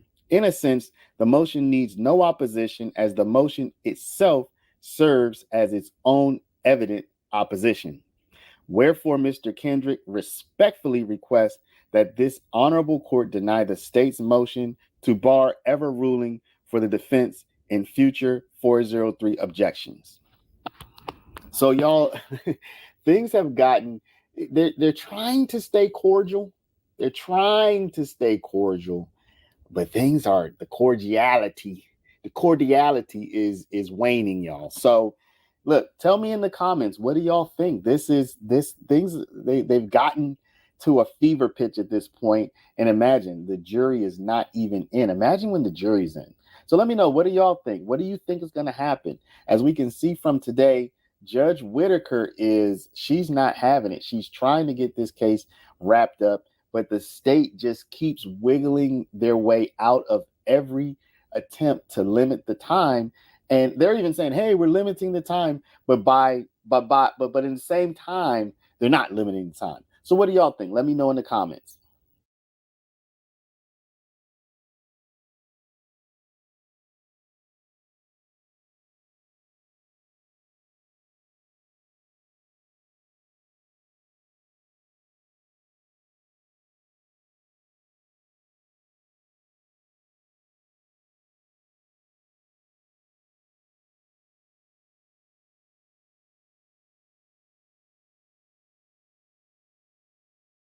Out, and by helping us, you help yourself. Y'all, I led with this clip because I don't know, twice today in court, DA Love said this. She's repeating what somebody else said about Rich Homie Quan, may he rest in peace. And just the way she says it, I don't know, it just rubs me the wrong way. Why did you tell the police that you were there? Because the police asked you how you know, and I'm going to use this horrible name and word, because that's what you said. Didn't you tell the police that in March 2015, Thug called this gentleman, Rich Homie Quan? He used the name Bitch Homie Quan. I wanted to get y'all to comment on it. We also made a short about this same thing about the first time she said it, so you can check that out. So twice in court, she said this. The first time was even worse than this. I don't know, it just rubbed me the wrong way. DA Love, if you check out our first video, which I will link, she was doing a much better job of examining Zachary. At some point, Whitaker asked how much longer she had. She said 30 minutes. They decided to go on lunch. And DA Love, she just never recovered. She never got that swing back with Zachary, and she just totally lost it. And you're going to see that here. So I'm not going to talk a lot, y'all. No court today. So watch yesterday's video, watch today's video, get totally caught up. At the end of this video, there is like a records custodian. I added that on because, hey, there's no court today. There might not be any court tomorrow. So this will give y'all something to chew on, you know, even though it is kind of dry. So we appreciate you watching. Don't forget to comment, like, and subscribe. And let's get into the video. Your Honor, there was one thing that I wanted to address that I did not. Do we need to have the witness step out again? Yes. Yes. My initial intent was not to play this portion of the video of the interview with Mr. Zachary. But there is a portion of it on the August 5th, 2015 interview, starting at 3:20:33, going through 3:24:09 that I would like to play. And I don't think that falls within any objectionable area. Yeah.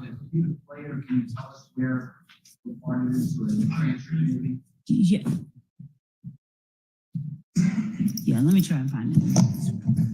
Your Honor, can I just inquire of something? Yes. Is the state planning, I understand they want to play this portion and they'll tell us what it is, but is the state, when they say weren't planning to play the recording or recordings maybe through Mr. Zachary, are they planning, I made this objection earlier, are they planning to play it through a different witness? And if yes, I'd just like to know that because it might change how we do Mr. Zachary going forward. Does the state intend to play his interview or interviews through another witness?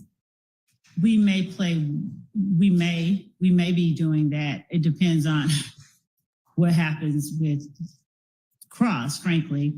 But based on something that happened with Cross, I wanted to play a particular portion, and I was trying to see if this particular portion was a part that they had any objection to or had objected to, since it was a part of and not the whole thing. Okay, maybe turn your mic back on, your lapel mic. Is it on? So that sounds like we don't know the answer. So I'm looking for the portion in the interview. It's after Detective Thorpe comes in, 3:24:09 on the evidence reviewer. That's page 121, if that's okay. Thank you. Yeah, there we go. Okay, so thank you, Your Honor, if I may thank Mr. Steele. Okay, so it's starting on page 127, actually maybe at the bottom of 126, but I don't need to play any of the sound. It's just the image itself at the timestamps that I named. So it's him identifying a picture as doo-wop. yes, and it goes from him identifying doo-wop to the last picture that he identifies. And again, that starts at, okay, it starts at about 3:19:13, or a little bit after that. Actually, it's 3:19:37 and goes to 3:24. And so it is him identifying Mr. Stillwell, and then what else? It is him identifying doo-wop, Mr. Stillwell, Nard, I believe. All right, and you said you didn't need to play the sound. Right, I don't, as I thought about the concern I was raising, I don't want to play the sound. I just need to play, I just want to play the video portion. And that's not something that I'd identified as an exhibit that we intended to introduce. So I wanted to alert the court that. And this would be to establish that he does know a doo-wop He's already said he knows Shannon and he does know Annard. No, that's not to establish Okay, that. well, what's the purpose of it? He's writing on the pictures. He's spelling. Okay. All right. Is there gonna be any objection to that? And if I could just get 1 second. Just showing that without sound.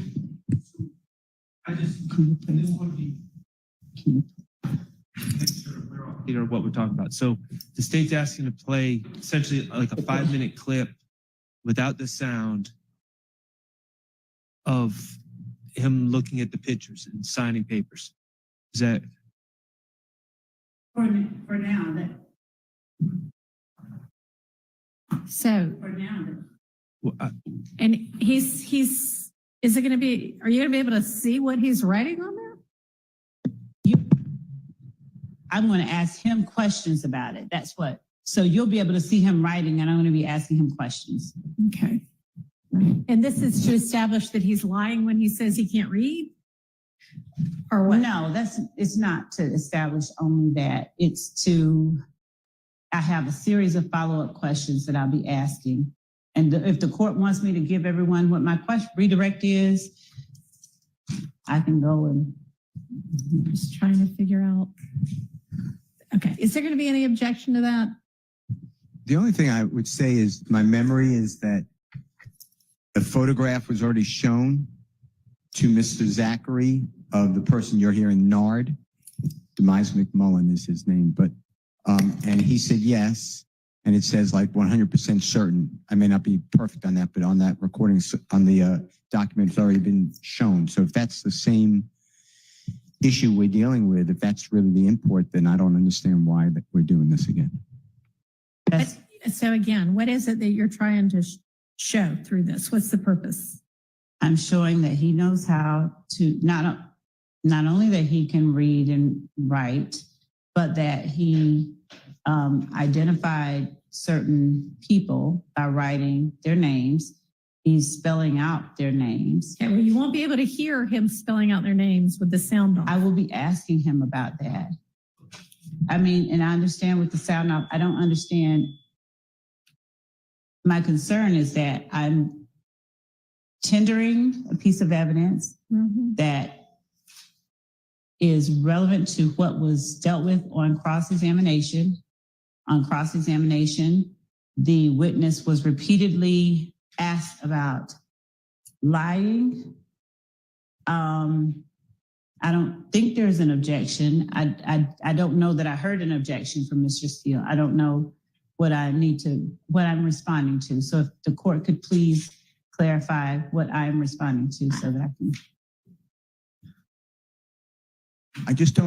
I'm not grasping the import of what we're doing. That's my concern. I'm saying part of it's cumulative because he was shown that same exact picture from the same date of Mr. McMullen or Nard.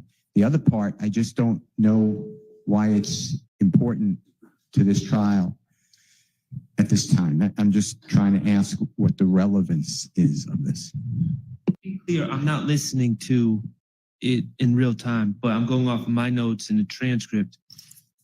Like, if we're showing a silent aspect of a video to show that Mr. Zachary knows how to, I guess, read and write, he's also asking how to spell doo-wop in the transcript, at least. So, and I believe that he's also asked for help in spelling the other things. So I don't know if that's going to give the jury an accurate portrayal of his mastery of, reading and writing. I don't even know if that's what it's being offered for. I haven't gotten a clear answer on that. I didn't know. I was trying to understand what objection I was responding to. And cumulative. Okay, so I haven't shown any pictures, any of this. I have asked him about the picture that he signed of Nard from the April 26th shooting out on Browns Mill Road. So I don't know if Mr. Steele missed the timestamp that I had, but I've not shown him that. I said that to the court Nard is one of the people. The court asked me who are the people that he's identifying, and I said that Nard was one of the people. It's Duop, Shannon, and Nard, correct? Duop, Shannon, and Nard are three of the people that he looks at. And I'm not going to show I mean, I don't know what the timestamps are. Are there more than just those three? Your Honor, I believe it's those three. There might have been one more, but the point that there may have been one more, Your Honor. But because I'm not playing the sound, I'm not putting before the jury the names of the people that he's signing photographs of right now. I'm going to ask him, did you look at specific pictures, and what are you doing as you look at the pictures? And What is he doing? signing them. He's signing his name. And writing their names. And are we going to be able to see from the video that he is writing their names? Because Yes. he may or may not answer what he's actually doing. Yes, and Your Honor, I do have to, of course, the court knows I went through a very long process because I'm going to have to now. All right. Well, you realize that there are plenty of people who can probably sign their names but not read and write, so that won't establish anything. And that if we don't hear the sound, it could very well be him writing the word D after somebody there says, the way you spell it is D-U-W-A-P. So that actually does happen. I mean, but it's up to you, I guess, And then if you think that establishes anything, but. So the purpose of it then would be he can read and write? That was one of them, Judge. Okay, what other purpose? To ask him the question of whether or not he was attempting to get people in trouble at the time that he did this. What was his reason? Why didn't he lie here? Okay. All right. So that's relevant. Anything else? I just wanted to bring that to the court. No, I mean, anything else before we get him back and the jury out? All right. Let's go ahead and do that then. And you can get that queued up and you got it queued up. Thank you, Judge. Welcome back, Mr. Zachary. Would you please tell the jury if you recall being asked on cross-examination about a gun that you bought that you let Woody hold? Yeah, I remember. Okay. Mr. Zachary. Yes, I remember. Thank you.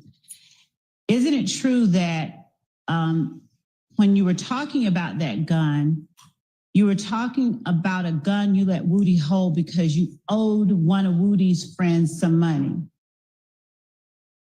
I don't remember.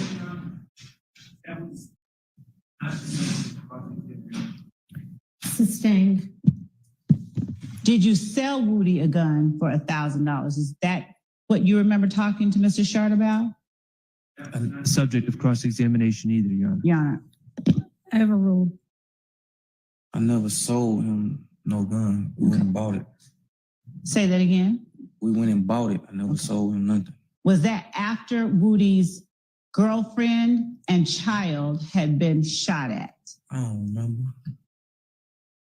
Do you remember testifying that Woody told you that a detective told him that he could have a gun? I didn't say detective. I think he said gang unit or something. I don't know. Gang unit. Thank you. And do you know whether that conversation was had after Woody's girlfriend and baby were shot at? I think so. I don't know. Okay. And that was after January of 2015, right? Woody's girlfriend got shot at a lot of times. All right. This particular time that When I you bought got, the gun, yes, sir. the houses was getting shot up. Okay. Was that after Nut got killed? I think like a week later. I don't know. It's somewhere early January, like. Early January? Okay. Like middle. I don't know. All right. And you were asked by Thug's lawyer whether at some point Thug stopped coming around Woody. Did I get that right? I don't remember. Okay. Do you remember telling the police about needing to pay back money and you couldn't do it until you caught up with Thug and got some, but that Thug had stopped coming around, Woody? Me, I said that. I need some money from him. I didn't say that.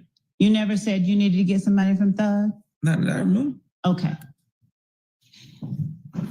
And do I have it correct that when you went into that interview, you had every intention, or you did not in any way want to hurt Thug because he's from Cleveland Avenue? Not because he's from Cleveland Avenue, because I don't know. I just wanted to talking. All right. But do you remember testifying earlier that you didn't say anything or want to say anything to get Thug in trouble because you didn't want to get people from Cleveland Avenue in trouble? I said that. Did you? Do you remember that? No, my head hurt so bad. Okay. I'll try to be quick. When you testified on cross-examination with Shannon's lawyer about lies that you told in the August 2015 interview, and when you told Thug's lawyer that the information that you spoke about came from what Copeland wanted Garlington to say, can you tell us whether or not you were trying to tell police what you understood Copeland to have already told the police? I don't remember some of it. Some of it I remember from my preliminary hearing. Some of it I remember from my preliminary hearing. Okay. When you talked about Woody stealing Nuts' chain, was that from Copeland or from your preliminary hearing? I already knew about that. Okay. And when you talked about Woody confronting Kel at the skating rink, was that from Copeland or your preliminary hearing? I already knew about it. Say that again. I don't remember. I probably already knew about it. Okay. And do you remember Thug's lawyer asking you whether the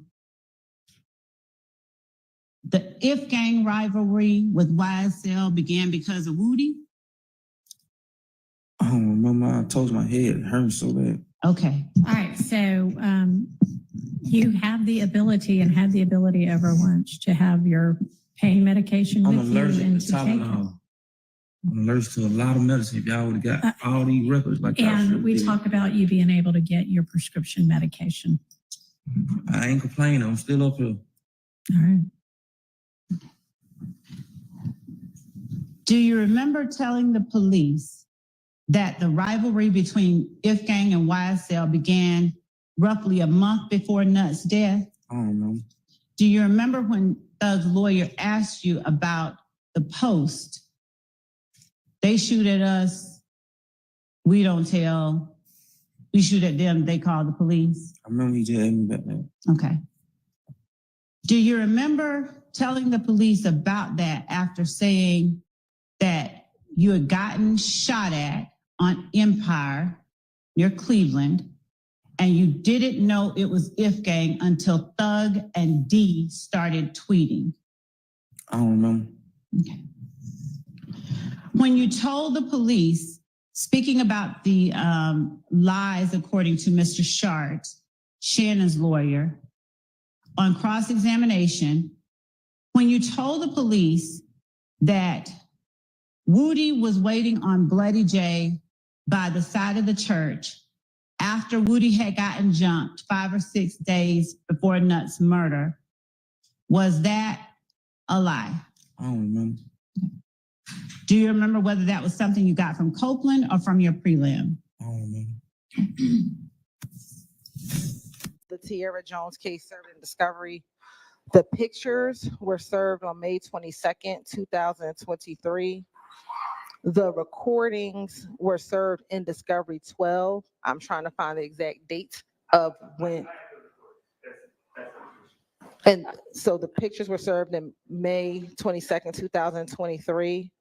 And there were some initial reports served on that same date, not the lead detective's report, but like Okay, so all reports. great. I was actually asking about the letters. So that the were letters- things that were brought up this morning. So it does not appear that either letter was served. All right, then y'all don't intend to use those, right?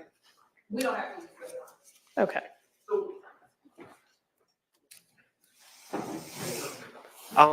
So I'm just trying to sort everything out before we have a jury in here. I'm trying to understand, my client gave a statement as a victim. Mm-hmm. I don't know if the state, I understand the state's not intending to use the letters. Is the state intending to use my client's statements at all? No, I think Mr. Sharp asked me that yesterday, and I advised that we will not be using, we don't intend to play his statement. We do intend to ask the detective whether or not Mr.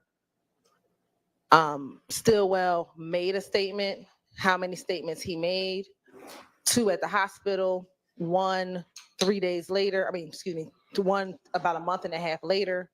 In the second interview, he gave more details about the incident in which he was a victim, and my intentions, so I can complete the story and make sure that the jury understands that he subsequently recanted that statement. But that is what's in that letter that I provided to Mr.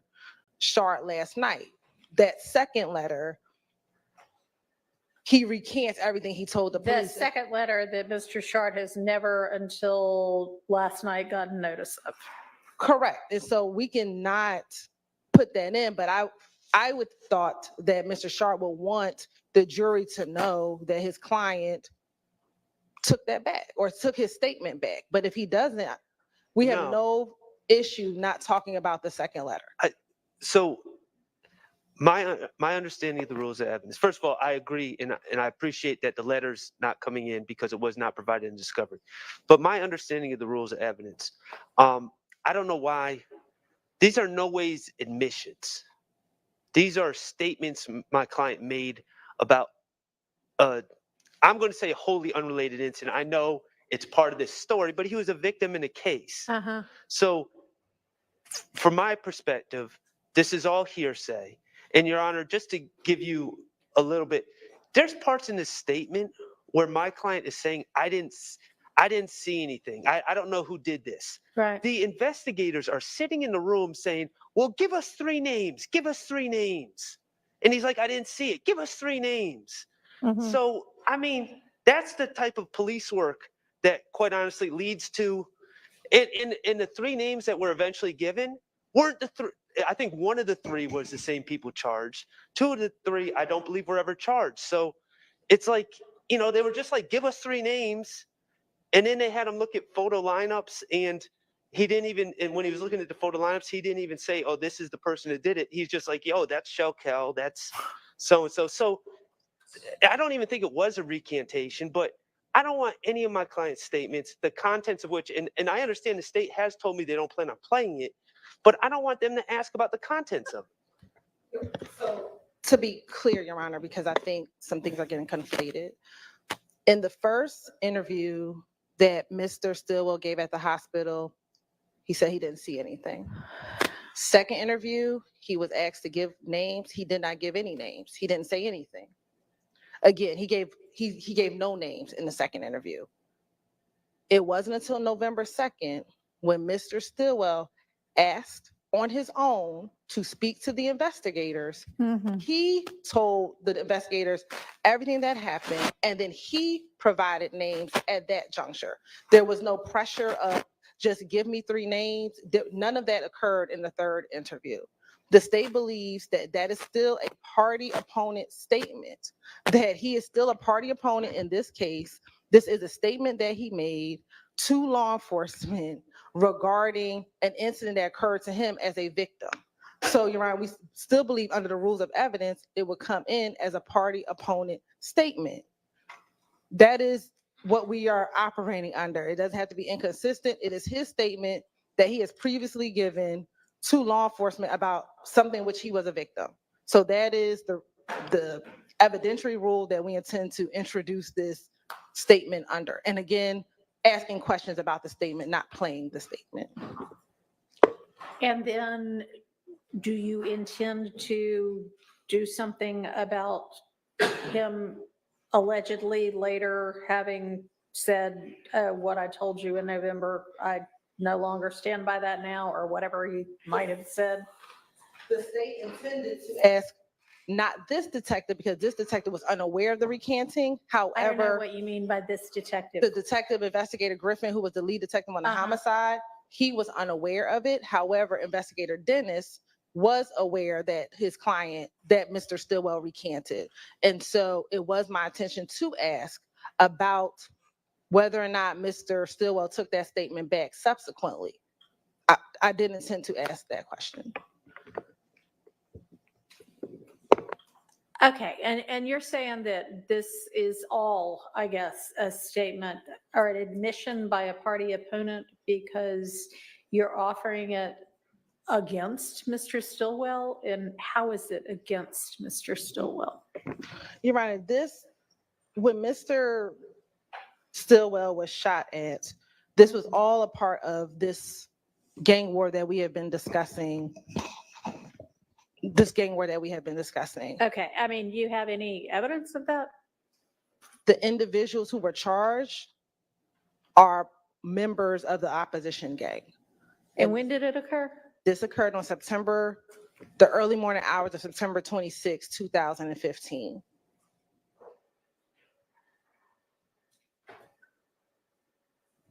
Has anybody been convicted? Yes. Okay, so members of an opposing gang were convicted of this shooting? Yes, one individual, I believe, pled earlier this year. Okay, and did Mr. Stillwell, when he gave the November statement, identify any of those people? He did. How many? He identified 3, and I need to confirm. I know one person, Mr. Hardy, I believe, is the one who took the plea earlier this year or last year. And are those 3 people the people that ended up charged? I know Mr. Hardy was one. I need to see if I know Mr. Hardy, Mr. Watts, and there's a third person. Mr. Watts, after further investigation, the case was dismissed against him. And then the second individual, I just need to confirm whether or not he was ultimately charged and the case was resolved. But out of the 3 people he identified, Mr. Hardy has taken a plea. The second individual, I think, is Mr. Ward. I have to confirm whether or not he took a plea. And then Mr. Watts was not, he later, after Mr. Sprinkle did further investigation, Mr. Watts was not charged with ultimately was not charged with the homicide. So Your Honor, he recanted. So what did he say? I'm sorry? When he recanted, what did he say? Let me pull up the letter. He said he was pressured and that everyone that he said did it didn't do it. He didn't know who did it.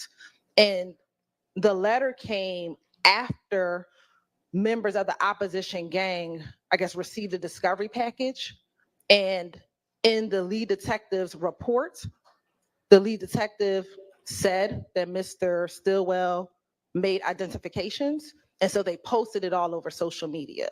And so it was after that posting that Mr. Stillwell recanted. And also my understanding is there may have been some altercations while Mr. Stillwell was in the Fulton County Jail that also led to Mr. Stillwell recanting that Okay, statement. and 2 of the 3 people about whom he recanted ended up with their cases either dismissed or not pursued? One definitely was not pursued. I am trying to confirm the second individual. Just to give you a little context, Your Honor, this murder of Tiara Jones happened at about 11:45 p.m.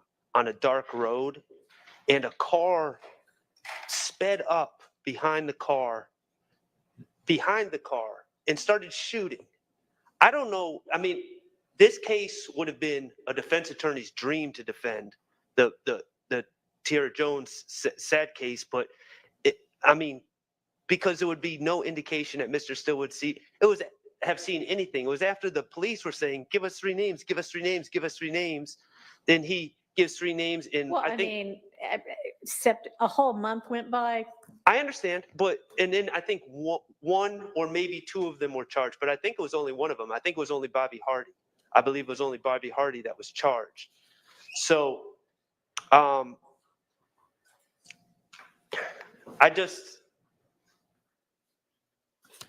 don't see the relevance. Ultimately, I mean, I have a lot of arguments, but ultimately, I don't see the relevance of any of this. My client being in the car, I see that as relevant, but I don't see the relevance of my client's statements to the police regarding this matter. It's relevant because he identified members of the opposition gang who did the crime. And so that is why it is I don't know relevant. if you can say the who did the crime part, since even y'all seem to have decided that some of them didn't in fact do the crime. He ID'd so what's He relevant? ID'd 3 members of an opposite gang, and then he later said, no, I take that back. Right, and he did that after the opposite gang posted on social media. So all of that, when we're talking about gang evidence and recanting and snitching, all of that is relevant for the jury when a young woman is murdered innocently as an innocent bystander, and there's more evidence than just a car pulling up on the side of a dark road. It starts at a gas station where Mr. Stillwell tells the police he sees some of these individuals at the gas station. There's surveillance video. So there's a number of other pieces to it. To truncate it, we were solely going to talk about Mr. Stillwell, what he told the police that he saw and what he observed, and the fact that the individuals who he identified were members of the opposite gang, that there were individuals arrested.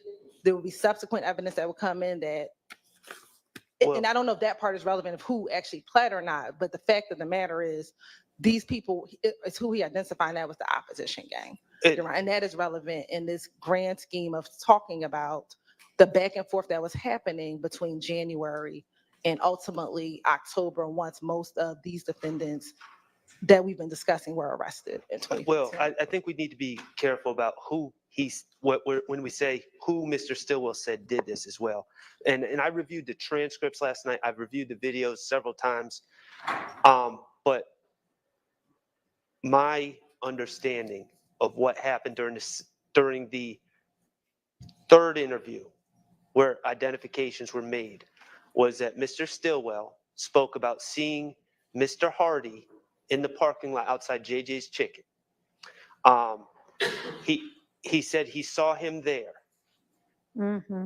And so they say, okay, we have some, and that makes sense to the detectives. Oh, Mr. Hardy, who they're calling him Smoke, I think, is at JJ's Chicken right before the car gets shot up. That makes sense to them. So they say, we have some we have some lineups we'd like to show you. And they read him the lineup admonition and they show it to him. And he's like, that's Hardy. I think he calls him Smoke. And he identifies Shell Cal and Merle, I think is the other guy. Those other 2 individuals, to my recollection and from the transcript that I read, he never says they did These anything. are the people that shot me. He just says, He just says, I identified. this is this person, this is this person. What do you say to that? In the context of him telling the story of what happened. So that's something that they can cross about. Do I but need to look at the interview and the letters? No, the state did not intend, Your Honor, the state intended to ask Investigator Griffin, did you meet with him twice? Did he give you any information at those 2 times? Did he eventually meet with you again? Did he provide more information about it? Did he eventually tell you who he thought was involved? Did he make identifications? Who did he make identifications to? After that, did you Okay, learn? but did he make identifications of, I know this person and this person versus identifications of these are the 3 people that shot me? That's 2 different things. The context of the interview is. So I need to look at it then. We're about to turn this into a whole nother trial within a trial. But we don't, Your Honor, literally, the state was going to have Investigator Griffin on the stand ideally for about 20 minutes, if that. So it's not turning in it's a 25-minute interview, Your Honor. I believe Investigator Griffin won't come until tomorrow morning. So we can send the interview over to the court. You can review it. It's a 25-minute interview for the court to review. But that's not the state. To the portion that you maintain is him saying these are the 3 people that did it, and then send me the letter that is the alleged recantation. I can send you the recantation, but I think do the it court quickly, because honestly, I don't want to spend the entirety of my evenings doing this case. I don't think that the court can only look at the specific portion, because I think you need to see the entire video to understand how the identification came about. I don't think that the specific 5 minutes before or 5 minutes after will give the court that context that I think he will need when he does the identification, Your Honor. So that is the only reason why I'm suggesting that you watch the entirety of it so you can understand the context surrounding the identification. Okay, send it to me now so that our next break I can start watching it I sure. along with the letter, both of them. I will send you both. And Your Honor, I know they said Investigator Griffin's not coming tomorrow. If we need to wait till tomorrow on this, there's one picture that was shared in the Dropbox. And just to remind the court, Okay. these were things that were never brought up to discuss the issues with previously. This This is Dropbox. as to this same crime or Yes. incident? Yes, all right, but we've what- never litigated it. Somebody send me the picture. I'll send you a picture as well, Your Honor. And there's a picture of essentially a young lady, Miss Jones, and it's horrible. And she's After she's been shot? bleeding from the face. She's halfway through a windshield, and her body appears to be burned. She's unrecognizable. Okay. And it's And the objection would be? 403, prejudicial. I know that my client is not accused of doing this to Miss Right. Jones, but ultimately the But, state yeah. is Oh, holding him But responsible. for him being in the car, this wouldn't have happened to her. Your Honor, the state did not intend to publish that picture. The state didn't intend to introduce it because unfortunately that is what happened. So the state did not intend to publish it. The state did intend to introduce it, but I will send the court the picture so you can see all of the pictures that the state Well, intended to. If it's introduced, then it would be going back with the jury. Yes, the jurors will see Well, it at some later time, but I didn't intend to Let me publish. see the picture. Somebody send it to me now. Is there some other way to get in evidence that this woman was killed in the car crash that followed the shooting? That's what happened, right? It's already in evidence, Your Honor. That fact, right? Yes, Detective Okay. Dennis testified to Yeah, I that. mean,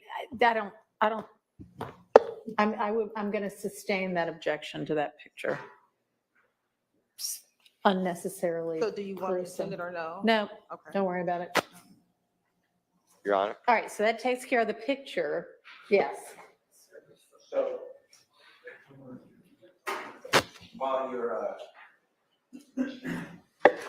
You know, what I'm not appreciating is Mr. Williams has a right to then confront and cross-examine Mr. Shannon Jackson because this is Confrontation Clause. It is the police, it's a victim, from what I understand, identifying people in a criminal case. That's testimonial.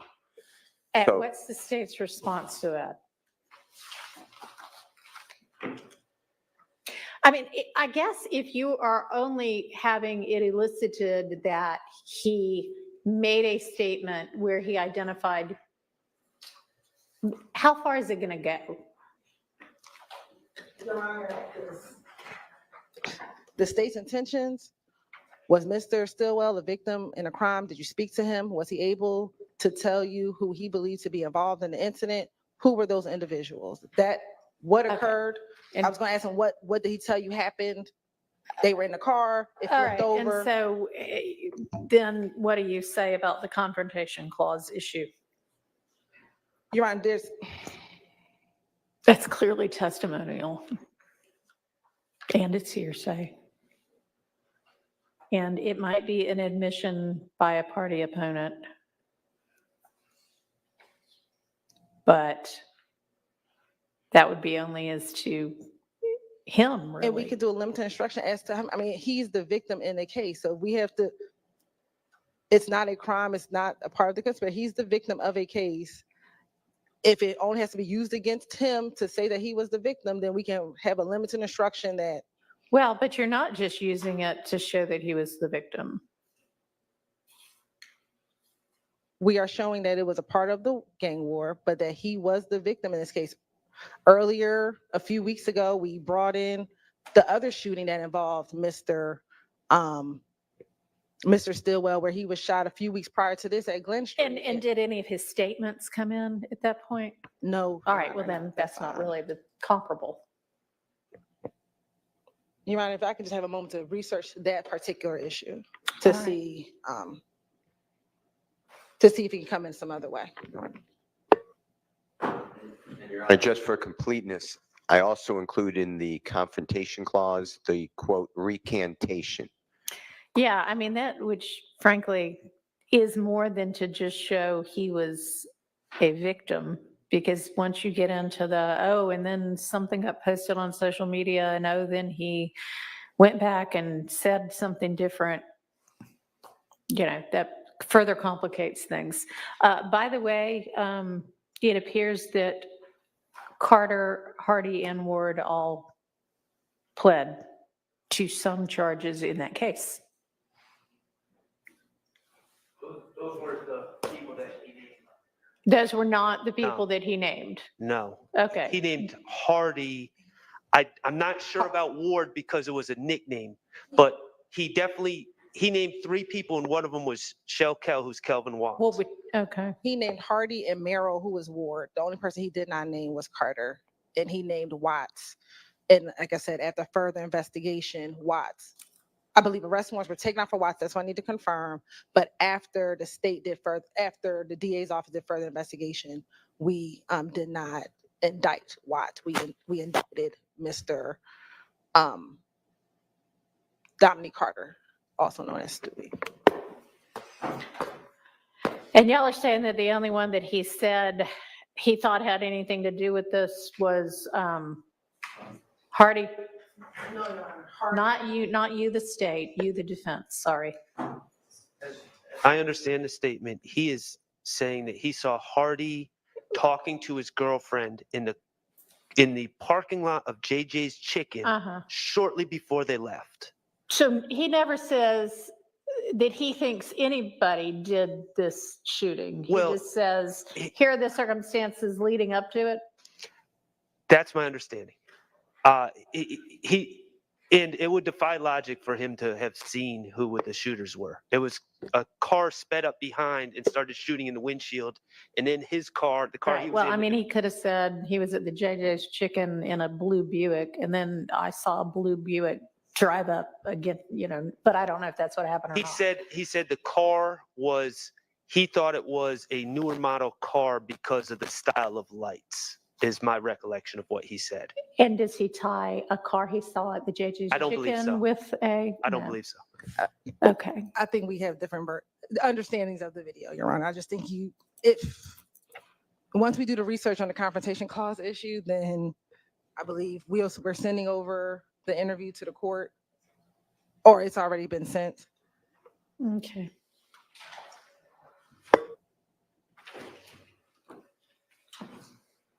And I believe all 3 were sent to you. I believe all 3 were sent. It is just the third video. It's both audio and video recorded using evidence reviewer.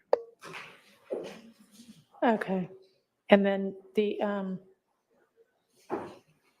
letter also needs to get sent. And this is a letter that y'all never got until yesterday. The letter I never received till yesterday, and Okay, so it seems problematic, even if you don't introduce the letter, to introduce essentially the contents of the letter. You're right. My team is double checking something for me. Supplemental Discovery 11. I'm confirming whether or not this was the entire case file. So if you can give me one moment, I believe I'm trying to confirm this is the entire case file.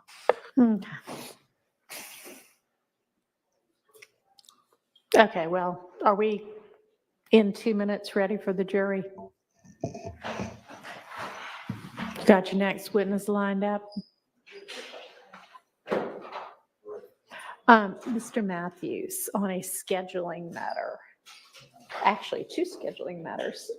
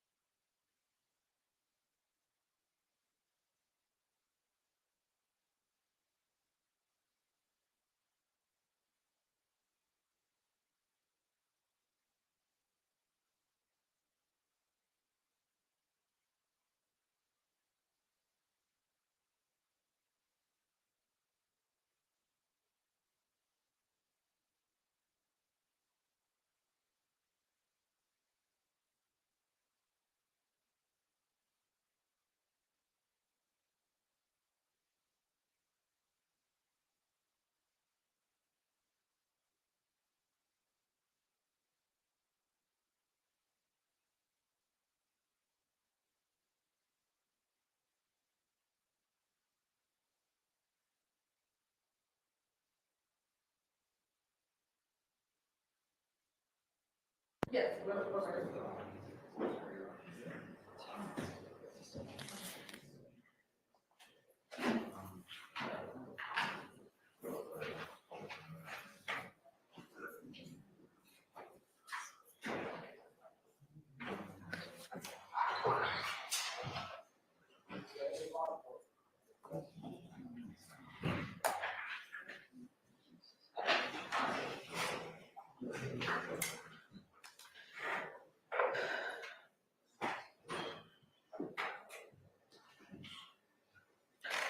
All right, y'all want to get your next witness in?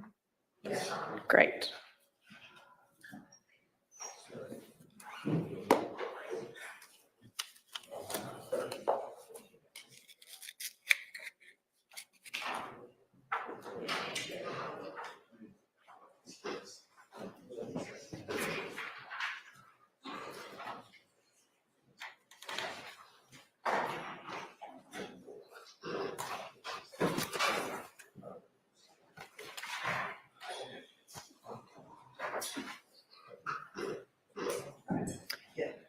All right, we ready for the jury? Yes, Your Honor. Okay. Yes, okay. Where did all of the?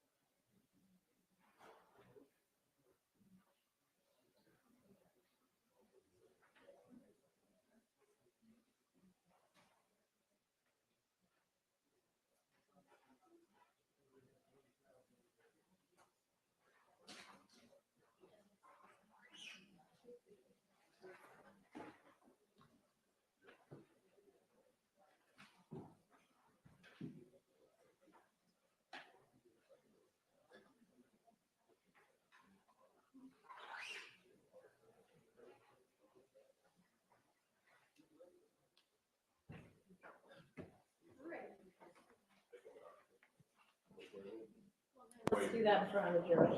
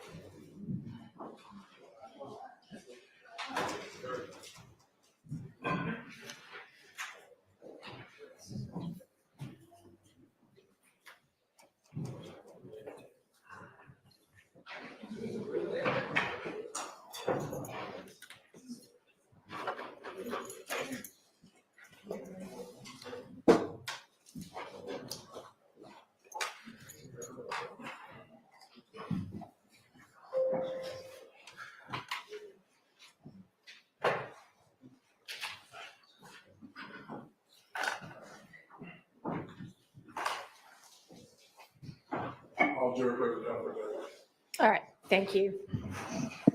Who's going to be handling this witness? Mr. Brown? Yes. All right. Oh, can you swear the witness? Thank you. Yes.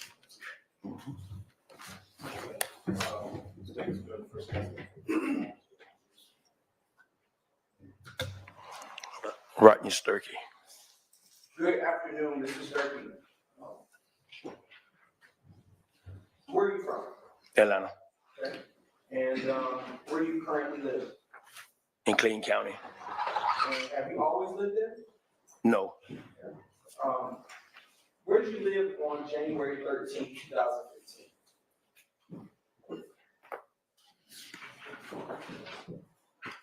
I was standing up on Old Hateville Road by then. Do you recall residing at an address at 3424 Ruby Harper Boulevard in Atlanta? Yes.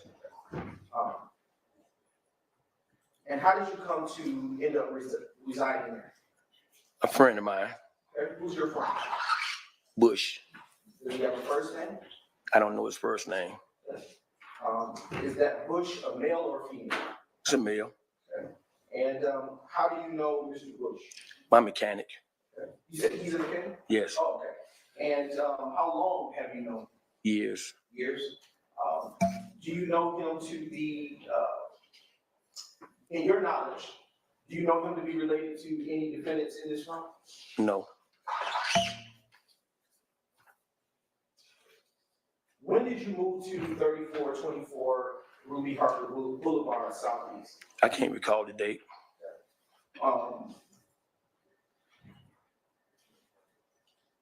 Were you allowed to move in rent free? No. Okay. How much was your rent? Sustained. Can you use a mic, please? Thanks.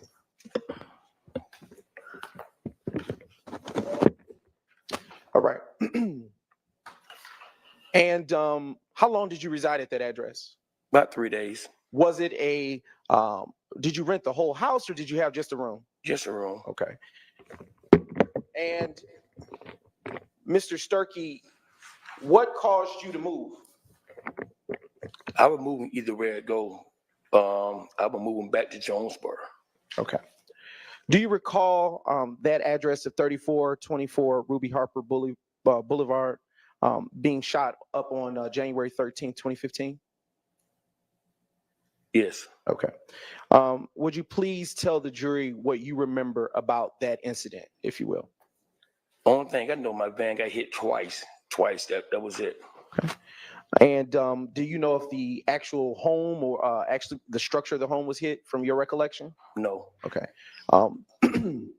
Were you hit by any bullets or gunfire? No. Okay. Were you actually even present?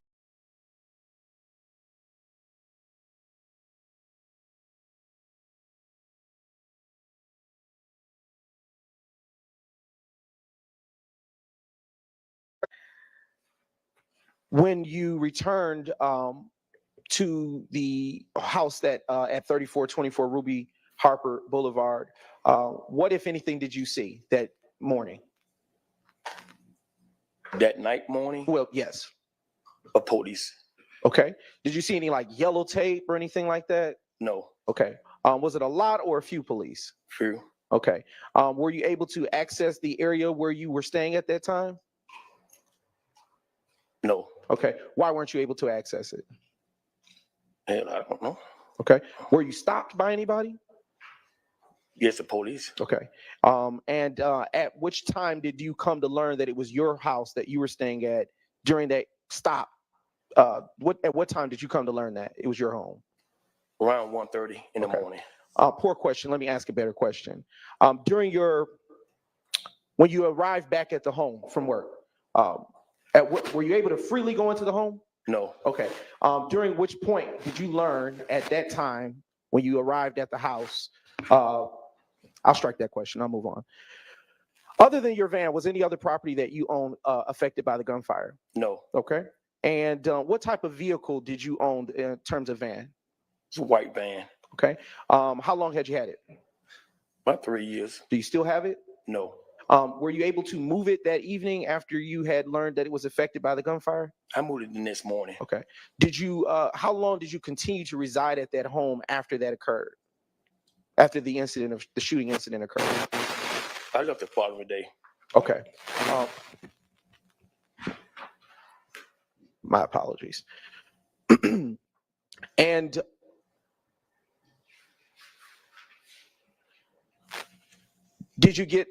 when did you move?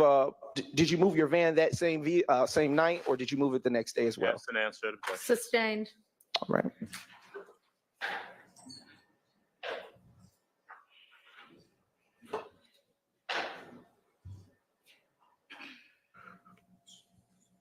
Was your van still drivable after the bullets had impacted it? Objection asked and answered. Sustained. Your Honor, that question wasn't asked. Move on, please. And do you know any of the person, do you know or have any idea who may have shot up your home on that day? No. And have you ever had anything like that happen at any place, at that place that you were staying? Excuse me. Before? Sustained. Don't answer that. And when you, after you moved, did you have any further involvement with this particular matter or incident as it relates to the 3424 Ruby Harper Boulevard address shooting? No further questions. Any questions for this witness by the defense? Thank you. No questions. No, Your Honor. All right. Thank you for your time. You are excused. Call your next witness. So that's it, right? That's it. Okay, they're gonna stop all the threats, right? Because I'm gonna lost my job when they came to my job, threatened to lock me up. Well, I am very sorry to hear that, Yeah. but you are free to go. Thank you.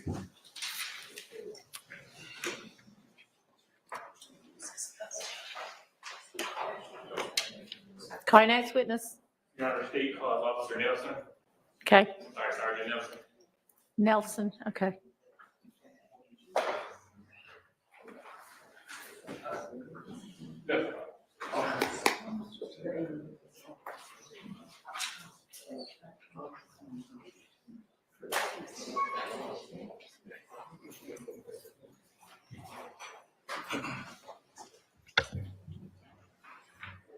It's not firm testimony, you get a truth, no truth, nothing. Yes, sir. First and last name for the court, please. Name is William Nelson, WILLIAM NELSON. Good afternoon, Sergeant Nelson. Good afternoon, sir. Where do you work? I currently work for Sandy Springs Police Department. And how long have you worked for Sandy Springs PD? A little over 4 years. Back in February 2015, where did you work? I worked for the City of Atlanta Police Department. I worked Zone 3 Morning Watch. All right, and what were those hours? Overnight. I believe I got in at 8 p.m. until early morning. Now, how long were you with APD Morning Watch? I was with them for a little over 2 years. Now, based on your work with Zone 3 Morning Watch, are you familiar with the area of Daniel Street and where it intersects with University Avenue? Yes, sir. Now, I want to turn your attention to February 10th, 2015. Did you respond to Grady Hospital? Yes, sir. And why did you respond? I responded to a person shot call. Upon your arrival, what did you observe? When I got on scene, I observed a silver Dodge Charger parked. It had visible damage to the door and windows, and then there was blood inside the vehicle. Did you do a walk around on the vehicle? Yes, sir. And tell the jury what you did next. After seeing the damage and the blood, I went inside to the hospital where I met with medical staff who pointed me in the right direction to find the victim. And did you speak with the victim? I did. Who was the victim? Kelvin Watts. Without telling me what he said, did you speak with Mr. Did Mr. Watts tell you what happened? Yes, sir. Now, while speaking with Mr. Watts, what did you observe about his physical condition? I noticed a laceration to the left side of his head, blood dripping down. He had what appeared to be a gunshot wound to his left arm, and he had another laceration on his left wrist. Now, during the course of your investigation, did you become aware of the location of where Mr. Watts was shot? Yes, sir. And where was that location? McDaniel Street and University Avenue. Do you know how Mr. Watts got to Grady Hospital? He drove himself. Sustained.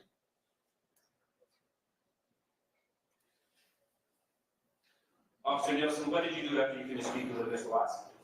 After speaking, I went back downstairs outside to the vehicle, and we conducted a search of the vehicle. What did the search yield? We did not locate any shell casings or any weapons in the vehicle. Sergeant Nelson, did you prepare a report in this case? Yes, I did, sir. And just made a clerical error in my narrative. I put the wrong date. What date did you put in your narrative? January 2nd, 2015. And the correct date was February 10th, 2015. So the incident date is? February 10th, 2015. Sergeant Nelson, did you make any arrests in this case? Yes, sir. I arrested Mr. Watts. He had a warrant for his arrest for probation violation. And did that complete your involvement with this case? Yes, sir. Court's indulged appropriate moment, Your Honor. Nothing pending for your regular. Any questions for this witness? No questions. No, Your Honor. All right, thank you for your time. You are excused. Call your next witness. Thank you.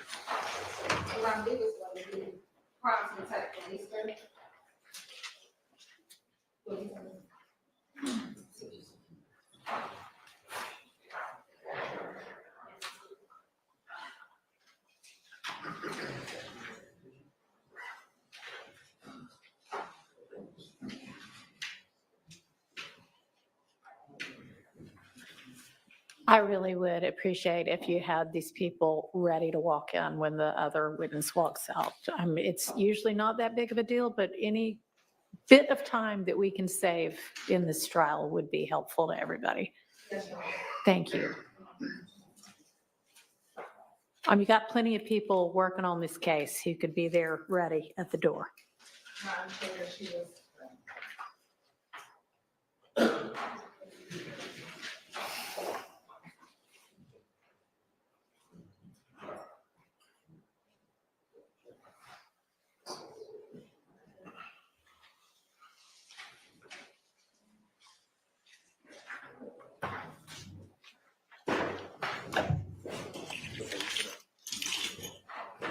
You swear firm testimony to give the truth, the whole truth, nothing but the truth? Yes.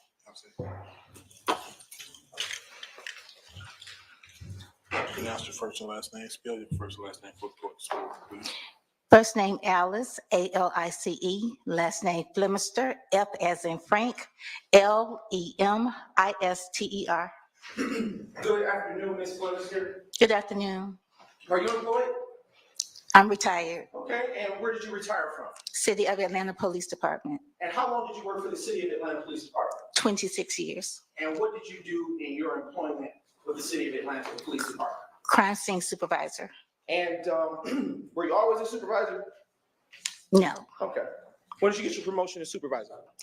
I got my promotion to supervisor in 1998.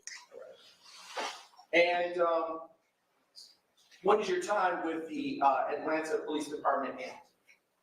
In 2019, July of 2019. All right. And do you recall working on Tuesday, January 13th, 2015? Yes. All right. And do you recall being dispatched to an address by 3424 Ruby Harper Boulevard? Yes. Okay. In what county is that address situated? What county? Yes, ma'am. Fulton. And do you know what is located at that address? A house, a commercial building? A house. Okay. And what do you remember about responding to that call? What do I remember about responding to the call? I received a call for a shots fired. And when you got, do you recall what, if anything, you observed when you got to the location? I observed the house. Upon speaking with the officers, I noticed there was some casings and some damages. Okay. After you did that, made those initial observations, that is, did you process the crime scene? Yes. And what went into your processing of that crime scene? What goes into the processing of the crime scene is that once I do my observation, I would then start to take the photographs of the scene. And once I photograph the scene, I process I take once I process the scene, which includes taking photographs of the scene, photographs of the evidence. If there's any evidence that is to be collected, I would then take photographs of the evidence. If there's any damages, I would take photographs of that. Once I finish that, then I would mark the evidence and collect the evidence. Do you also prepare a crime scene record? Yes. All right. I am now approaching, with the court's permission, approaching the State's Exhibit 1DDDB, which has already been provided to defense and discovery. And Ms. Flemister, I have put before you what has been already identified as State's 1DDDB. What has been placed before you? My crime scene report. Okay. Does that crime scene report in front of you pertain to the crime scene that you responded to at 3424 Ruby Harper Boulevard on January 13th, 2015? Correct. And does that report, well, is it the same or substantially the same as it was when you authored it at that time? Yes. All right. Your Honor, at this time, the state now moves to admit into evidence State's Exhibit 1 Delta Delta Delta Bravo. Bravo. All right, it's admitted without objection. Mrs. Flemister, do you have crime scene, are there crime scene photos for this particular incident? Are there crime scene photos for the incident that I took? Yes. Are they here? No. Did you take them? I did take them. Have they been able to be located? No. Okay. But you did take some. I did take photographs. And the photos that you took, are those photos or their descriptions notated within that report? Yes. Okay. Utilizing the report that is before you, Mrs. Flemister, excuse me, would like to ask you a few questions. Based on that report, how many photographs did you take when you responded to the incident location? 107. And do you, within that crime scene record, note all of the descriptions of the angles and perspectives of those photos? Yes. And do you also note within the report or record before you any other such activity that you performed or did when you responded to that crime scene? Yes. Was there any projectiles recovered, excuse me, from the crime scene? May I refer to my report? Yes.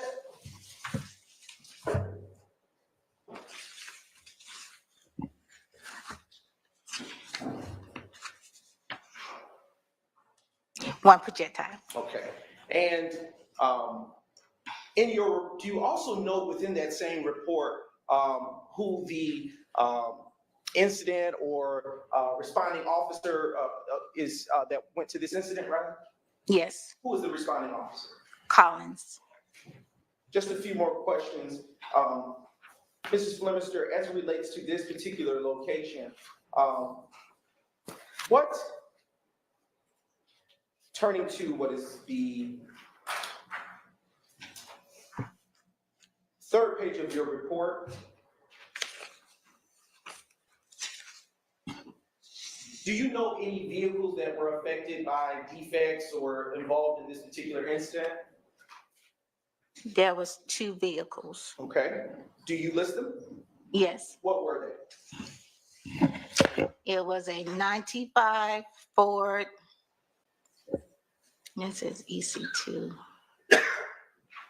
The model, and an 83 Chevy. Okay. Chevrolet. All right. I want to turn your attention to the next 2 pages over in your report. And I want to note and direct your attention to what would be, I guess, item number 29. Do you see the description for that photo? Overall showing the van and car. Okay.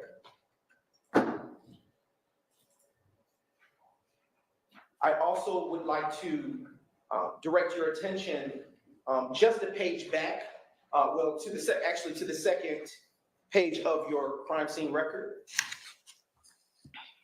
And on that page, do you list a name of any person related to this particular incident as a victim or homeowner? Yes. What is the name that is listed there? Thaddeus Bush. And how do you spell Bush? B as in boy, U as in umbrella, S as in Sam, C as in Charlie, H as in hat.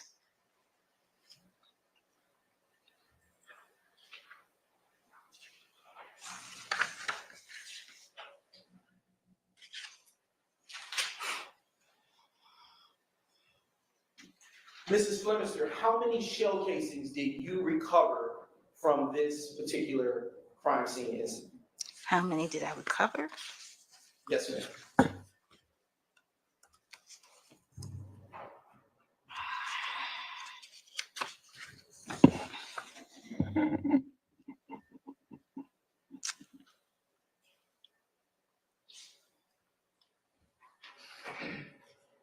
Um,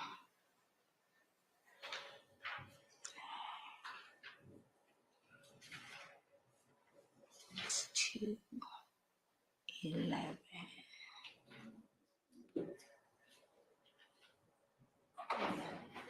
25. And how many projectiles? 1 projectile. And after you collected these items and took them into evidence, what did you perform any kind of testing on?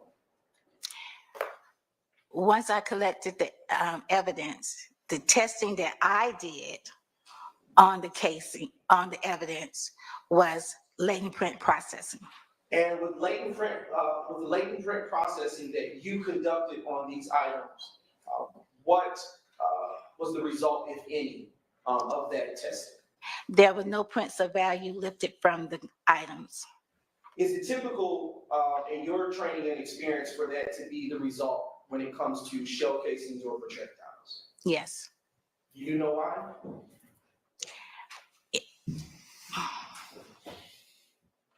It is just rarely that you would get prints off those. And after you collected those shell casings and that single projectile, is it in your normal routine to turn them over elsewhere, or do you keep them? It is our process is once we process the evidence, we then turn it over to the APD crime lab. Okay.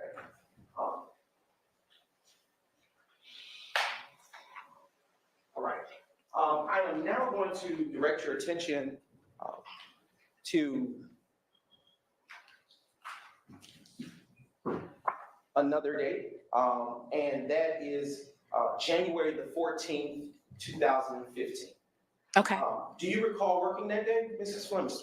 Yes. And can you tell the ladies and gentlemen of the jury what you recall about that day? Well, that was a rainy morning. It was a rainy morning, and I received a call to go out to shots fired call. Okay. Excuse me. What was the address that you responded to on January 14th, 2015? 2738 Fair Lane Drive, Southeast. Okay. And in what county do you know that address to be located? Fulton County. All right. And upon your arrival, can you tell the ladies and gentlemen of the jury what, if anything, you remember about what you saw at that time? What I saw once I arrived, first of all, there was a lot of casings in the street. There was a car in the driveway, and it was a house. And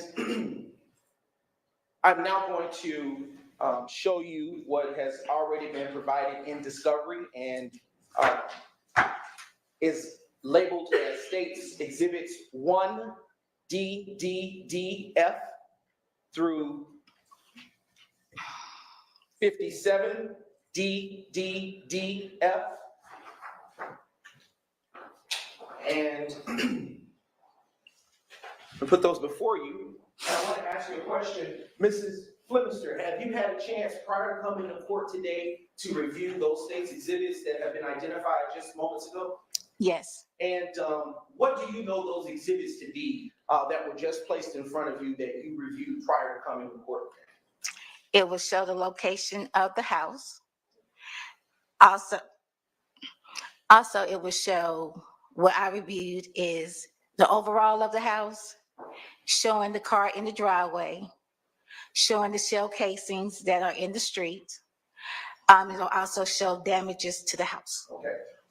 Is it fair to say that those exhibits that were just identified by myself a few minutes ago are crime scene photographs that you took? Yes. All right.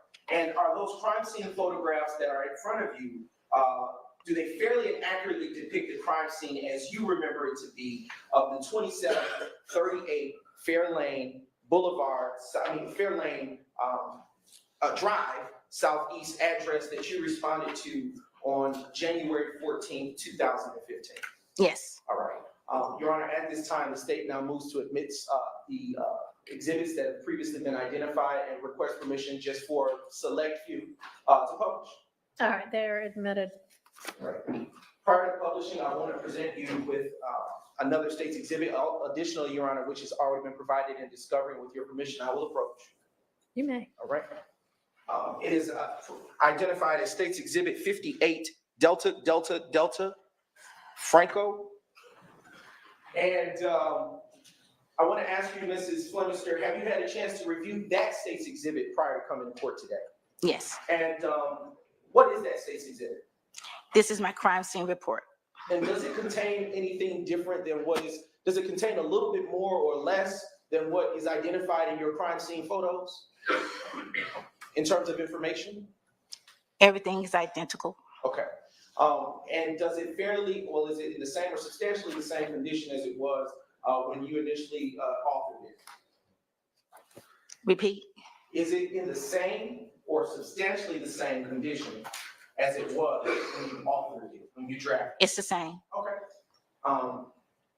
And at this time, Your Honor, the state now moves to admit the final State's Exhibit of 58, Delta, Delta, Delta, Frank, go. I would object as to it being cumulative of this witness's oral testimony. Sustained. Correct. I am now, Mrs. Flemister, going to publish for you a few select exhibits from the crime scene photos that have been admitted, starting with that which is on the screen. Mrs. Flemister, can you tell the ladies and gentlemen of the jury what we are seeing here in State's Exhibit 1, Delta, Delta, F? What you're seeing in the photograph is the mailbox showing the address, the numeric address of the crime scene. Okay. Turning to the next State's Exhibit. And if we could zoom in. On the last exhibit, the address was a little obscure. Can you see it completely here on this, the address number? What do you guys see those numbers? 2738. And in this exhibit, do you see any damage to the front of this residence? Yes. Where do you see it? I see damage to the front door. And next State's Exhibit, please. All right, now showing you 44. Oh, we can go past that one. All right, now showing you 2 Delta, Delta, Delta, Franco. Mrs. Flemister, is this an overall view of the residence that you responded to? Yes. And does it capture one of the vehicles that you saw there that was affected by the gunshots on that day? Yes. All right, next exhibit. We can go to the next exhibit. State's Exhibit 4, Delta, Delta, Delta, Franco. Mrs. Flemister, do you see any defects to the vehicle that is featured in this exhibit? In the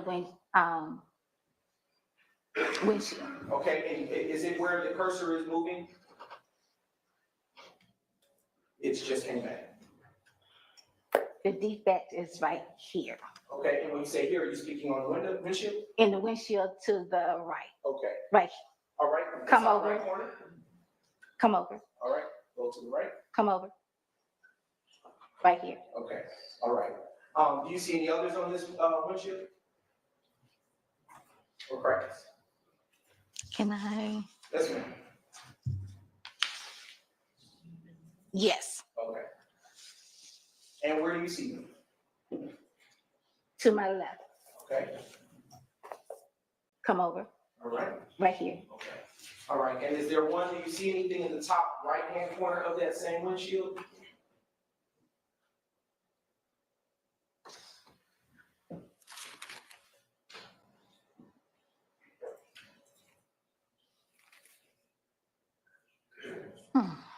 It is. Okay, no problem. Yes. Okay, next state's exhibit, please. Showing you states 5 Delta Delta Delta Franco. Do you see any, is that a defect or is that something else on that windshield? That is basically a close-up Okay. of the defects in the windshield. All right. Is it fair to say that there are several other such defects to this vehicle that you would have captured with your crime scene photos on that day? Yes. Okay. Now turning your attention to the next state's exhibit. Next one. One more. All right. Are there other defects to this vehicle that you observed? Yes. And where do you see them, Mrs. Flemister? The defects is on the driver's side, no, I'm sorry, passenger side front. Okay. Passenger side front fender.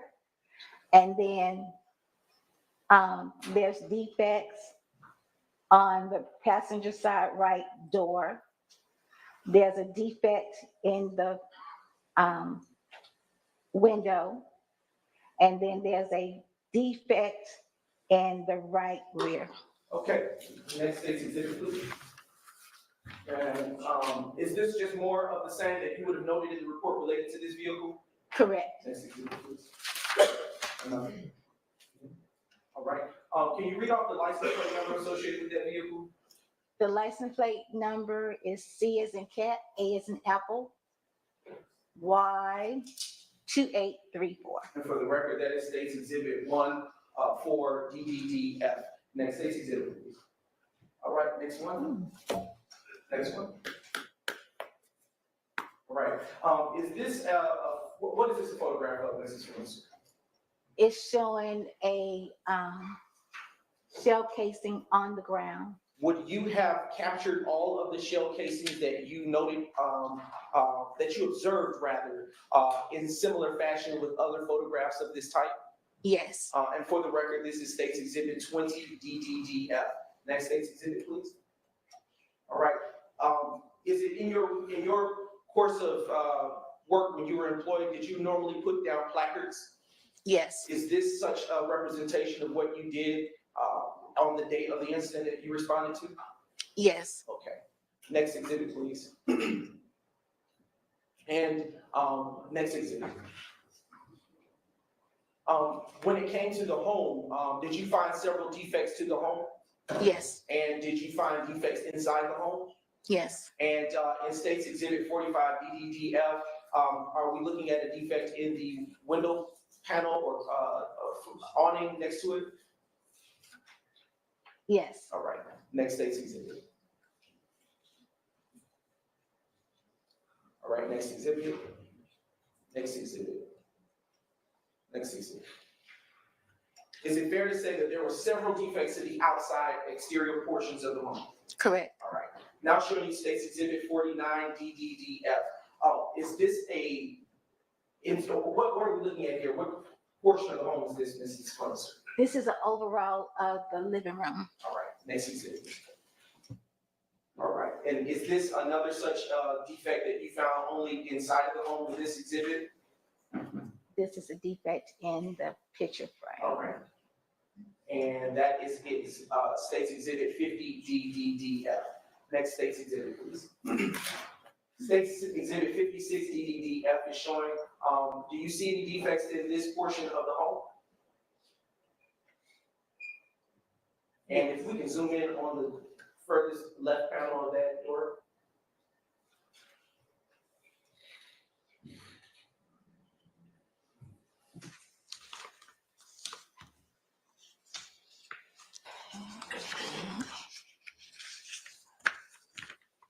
If y'all mind me looking through. Physical copy.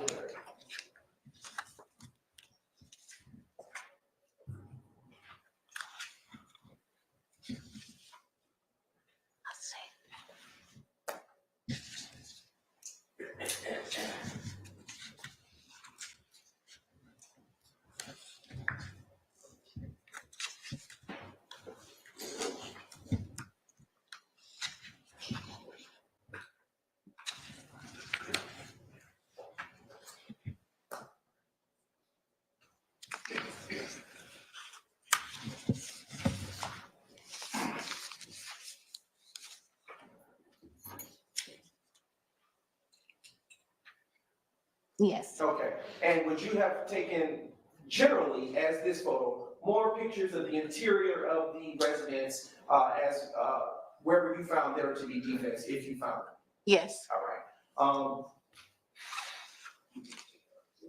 And Mrs. Flemister, I have just a few questions for you to follow up. As it relates to this incident, well, I want to backtrack. The 3424 Ruby Harper Boulevard address where that first shooting that you testified about came from, what is the APD or Atlanta Police Department incident number associated with it? Objection, relevance. It's very relevant, Your Honor. It's just compartmentalized so that it's not a confusion to the jury. Overruled. You may reference your report. Okay. The incident report for Ruby Harper Yes, ma'am. is 150-130-123. And as to your testimony, as to that incident, does that conclude your involvement with that particular incident? Correct. All right. What is the incident number associated for the shooting that occurred at the 2738 Fairlane Drive, Southeast Atlanta address? What is the incident, APD incident? 150-140-391. As to your testimony regarding that incident, does that summarize or complete your involvement with that case? Correct. All right, Your Honor, the state has no further questions for this witness. All right, thank you. Does the defense have any questions for this witness? On behalf of Mr. Williams. No. Not on behalf of Mr. All right. Thank you for your time, and you are excused. Call your next witness.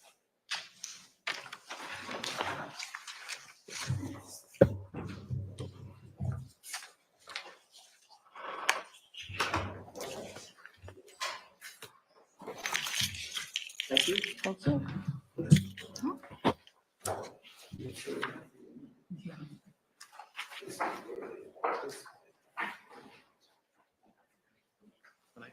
State calls to the stand Ms. Lynette Robertson. Robertson. Excuse me.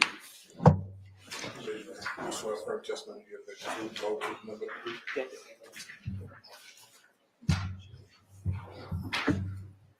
Statement spelled your first and last name.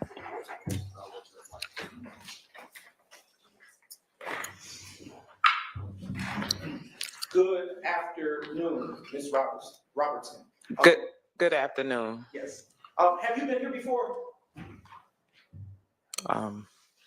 Yes. All right. And we're here to talk to you about an incident. Well, let me ask you this. Did you work on January 11, 2015? It's possible, yes. Okay. And do you recall being called out to an address of 88 Venera Avenue, Southeast Atlanta, Georgia? It's possible. Okay. I'm going to approach you. Just a brief indulgence, Your Honor. With the two state's exhibits.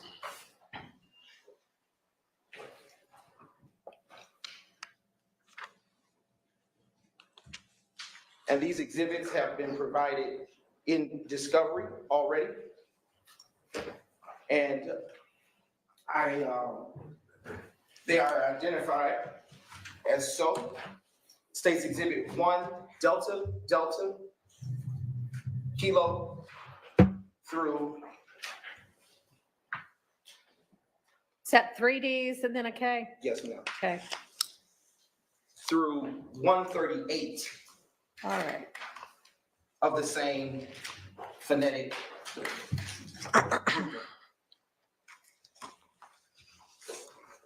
All right. I'm going to start with those first and then transition to the second set. With with respect to those that have been put before you just now, can you tell the ladies and gentlemen of the jury if you've had a chance to review those state's exhibits prior to coming to court today? Yes, I just reviewed them. Yes. And in reviewing them, are those exhibits that you recognize as your own work? Yes. Okay. And are those exhibits that have been identified just a few moments ago, do they fairly and accurately depict the crime scene of 88 Venera Avenue as it was when you responded to it on January 11, 2015?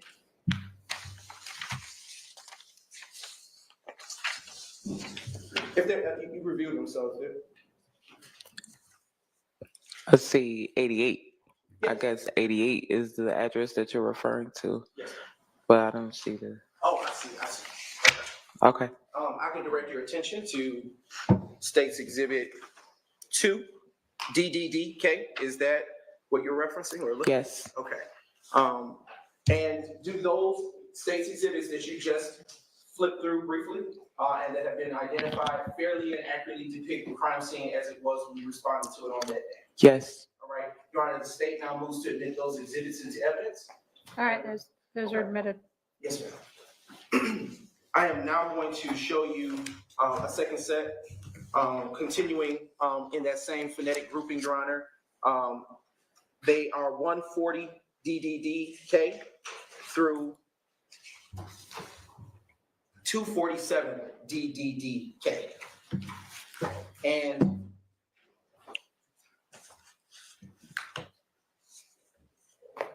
Ms. Robertson, is it typical that sometimes when you are taking photographs, you have to put them on separate storage devices because there's so many of them? Yes. Okay. And is it fair to say that this is a second set of the same that were on a separate storage device? Yes. Okay. And do those pictures fairly and accurately depict the crime scene of 88 Venera Avenue as it was when you responded? Yes. Your Honor, the state now moves to admit the exhibits that have been just identified in evidence and request permission to publish a select few of those as well. All right, admitted, and you may. Thank you, Your Honor.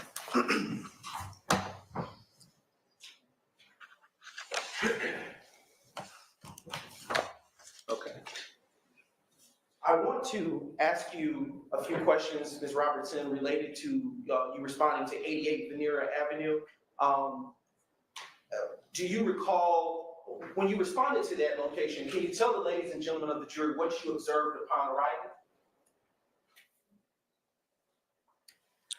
arriving? When I responded to 88 Venera, from what I can see through my pictures, I saw a residence that was basically shot up, and defects and projectiles and damages throughout the residence. Okay.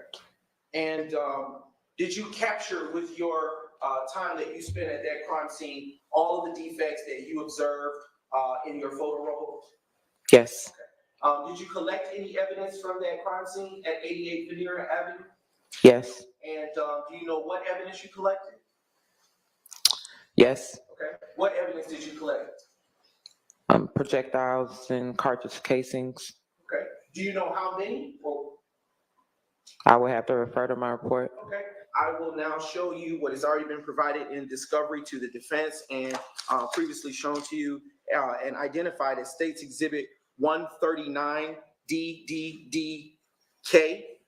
And I will put that before you. And when your memory has been refreshed, please look up at me and then we'll continue asking questions.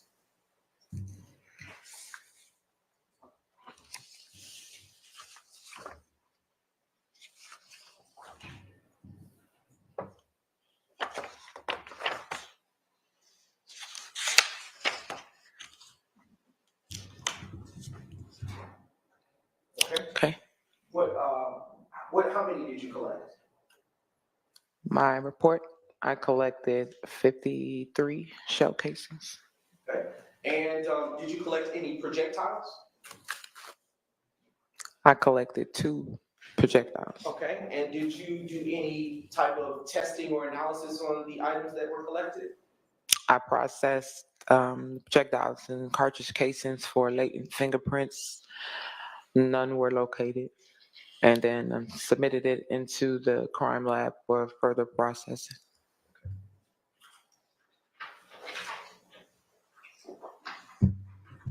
Showing you briefly just a few select exhibits that have just been admitted from the phonetic grouping that was identified previously as 1 DDDK through 247 DDDK, starting with State's Exhibit 1 DDDK.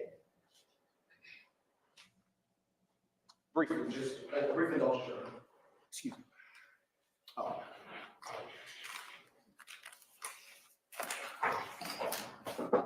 Technology is okay.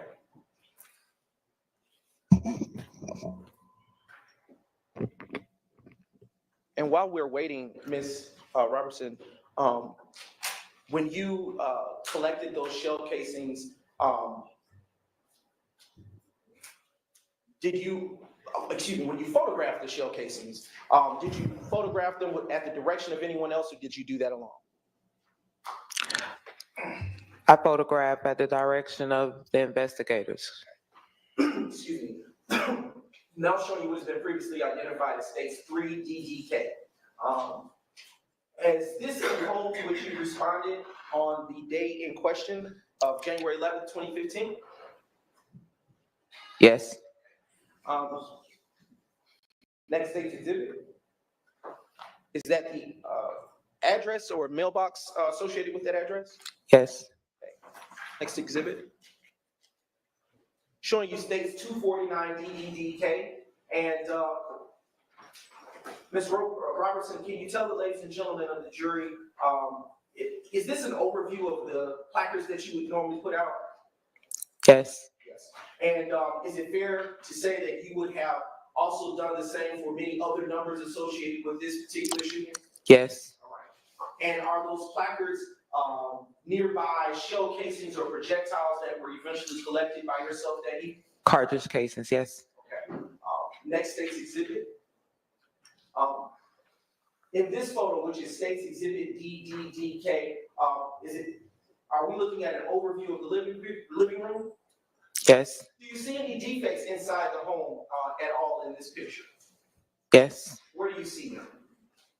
On the walls and semi-ceiling. Okay. All right. And is the cursor going where there are defects that you are identifying with your eye at this time? Yes. And in total, from this view, can you count out how many you see?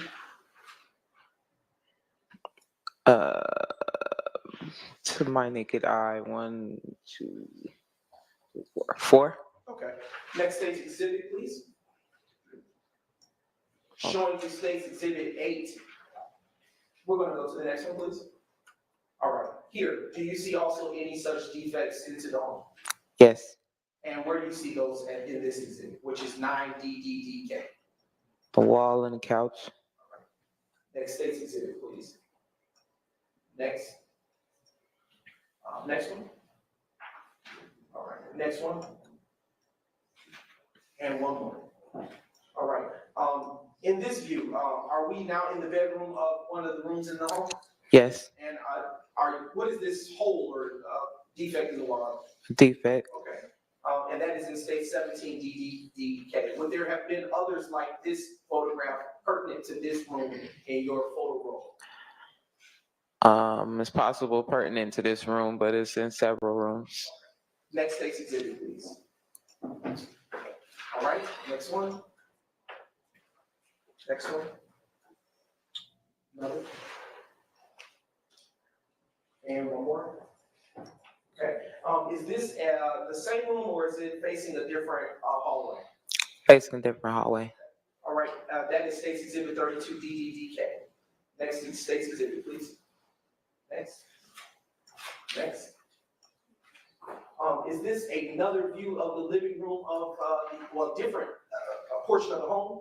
Yes, this is the entrance. Okay. D, and that to finish that, that's 36 DDDK. Now showing the next state's exhibit. Do you see any defects in 37 DDDK? Yes, Okay, where do you see it? closer to the ceiling. Next state's exhibit. Next. Just a brief indulgence.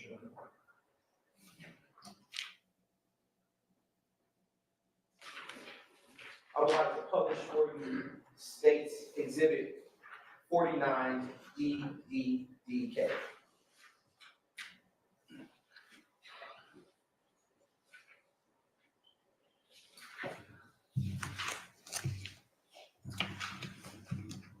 Just a brief indulgence.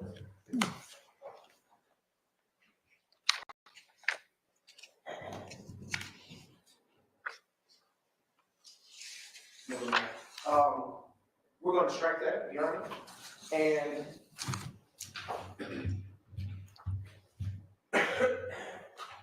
when you took photos of this particular residence, did you also within your crime scene narrative detail every single description associated with those photos associated with 88 Veneer? Yes. Okay. Now transitioning your attention to the date of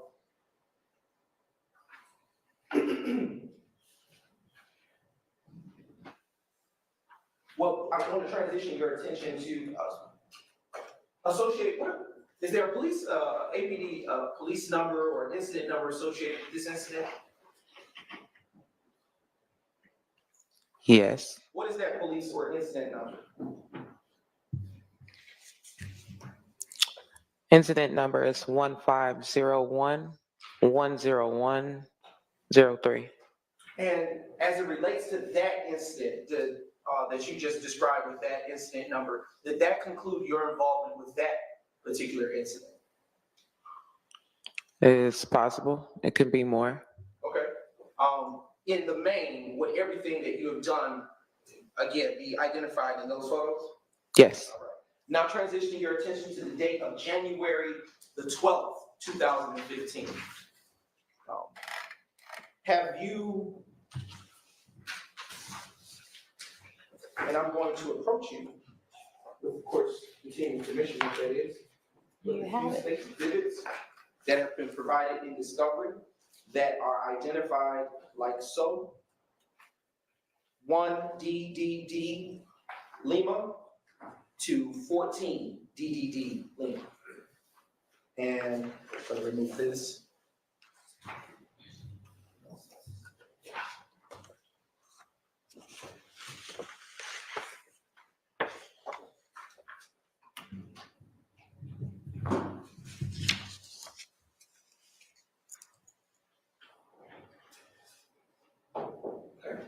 And, excuse me, have you had an opportunity to review these state's exhibits that have been previously identified prior to coming to court today?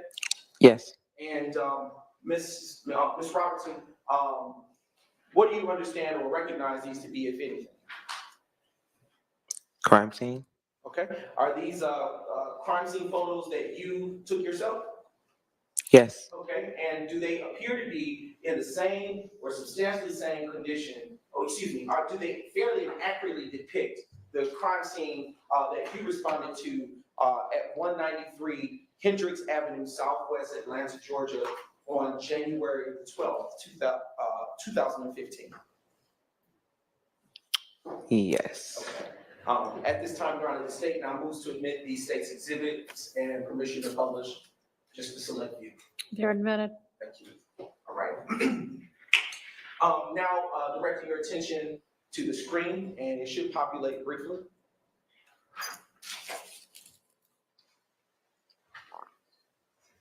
And while we're waiting on that, I'll ask, what was the nature of the call to which you responded at this address on this day? I don't have my report, but I'm guessing it's an assault. Okay, well, instead of guessing, would seeing your report refresh your recollection? Yes. Approaching you with states 15 DDD Lima, and it is now in front of you. And when your memory has been so refreshed, please look back up at me and I'll finish with the questions.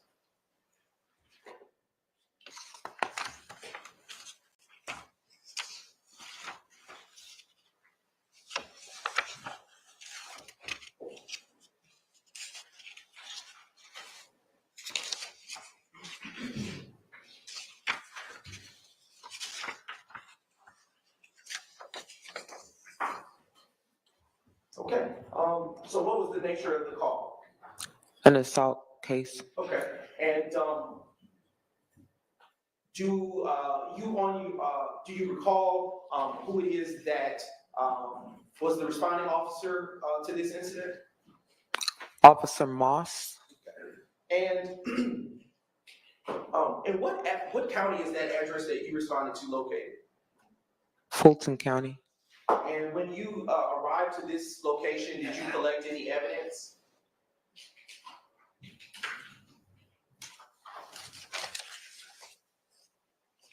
Yes. Okay, what evidence did you collect? I collected 11 cartridge cases. And did you process those or perform any analysis with those? Hang on. No, I did not process these. Officer Moss took possession of these cartridge casings. And did you at least photograph or take, are those cartridge casings that you recovered captured within your photographs that have just been admitted? Yes. Okay, now showing and directing your attention to what is showing on the monitor before you that states 1DDD Lima.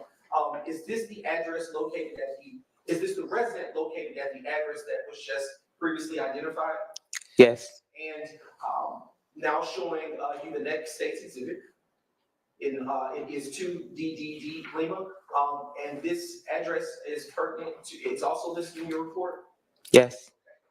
Next state's exhibit. Next state's exhibit.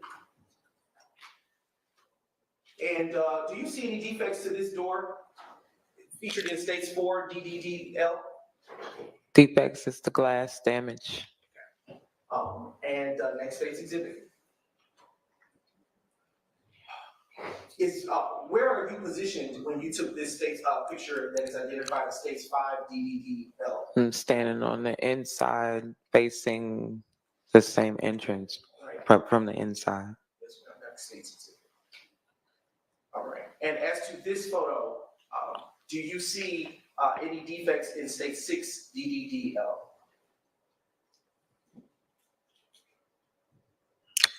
Let's see debris.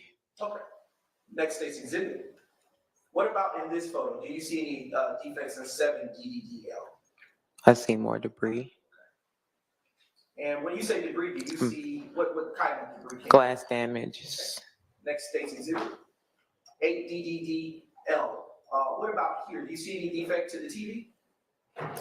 Yes, there's a defect to the TV. And would you have, as with the other photos that we just previously discussed, would you have grouped or taken photos similar in nature to any such defects contained within the residence that you responded to at 193 Hendricks Avenue? Yes. All right. Finally, last state's exhibit, next one. State's exhibit 9DDDL. Is this one such vehicle that you observed of interest at that location? Yes. And why? It was directed at the primary officers, but also it has defects. Okay. Excuse me, next state's exhibit. And as it stands for this vehicle, as with the prior exhibits featured inside the home, would you have taken pictures of all such defects of interest to you at that time related to this car? Yes. Okay. Next state's exhibit. Next one. And why would you take state's exhibit 12 DDDL? This was the incident across the street from the house, I believe, or on the side of the home. I'm not sure. Next state's exhibit. Does this look like what does this look like? What does this look like to you? It looks like a pathway. All right. Next state's exhibit. Here it states 14 DDDL. What is located on the screen? Do you see placards? My markers. Markers, excuse me. And why would you have placed these on the ground? To mark my evidence. Okay. And what evidence do you see featured here in states 14 DDDL? Cartridge casings. Okay. And is that contain? Would you have taken pictures of any other such cartridge casings located at the scene of the crime? Yes. Now, we can take that down. Next, I want to direct your attention, before doing so, what is the incident number associated with that particular address at 193 Hendricks Avenue? 1501-20236. And did that conclude your involvement as to that police incident number? Yes. Finally, I want to turn your attention to state's exhibits. Well, turn your attention to the date of, well, to the address of and location of 114 Maury Avenue Southeast and 156 Maury Avenue Southeast, Atlanta, Georgia. Do you recall being dispatched to that address on February 19th, 2015? No. Okay. And just briefly.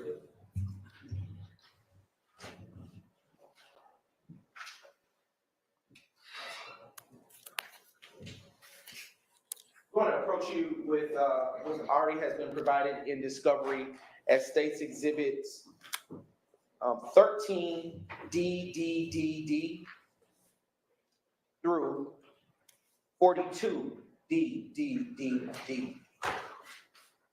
And I'm going to put these before you, and I'm going to just slide some of this aside.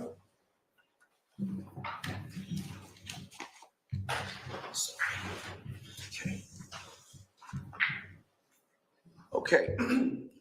And do you recognize the state's exhibits that have been placed before you? Yes.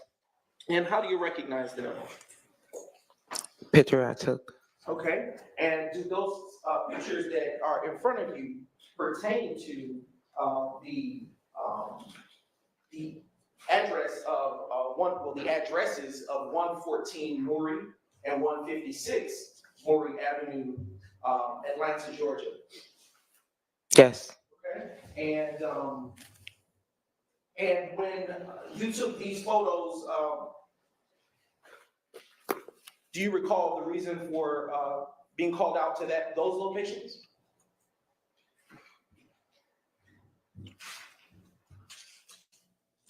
An assault case. Okay. And do you know who the lead investigator was associated with this? No. Just a brief indulgence. I'm going to approach you just for looking at your report associated with this matter. Refresh your recollection. Yes. I'm approaching you with What is going on here? Jeez. And looking at your report associated with matters when you've had a chance to have your memory refreshed, and I look back up at me and I'll continue asking you questions. And just when you've had a chance to have your memory refreshed, you can look back at me. Y'all, this is wild. I guarantee that at least half the jury is like, I have no idea what's going on. It would just be this. I guarantee at least half of the jury has no idea what's going on. Has your memory been refreshed? Yes. Okay. The sad part of it is the with prosecution the question cannot that I asked narrate you, to the jury. who was that? Yes. So, Officer Hart. Okay. Yes. And what is the nature of the call question you're asking now? Everybody hit the like button. We here. And Rain and shower. what did you do when you arrived to these locations? Even during the boring people, hit the like button. Process the scene, take photographs, collect evidence. Were there projectiles that you recovered? Process the scene, take photographs, collect evidence. Were there projectiles that you recovered? No projectiles, but cartridge casings. Okay. And how many cartridge casings did you recover? 11. Okay, what else, if anything, did you recover from this particular, well, these crime scenes?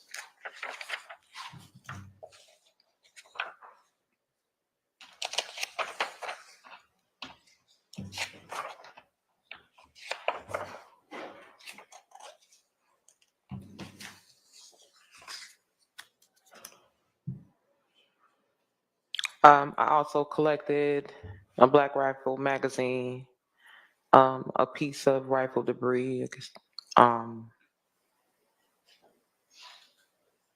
yep, and then 11 cartridge casings. And did you perform any analysis associated with those cartridge casings? I processed the shell casings for latent fingerprints, and no one found. Okay, and just a few more questions before publishing with you.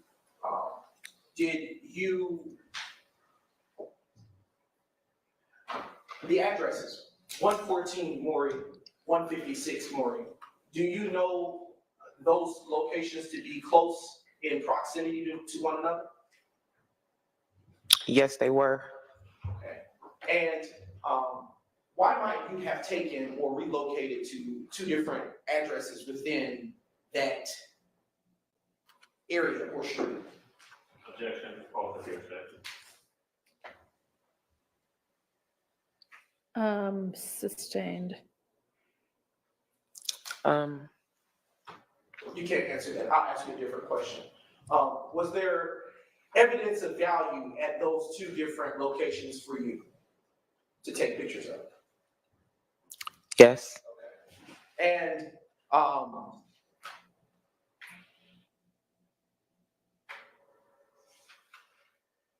as to the state's exhibits that have been put before you, identified previously as state's exhibits 13 DDD through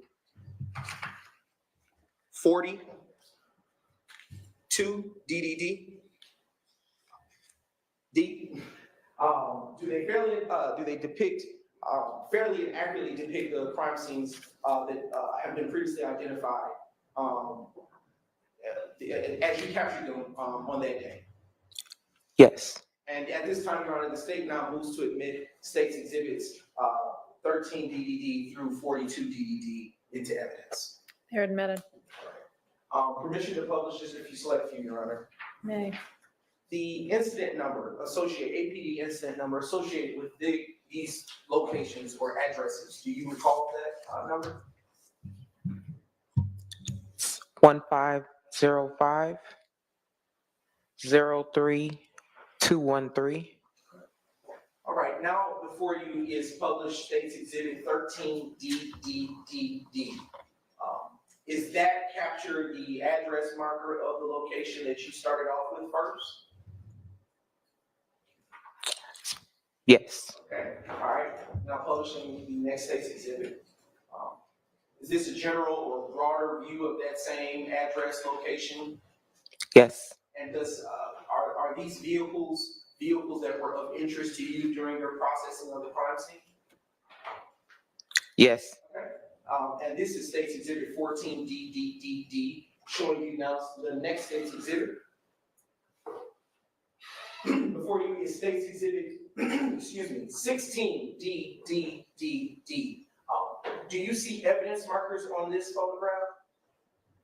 Yes.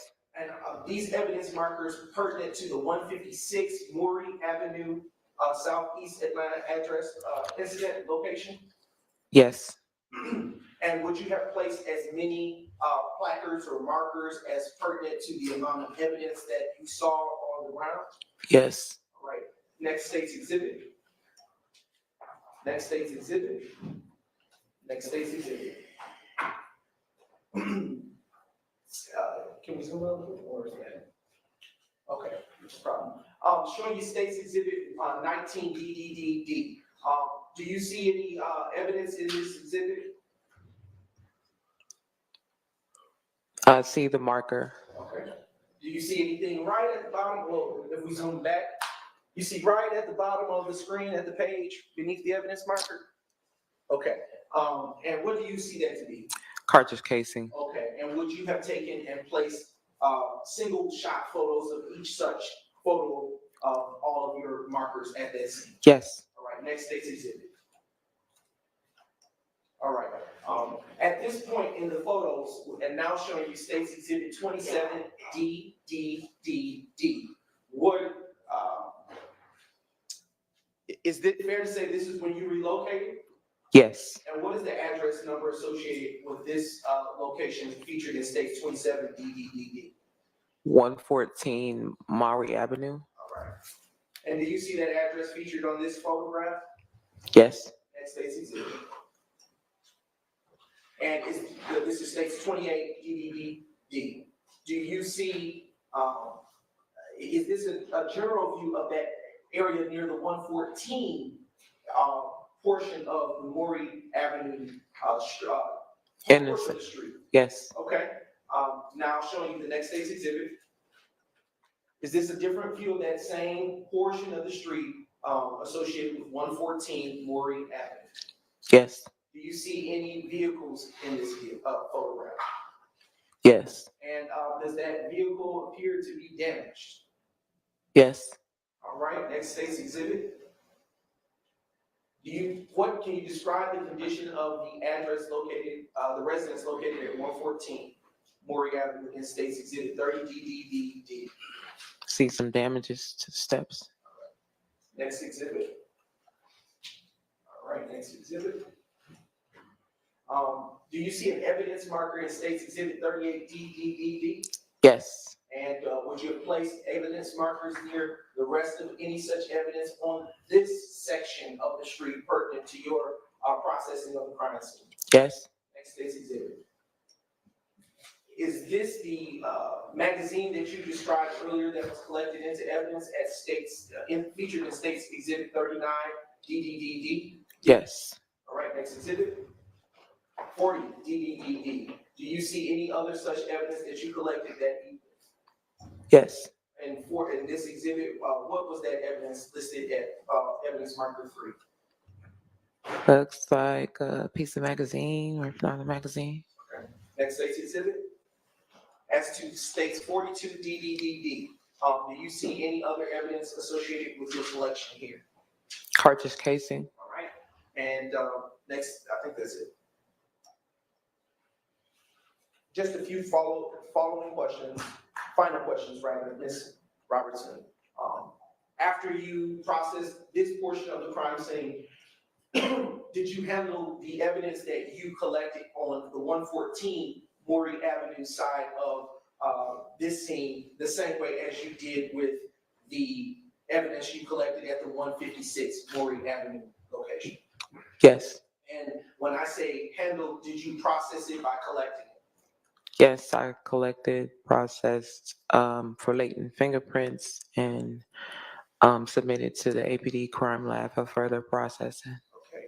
And did that just about conclude your involvement with this particular APD case number associated with those two locations?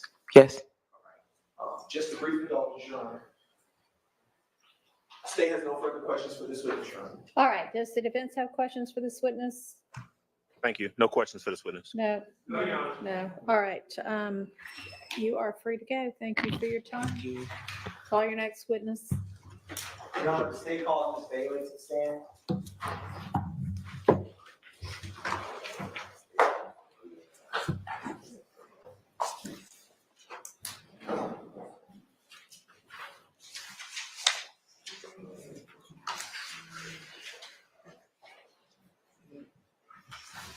I'm tripping over here, y'all.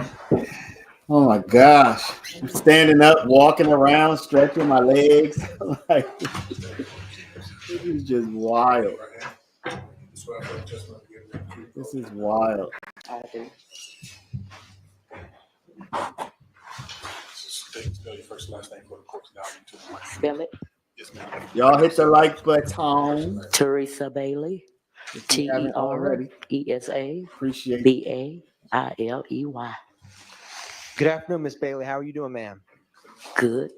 Good. Can you tell the jury where you resided back on January 19th of 2015? 807 Prior Street, Atlanta, Georgia, 30315. Now, how long had you lived at 807 Prior Street back in 2015, ma'am? Since 1999. I mean, yeah, 1999. So a good while? Yeah. Now, what part of the city is that area called? McCannaville. Okay. And is there a Hendricks Avenue near Prior Street? Yes. How close is it? I'll say right there together. Okay. Did you, having lived there since 1999, get to know your neighbors that lived on either Prior or Hendricks Avenue?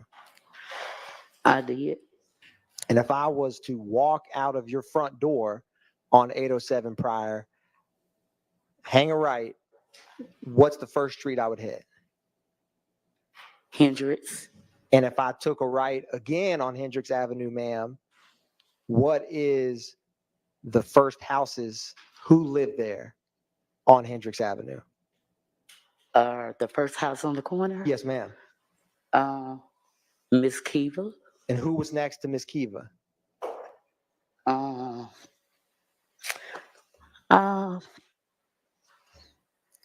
think Mr. Tommy now. Who back in 2015 lived where Mr. Tommy lives now? Oh God, I can't call their names, but they dead and gone. Who was the neighbor of that house? Third on the right. Miss Janice. And do you know if Miss Janice had any children?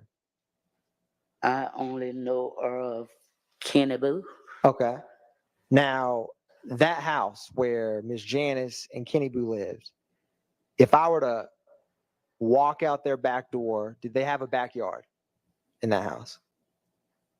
Somewhat of a backyard. If I were to hop, did they have a back fence? Yes. If I were to hop that back fence, where would I be in relation to your house on 807 Prior? In my backyard. Okay. So if you wanted to come over to that house, you could just hop the fence and you would be in Miss Janice and Kenny Boo's backyard? No. Oh, if I want to hop from my If you yard. wanted to. Yes. Okay. Now, who was Miss Janice and her son's neighbor, the fourth house down, the one right next to it? Who lived there? Miss Pinky grandmother. Okay. And back in 2015, was Miss Pinky's grandmother alive or has she passed away? I think she was deceased. Okay. Now, Miss Bailey, on January 19, 2015, were you home? I think so. I believe so. Can you tell the members of the jury what happened that night? Anything significant?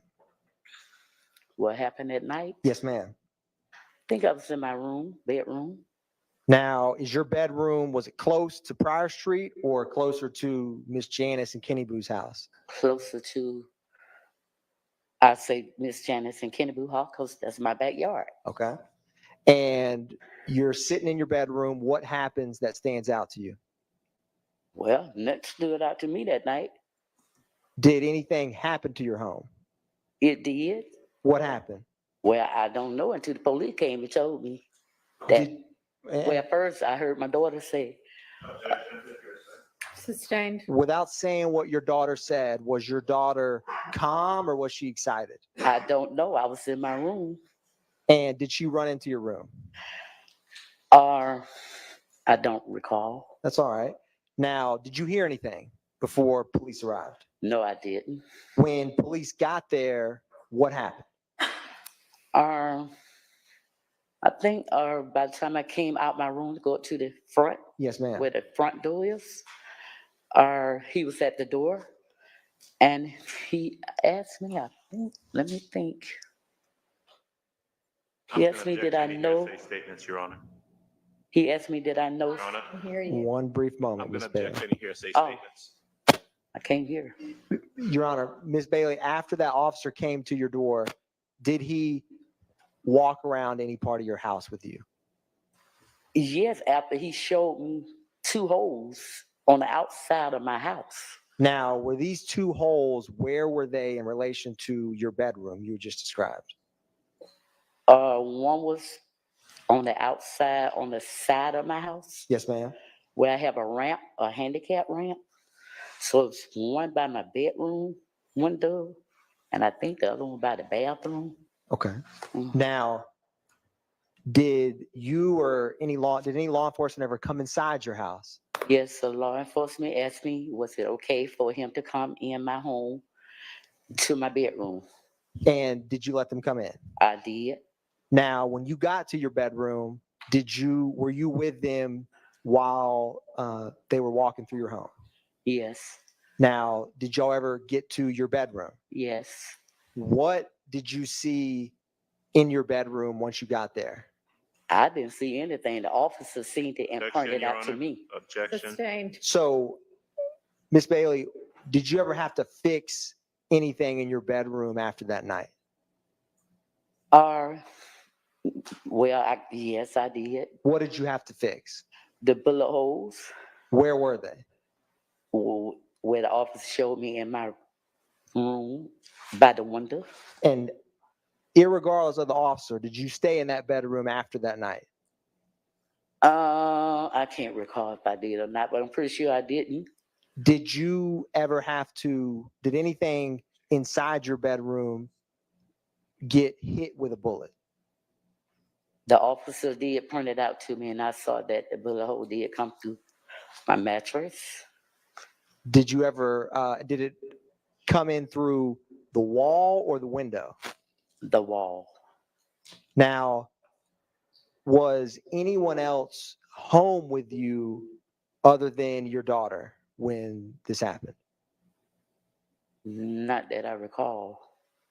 And after officers were at your home, did anything else, did they ever come back, or was there anything else that happened that stood out to you in relation to that night? No, other than that, that was it. And Pictures, that was it. About how long would you say that they were at your home that night, Miss Bailey? Oh, quite a good while. Can't recall how long, but it was a good little while. Had your home ever been shot before or after that night? No. And do you have any idea what was behind that, the shooting of your home? I do not. And Miss Bailey, is there any other information in relation to that shooting on January 19, 2015 that you think is relevant to share with the members of this jury? No, I don't. One brief moment, Miss Bailey. Thank you. Mm-hmm.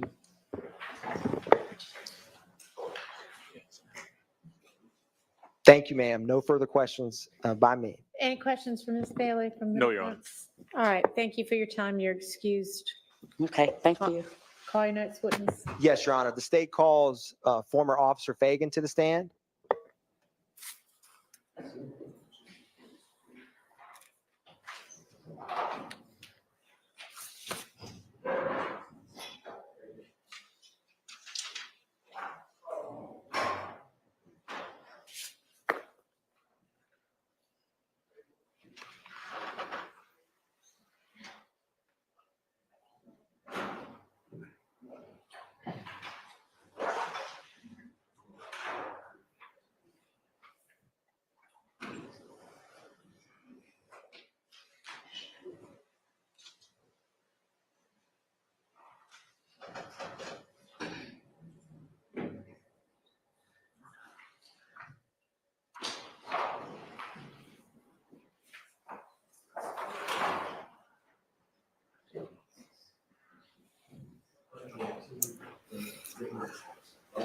Surprised Weinstein hasn't mentioned his limiting instruction or his limiting motion for all of these witnesses.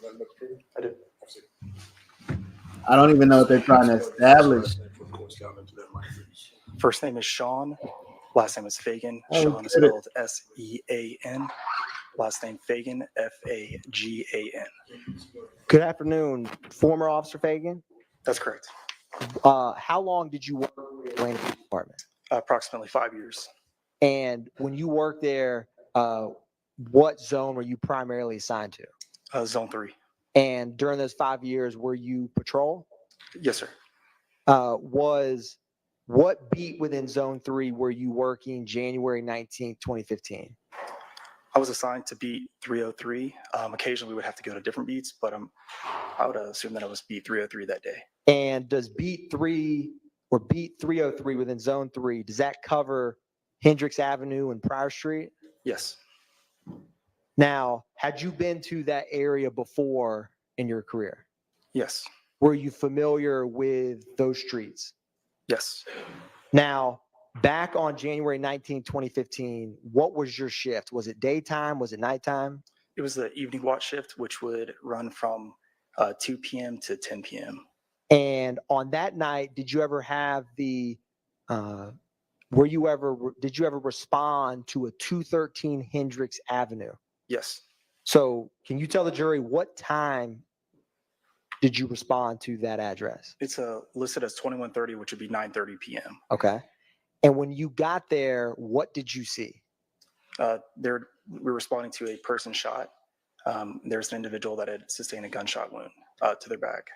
Did you, when you saw that person, what was their name?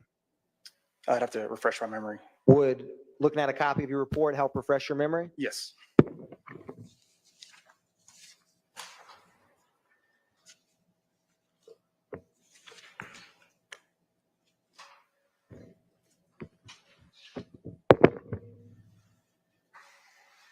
Thank you. Handing the witness what I will mark as 1 Triple Delta Golf 2. Who was the individual that was shot when you got to 213 Hendricks Avenue? Mr. Terrence Reese. Now, did he ever receive any medical treatment? Yes, we had called Grady where he was transported to Grady Hospital. And were there any other officers that were at that location with you that night? Yes, Officer McGovern. Had you worked with him? Yes. Was he in the same zone that you worked, Zone 3? Yes. After encountering Mr. Reese, did you ever go to any other locations nearby? Yes. What prompted you to go to another location? We were notified, or I was notified on the radio of a potential second location that had been affected. And where? Oh, Yes. repeat that last one. So we were notified on the radio of another location that was affected. What was that other location? I'd have to refresh my memory. That's perfectly fine. Just look up at me once your memory is refreshed.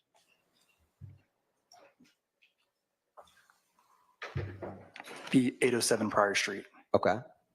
Now, I'm going to approach, and if any defense counsel, I have 1 Delta Delta Delta Golf with me.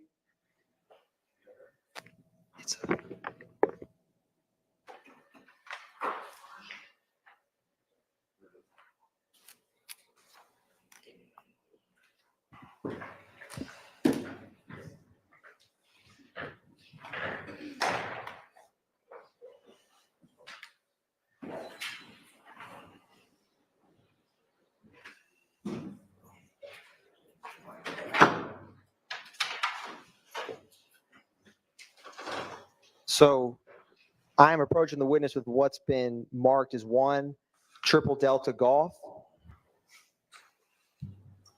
Officer Fagan, do you recognize that? I do. And would what you have before you aid your testimony in the jury for this incident? Yes. What is that? This is the street, Pryor Street, as well as Hendricks Avenue. This is the location of the incident where we responded. Your Honor, for demonstrative purposes, the state moves to introduce 1 Triple Delta Golf into evidence. No objection to its introduction for demonstrative purposes. Submitted. And the state's going to publish 1 Triple Delta Golf. All right.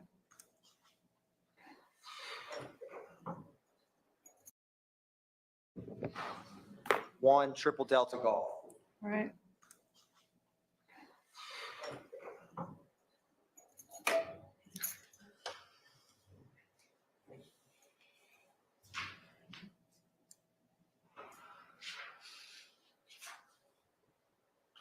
Thank you.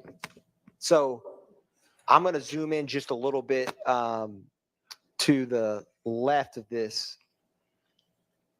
Do you see numbers? And what's the street on the bottom? Hendricks Street. And what's the street that's kind of perpendicular to it? Pryor Street. I'm going to see if there is a wooden pointer. And I'm going to ask you, if you wouldn't mind just standing up. Can you point to where 213 Hendricks is, where you first responded? That'd be this location right here. And can you show members of the jury, you had mentioned an 807 Pryor Street. Where is that house? It's going to be right up here off of Pryor Street, perpendicular to Hendricks Avenue. Okay. Thank you. You may be seated. Now, once you got to 807 Pryor, did you encounter anybody? I did. Who did you encounter? Need to refresh my memory. That's all right. You may. Once your memory's refreshed, just look up at me.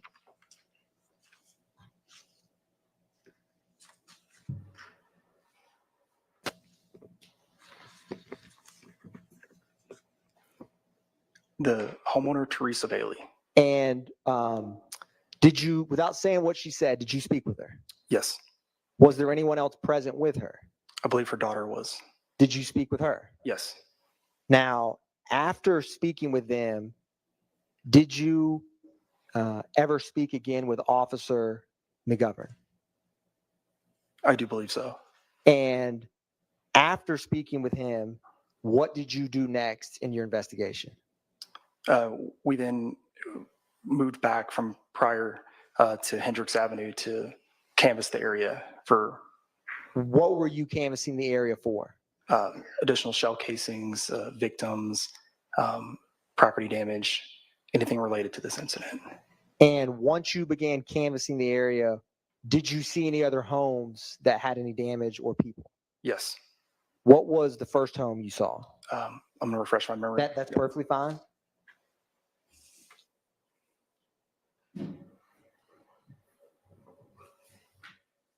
So at 213 Hendricks Street and 197 Hendricks Street, both. So when you first responded, you went to 213 Hendricks with the person shot? That's correct. And then did you know at the time when you first went out there that home had been struck as well? No. Now, can you point out for the jury, when you left 807 Pryor, where is 197 Hendricks? So we left this location right here. I came back, and 197 is right here. And 213 is 2 houses to the left? That's correct. Now, when you got to 197 Hendricks, what did you see? I'm going to refresh my memory for just a second. Okay.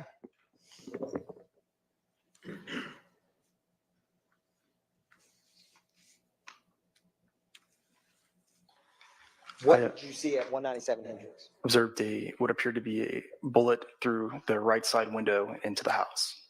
Now, did you encounter anyone or did you ever see anyone that was at that 197 Hendricks? I did. Do you remember their name? Not off the top of my head, but I could refresh. Yes. Okay. If your memory is refreshed, just let me know.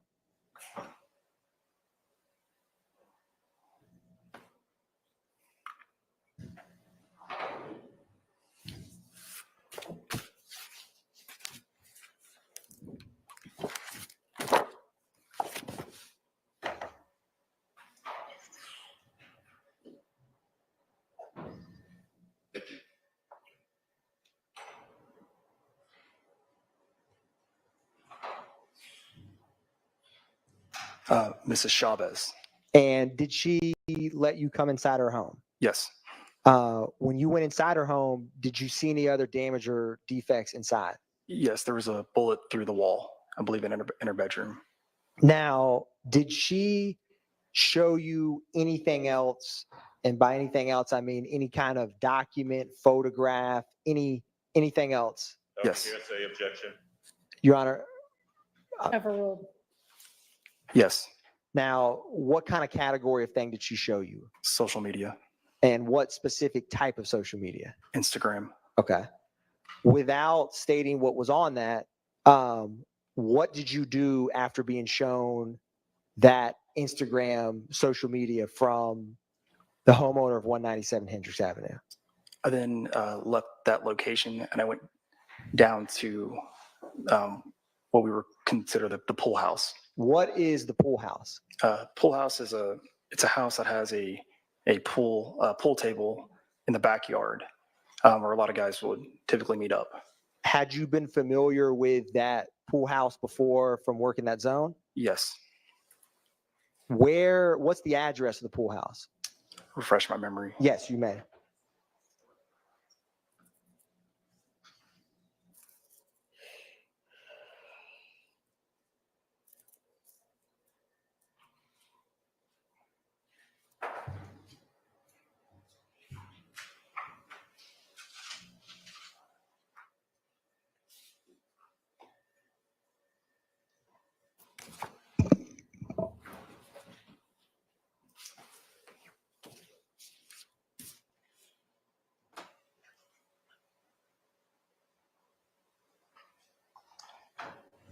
193 Hendricks Avenue.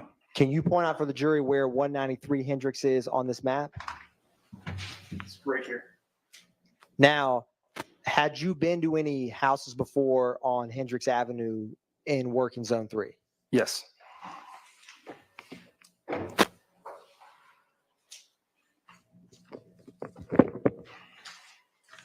Now, I'm going to show you what's already been admitted.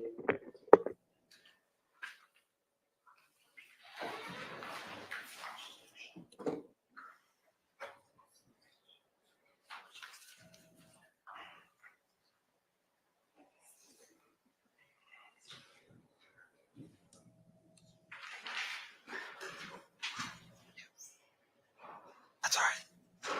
While this is coming up, I'm going to publish what's already been admitted as 1 Triple Delta Mike. When you went to 193 Hendricks, did you knock on the door or what did you do? I knocked on the front door. Did anyone answer? No. What did you do after no one answered at 193 Hendricks? I walked around to the rear of the residence. And what did you see around the rear? A pool table. Was there anyone out there? No. Now, while you were on scene, did you ever notify anyone with the crime scene unit? Yes. Now, do you remember who specifically, or let me ask you this, did anyone from the crime scene unit come on scene? Yes. Who? Refresh your memory. Okay, yeah, you may, and just look up at me when your memory's refreshed. Turner was a crime scene tech. And were you on scene when they came out? Yes. And were there any shell casings recovered? There were. Can you describe what they were? 40 caliber. And how many were there? 3. Okay. Now on the screen, it should be both in front of you and larger behind you is 1 Triple Delta Mike. Do you recognize that on the screen? I do. What is that? 193 Hendricks Avenue and what was known in the neighborhood as the pool house. Okay. Thank you. Now, when I wanted to also ask you, when crime scene tech Turner was with you, did you and him ever go back to 807 Prior Street? I'm not sure. I believe so. I would like. Yep, you may use your report. Yes, that is correct. And was anything collected or photographed at 807 Prior? Yes, bullet holes in the back of the house. And was it the back left of the house or the back right of the house? It's the back right of the house. Okay. And when after 807 Prior, you remember you'd mentioned you went back to 213 Hendricks Avenue? That's correct. Was anything found or collected at 213 Hendricks Avenue? I believe we had found additional gunshots or holes through the house. Okay. Now, when you work patrols, do you ever get a morning or routine briefing? Yes. What kind of things are you briefed on when you come on shift? Things that are Objection as to relevance. Overruled. You may answer. things that are relevant to the climate of what's going on, such as gang violence, shootings, look out for vehicles, any bit of crime that's happening in that area. Are you ever briefed on homicides in the area? Yes. When you responded on January 19, 2015 to initially 213 Hendricks Avenue, were you aware of any homicides that had happened near your beat? Yes. What was the location in general of that homicide you were aware of? It's a hearsay and confrontation. Overruled. You may answer, sir. It was, there was just a murder at a barber shop on McDaniel Street. And when you work patrol, would the gang unit ever be notified when you responded to calls?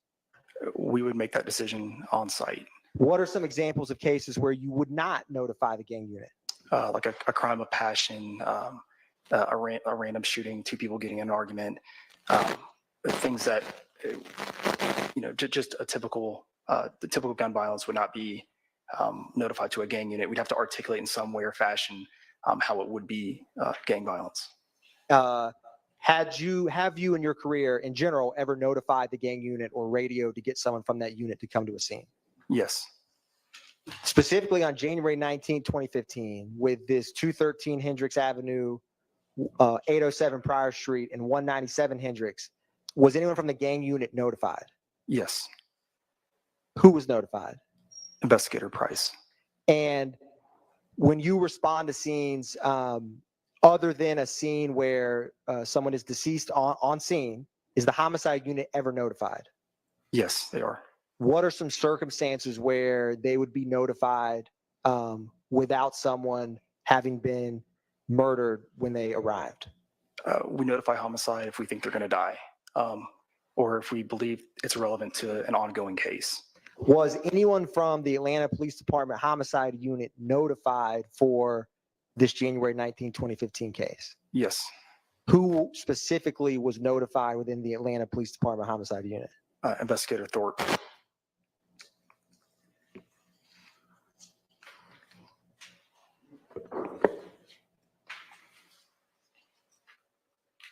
One brief moment, Your Honor.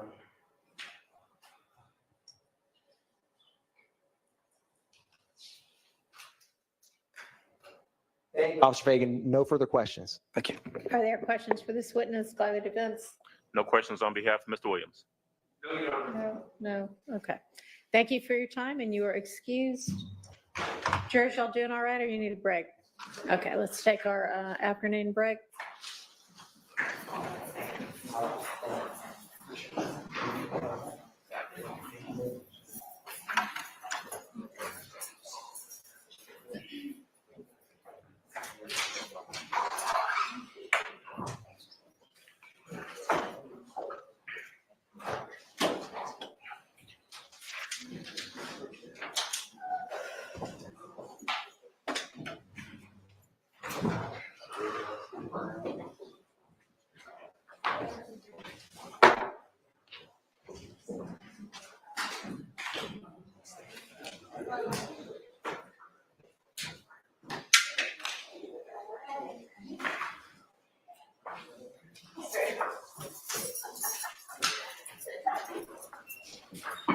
Y'all, once we go on break, I'm going to put Be in recess for a few minutes.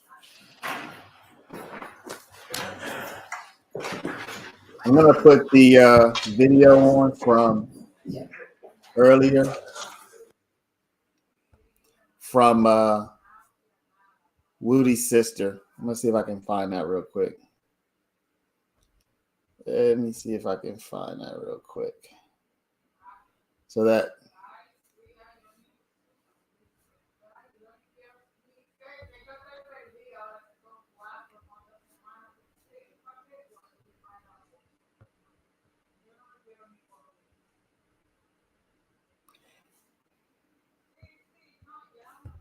all right.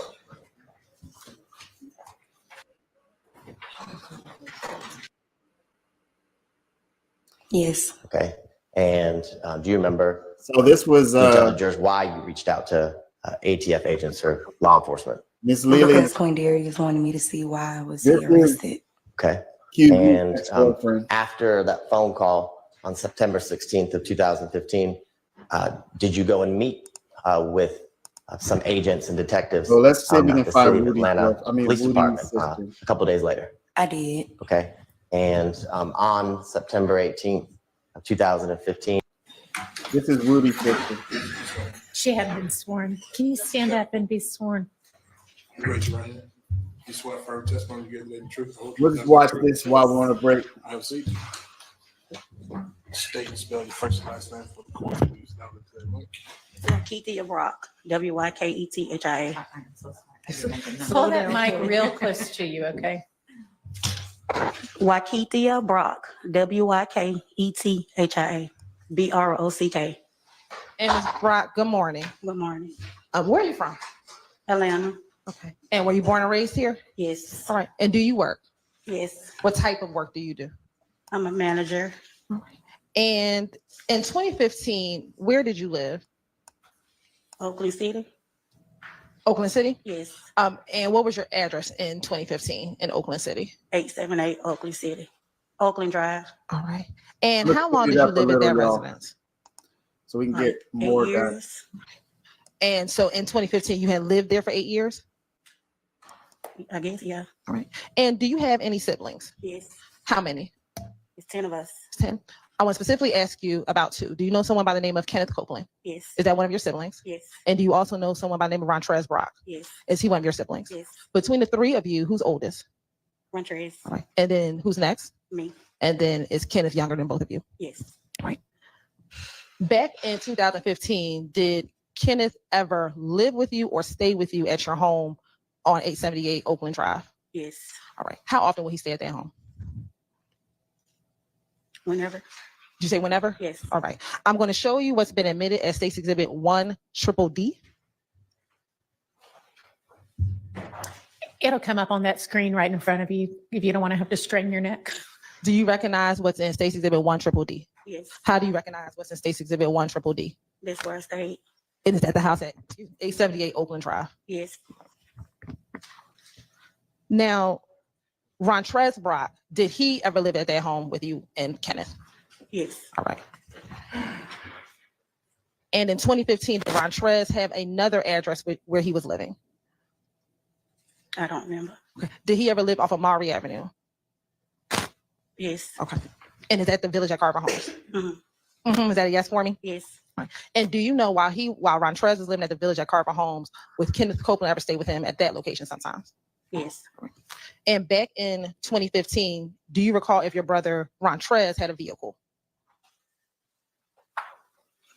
I guess, yeah. Specifically, Ma'am, I'm going to need you to just pull the whole mic closer to you. It moves. Like, pull the base of it closer to you.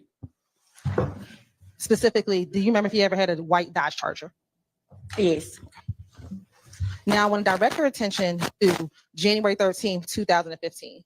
Did you ever have the occasion to call the police to come to your home? I did. Why did you have to call the police to come to your house? Because I got a threat on Instagram. Okay. And once you got the threat on Instagram, was there else at your home? Say it again. You got a threat on Instagram. Was there anything else? Was there any other reason why you called the police? No. All right. Did you ever have any damage to your home? When? Before or after? After receiving the threat. Okay, make it make sense. Sure. Let me ask you this. Did you ever have your home shot with bullets? Yes. Okay. And was that around the same time you received this threat? That was after I got locked up. Okay. When did you get locked up? After I called the police.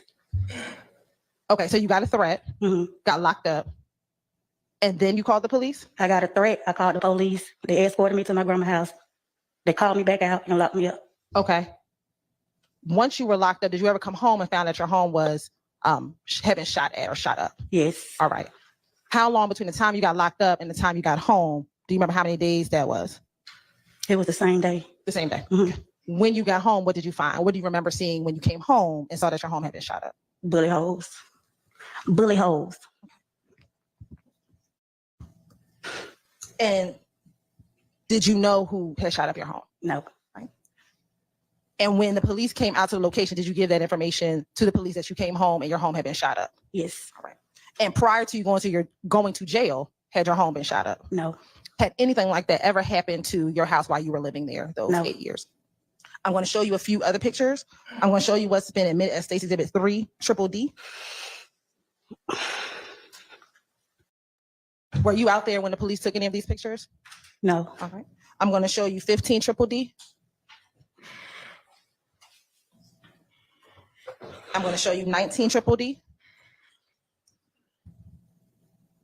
23 Triple D. 24 Triple D. 28 Triple D. And 29 Triple D. Was that the holes and the damage that you found to your home when you came home after being released from jail back in January 2015? Yes. Okay. And is that everything that you showed the police back when you called the police to report that this occurred at your house? Yes. All right. Of course.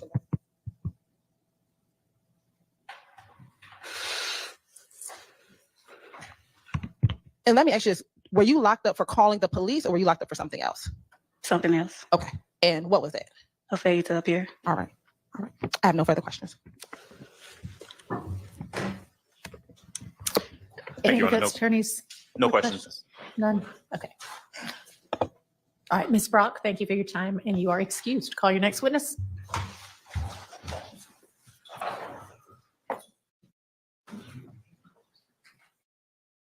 Right, at this time, the state's going to call Mr.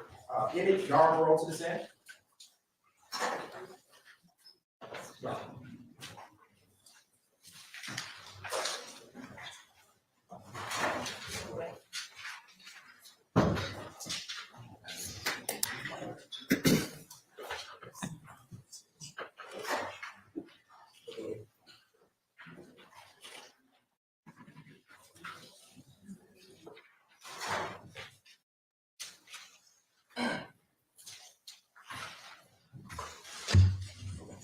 Raise your hand.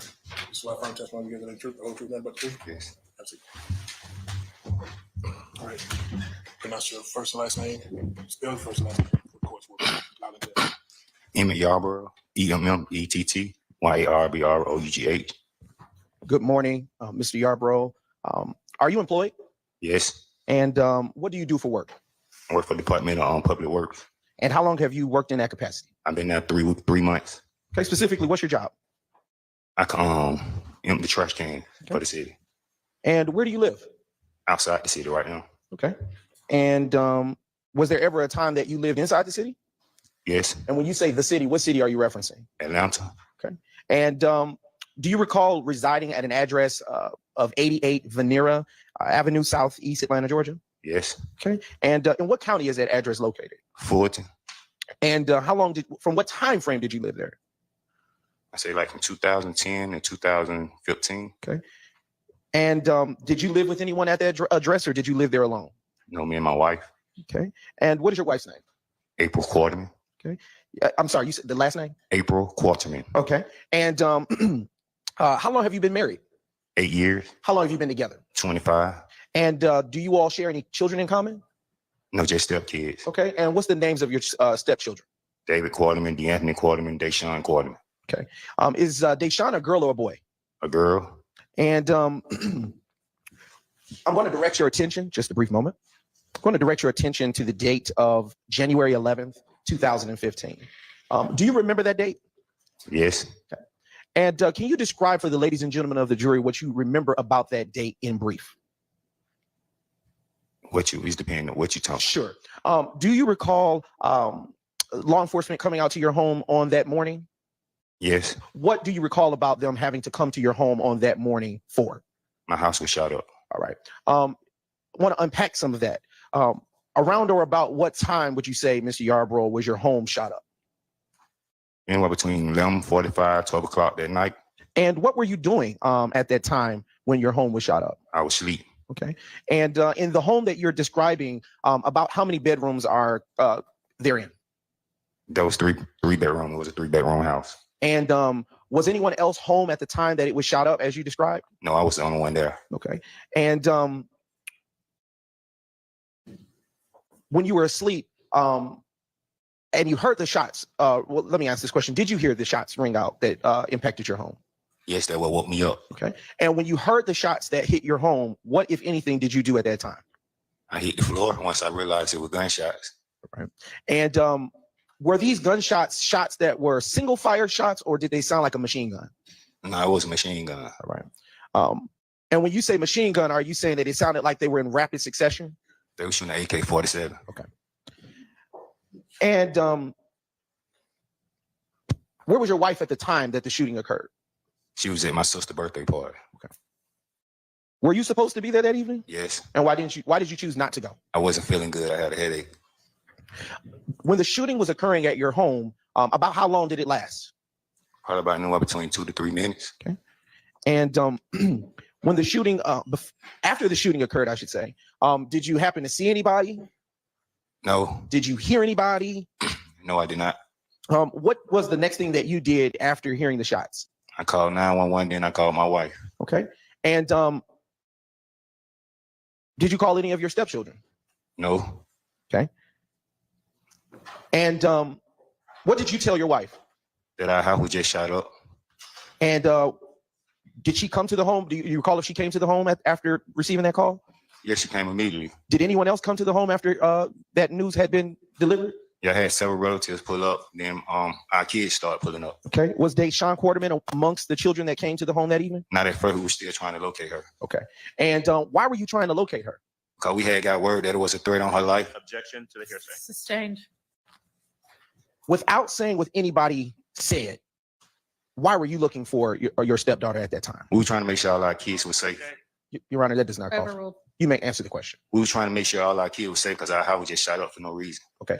Was there a time that Deshaun lived at that home located at 88 Venera Avenue, Southwest Atlanta, Georgia? Yes, she stayed there until she graduated high school in 2011 before she went off to college. Okay. Would she stay there or spend the night at different times during that time frame after she had graduated? No, she had got her own apartment. Okay. And around what side of town did she stay on? Over there by Carver home. Okay. And what side of town do you know that to be? The west side. Okay. And do you know, can you describe what relationship, well, let me ask this question. Do you know a person by the name of Kenneth Copeland, AKA Lil Woody? Yes. How do you know Lil Woody? He has a child by Deshaun, which is my granddaughter. And how old is that child? She's 10, she turned 10. Putting up, people respond to a scene. Mm-hmm. And I just don't see the connection without somebody saying, and this person did it. There is some assumption that because Kenneth Copeland, I'm just using his name, lived at this location, all of a sudden that is somehow relevant to our case. And I think that without the people who were responsible or the people to come in and say, yes, I did this for the motivation of this, and then you find it responsible, I'm going to object. I mean, it's coming so much. I've argued before the predecessor judge who said no, and we'll take it up later. And I just don't see the connection. You All kept right. out the, okay. Okay, thank you. I mean, I am sure that the state would love if they could have somebody come in and say, I was responsible and here's why. They apparently don't have that. And it's inferential, it's circumstantial, but they're entitled to prove their case with circumstantial evidence if that's all they have. And so I feel you, but I'm going to overrule your objection. Okay, can we just have it continuing again? You may. And like the last one, and I think it was Mr. Atkins, did you go to meetings at the police department? And do you talk about murders? And was there a specific murder that was important to you? Yes, 5 days earlier at the barbershop. I just don't think that's appropriate, and that's my objection. Well, I understand. On that? Yep. Mr. Fagan said that he was specifically briefed about the McDaniel Street murder. The Instagram post, which we didn't get in through hearsay, the witness gave that and said this is in retaliation for the murder of Donovan Thomas a few days earlier. So that evidence was very relevant for Mr. Fagan because it impacted why he notified the gang unit. And he gets this Instagram post that says, I'm going to chop down family trees, and is a threatening post of witnesses and evidence that we have put forth for the jury. So I didn't want to get into hearsay, but it wasn't just a random murder. Sure. It was the murder of Donovan Thomas. Understood. I understand that too, but they're not linking it up. So they're going to argue to the jury. If they're not linking it up, that's a good thing for your client. It may be good, but it shouldn't come in. And it shouldn't be argued. All right, well, my ruling stands. Thank you. Thank you. Okay, y'all ready with your next witness? Can we get the jury in? Okay, let's get the jury in.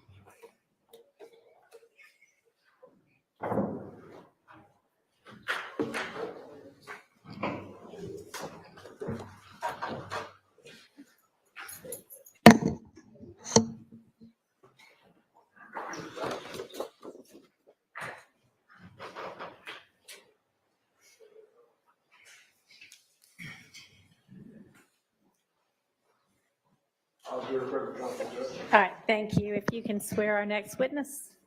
I do. State your first last name for the course now. Keisha Ware, KEISHAWARE. And good afternoon, Ms. Ware. How are you currently employed? I'm currently employed as a crime scene supervisor. And are you with the Atlanta Police Department? Yes, I am. And how long have you served as a crime scene supervisor? Since 2019. I want to direct your attention to January 22nd, 2015. Did you have the occasion to respond to 1007 Hill Street in Atlanta, Georgia? Yes, I responded to that location. And why did you respond to that location? And it's in reference to a shots fired call, I do believe, according to my report. Okay. And would looking at a copy of your report help refresh your memory with any questions I may ask of you today? Say that again. Would having a copy of your report help refresh your memory as to anything I may ask of you today? Yes. All right. Your Honor, may I approach? You may.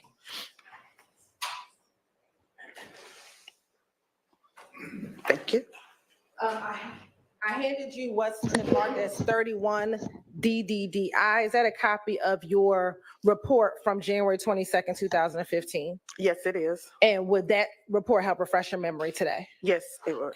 I want to ask you, what was the case number that was associated with that report? The incident case number is 150222838. Now, once you got to the location, what, if anything, did you observe? When we returned to a crime scene, I would speak to the primary investigator or the primary officer at the location. Okay. And after speaking with that primary officer, what would you do next?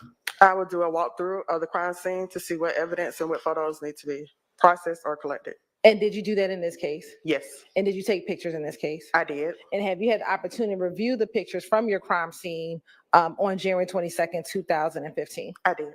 And did those pictures appear to be a fair and accurate depiction of the scene as you remember it from January 22nd, 2015? Yes. You're on permission to approach? You may.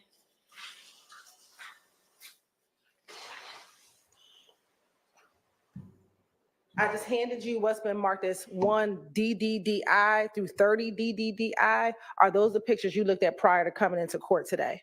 They are.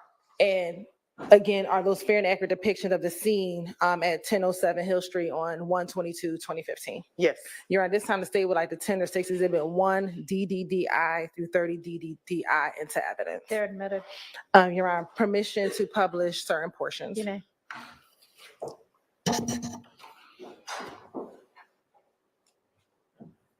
Crime scene tech. Well, I'm going to first show you what's been admitted as State's Exhibit 1 triple DI. Is that the home that you responded to on January 22nd? Yes. And roughly, do you know Hill Street, what part of the city that's in? I do believe it's in Zone 3. Okay. And when you responded, was 1007 the only home that you responded to, or was there another home damaged as well? I do believe this is the only address, but according to my report, the shell casings were photographed in front of other locations. Okay. Do you remember ever taking pictures at a 1015 Hill Street or near 1015 Hill Street? And I'll direct you to picture 27 DDDI.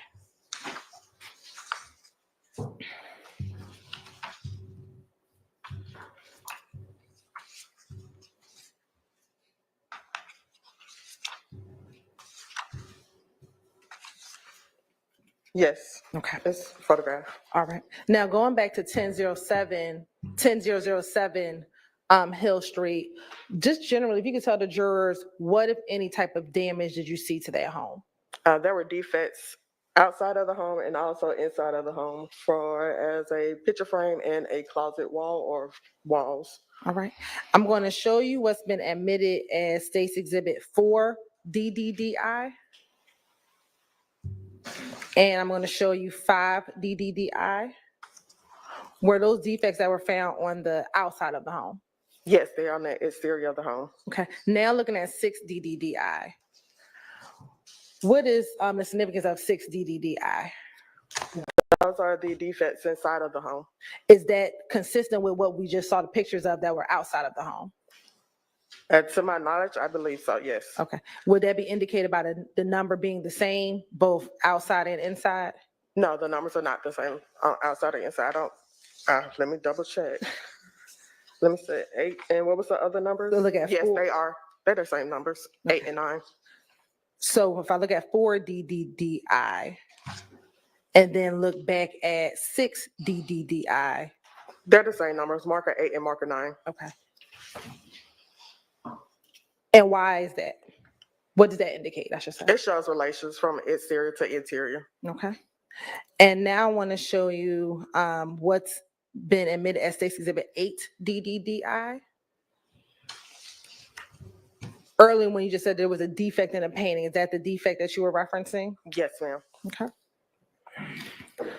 Now looking at State's Exhibit 11 DDDI. And looking at this picture, do you recall where in the home this defect was? No, I do not. Okay, I'm going to go back to 10 DDDI. Does this help at all? It appears to be a pantry or a closet. Okay. Did you collect shell casings in this case? I did collect shell casings. How many shell casings? A total of 740 Smith & Wesson shell cases were collected. Okay. And did you take pictures of those shell casings? Yes, I did. All right. I'm going to flip through very quickly. 14 DDDI, 16 DDDI, 18 DDDI, 20 DDDI, 22 DDDI, 24 DDDI, and 26 DDDI. Were those the 7 shell casings that you recovered? Yes. All right. And where were those shell casings found? They were found outside of the home. Okay. Were they in the, do you call They they in were the in the streets? streets. All right. And I'm going to go to State's Exhibit 27 DDDI. Earlier, I asked you about 1015. Is that the mailbox for 1015 Yes. Hill Street? Yes, it is. And I'm going to show you what's been admitted as State's Exhibit 29 DDDI and 30 DDDI. What were depicted in those two pictures? It's showing defects to the exterior of the window. Say that one more time. Showing defects to the exterior of a window. And would that be the exterior windows at 1015 Hill Street? Correct. All right. After taking the picture, did you collect those shell casings? I did. Okay. And when you collected shell casings, would you have put those shell casings in individual bags? Yes, we place shell casing in individual bullet bags. Okay. And how would you have identified each of those shell casings? By marker numbers. Okay. And would you put the case number on there? When we get back to the office, we would put 11 identifiers on the bags. For it consists of case numbers. So hold on, slow down. Because you have the mask on, so I want you to talk a little bit clearer and slow down for me. Yes, we have 11 identifiers that we put on the bullet bag that consist of the Atlanta Police case number, the marker number, the time, the date, the incident location, the victim's name, the suspect's information, if we have that. Also, the investigator's name or the officer's name, my name, and the item that was collected and where it was collected from. Okay. And once you collect it, where do you normally take it to? We will take it back to the office. And will it go to any particular unit once it's back at the office? Well, once it's back at the office, we process the ballistic evidence for latent prints. And that consists of, I'm sorry, go ahead. You finish your answer, I'm sorry. That consists of processing with super glue and black powder. So if we get any prints, we'll recover the prints and turn it to our latent team. If we don't get any prints, we submit the ballistic evidence to our APD crime lab. And in this case, were you able to get any fingerprints on this case? No, no prints were recovered. Okay. Now I want to also direct your attention, after collecting the bags, collecting the shell casings, place them in the bags, and taking them to APD evidence in the crime lab, would that have concluded your involvement in that case? Yes. All right. I want to now direct your attention to April 2nd, 2015. Did you have the occasion to respond to 490 Glen Street in Atlanta, Georgia? I do believe so, yes. And do you know what section of the city that is in? That is also the Zone 3. All right. And we're looking at a copy of that crime scene report, help refresh your memory as to the actions you took on that scene. Yes, ma'am. Permission to approach again, Your Honor? You may. Thank you. I'm showing you what's been marked as 43 DDD. Make sure I understand my own handwriting. J.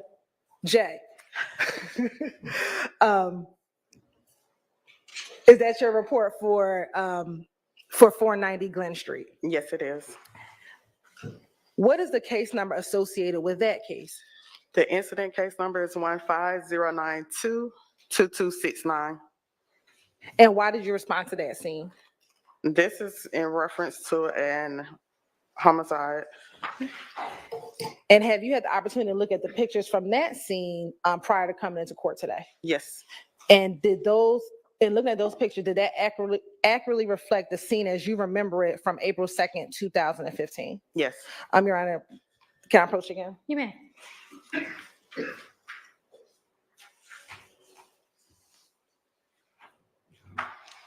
I just handed you what's been marked as State's Exhibit 1 DDDI to 42, to 41 I keep on saying I.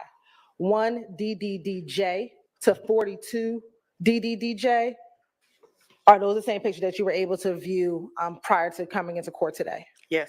Your Honor, this time the state would like to tender 1 DDDJ to 42 DDDJ. All right, those are admitted. Yeah. Sure.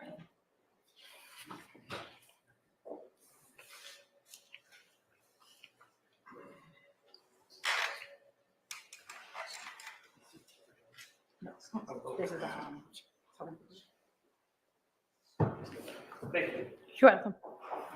Now, looking at 1 DDDJ,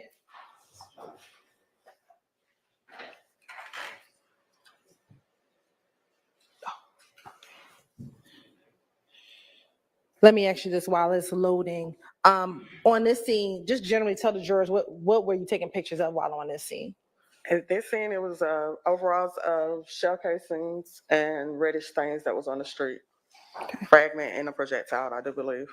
And did you collect those shell cases in the same manner that we just discussed previously? Yes, I did. And would you have packaged those in the same way that we just discussed previously? Well, I didn't collect those. Those were taken into possession by Investigator Egbert, but yes, they were placed into bullet bags on the scene. Can you tell Joy why in some instances you would take it versus the investigator taking it? It just depends on the nature of the call and also the investigators. Sometimes they wanted to, they would take the evidence and submit it themselves. It'd get a quicker turnaround or response depending on the nature of the call. This was a homicide, so.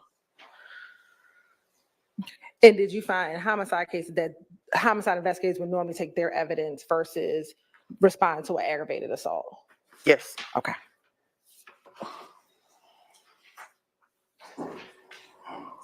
You know, it appears there's some issues with the internet service.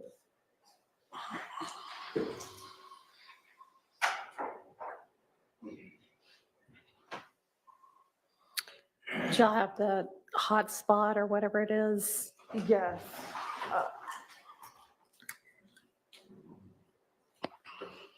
We're on the VPN, Your Honor, because we couldn't get on the full code, so we're on the public Wi-Fi.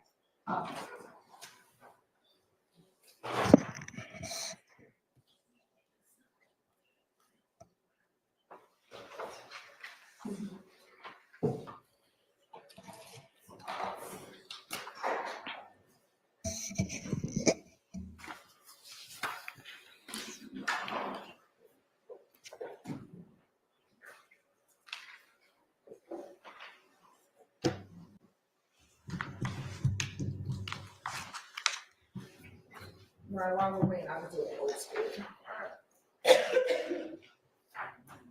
First showing you what's been admitted. Can y'all hear me? Yeah. Okay. First showing you what's been admitted is 2DDDJ. It's up. Oh, it's up. Never mind. Thank you. All right. Looking at 2DDDJ, what was this just an overall of the area and where you were asked to respond to? Yes, that's correct. Okay.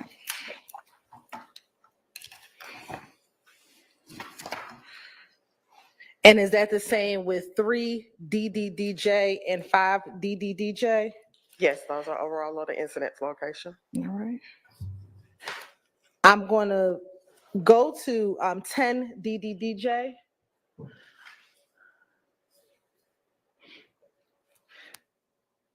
Can you see what, if anything, you were focused on looking at 10DDDJ? It's going to be, I'm assuming, the reddish stain that is on the sidewalk. Okay. And now showing you 12DDDJ. Is that a close-up of that area? Yes, it is. And looking at 13DDJ, was that a close-up of, a further close-up of that area? That's correct. All right, now turning to 14DDDJ. Let me ask you, was there any deceased victims on the scene when you arrived? No. Okay. Were there, to your knowledge, were there any victims on the scene when you arrived? There were no victims on my scene. Okay. Looking at 20DDDJ.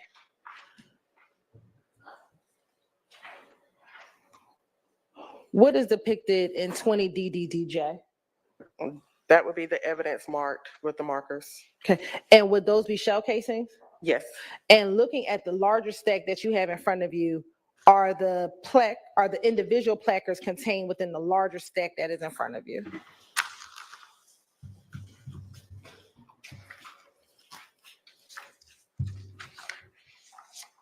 Yes.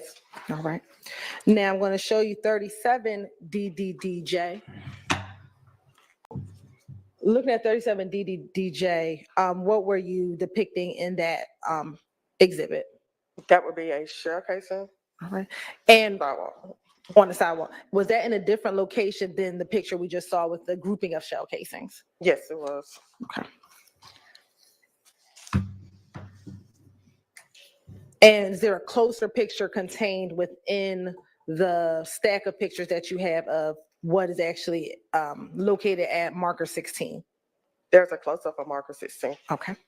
And then I'm also going to show you Stacey Exhibit 39 DDDJ.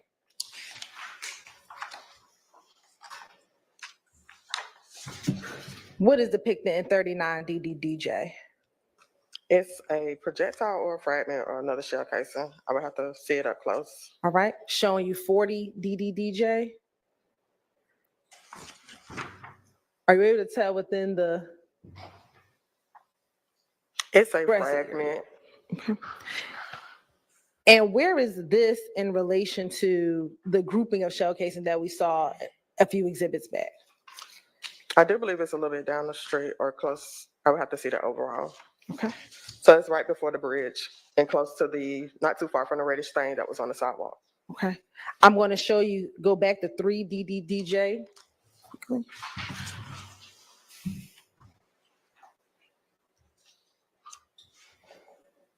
Is the area in 3DDJ that is the corner, is that where the large group of shell casings were? Yes. All right. And if we made a right where everyone looks like to be gathered in the picture, can you see that in? Where everyone is walking? Yes. Would that be the area where 17 DDDJ was? Yes. Okay. And then last, I'm going to show you 41 DDDJ and 42 DDDJ. And 41, was that placard 18 and 41 DDDJ? Yes, that's correct. And is 42 DDDJ a close above placard 18? Yes.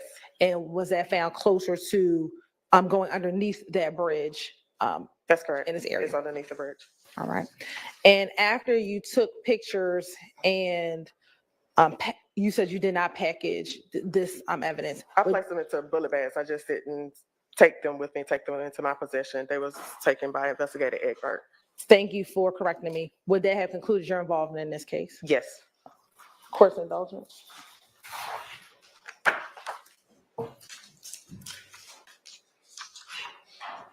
No further comments. All right, any questions for this witness? Come on.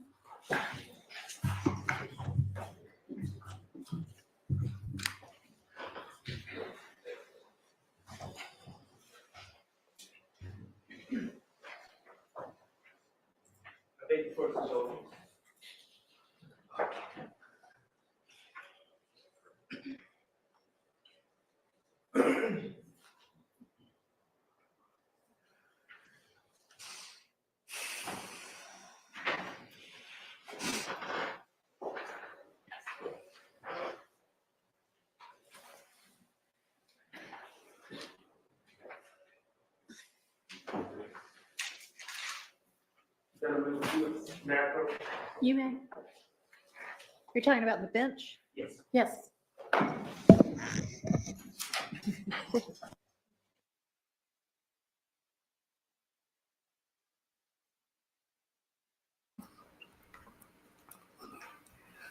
Y'all, what is going on? I'm trying to understand. Somebody help. Help me understand. Oh my gosh.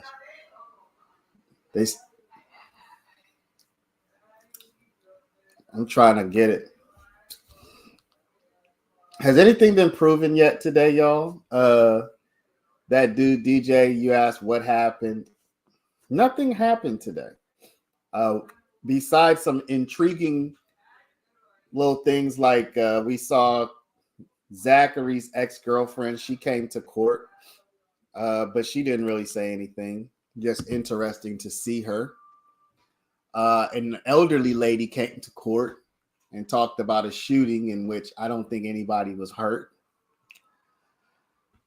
The father of Woody's, oh, by the way, Woody the elderly lady was in a wheelchair, and Woody, the Woody of the trial, he wheeled her in the wheelchair. We don't know why. I mean, maybe he just happened to be in court because his sister testified today. She didn't say anything. I mean, Woody's baby mom's stepfather, the father of the mother of Woody's child, or the stepfather of the mother of Woody's child. Woody's baby mom's stepfather testified. He didn't say anything. So there you have it.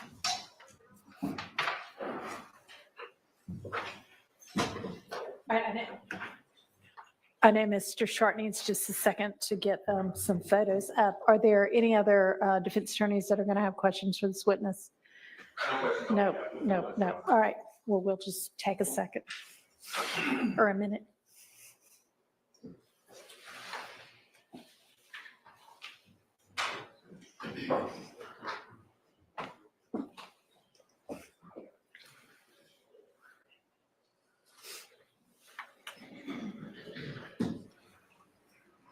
Yeah, and there's a guy who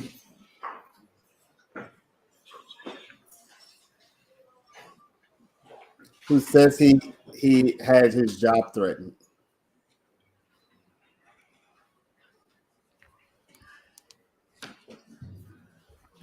Let me see.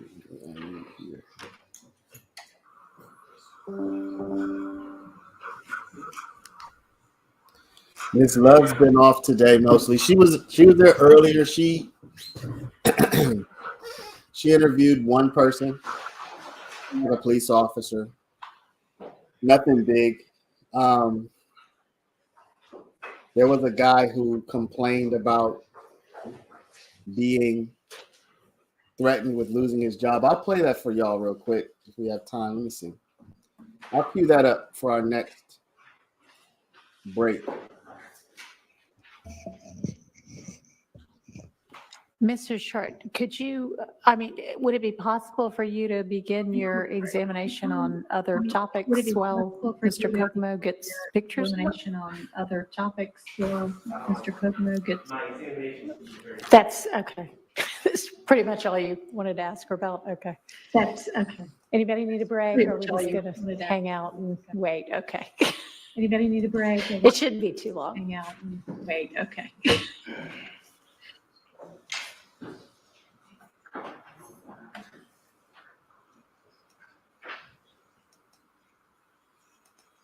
You are free to go. Thank you. All right. Better question. Or have any idea?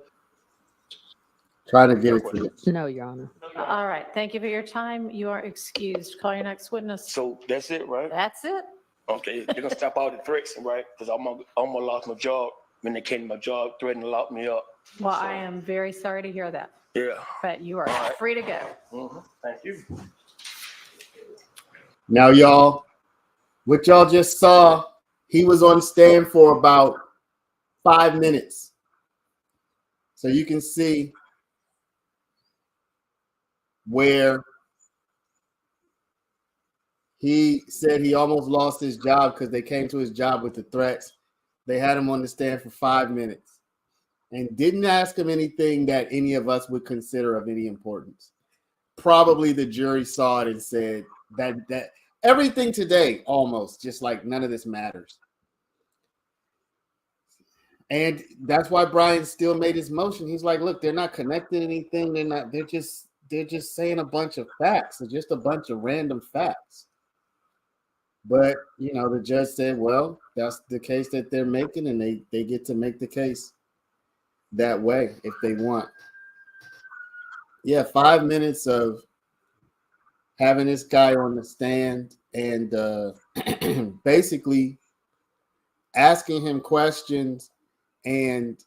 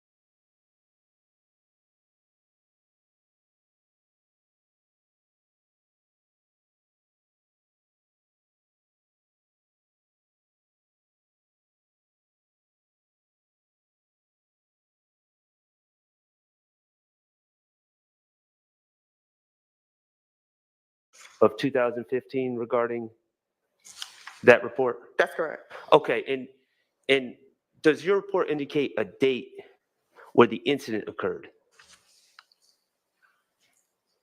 September the 25th, 2015. Okay, so something happened September 25th, and then you take photos on October 4th. Is that unusual? No, it's not. Okay. Can I show you some photos to see if you recognize this is work that you did? Yes. All right, thank you. Mr. Kokomo, will you kindly approach?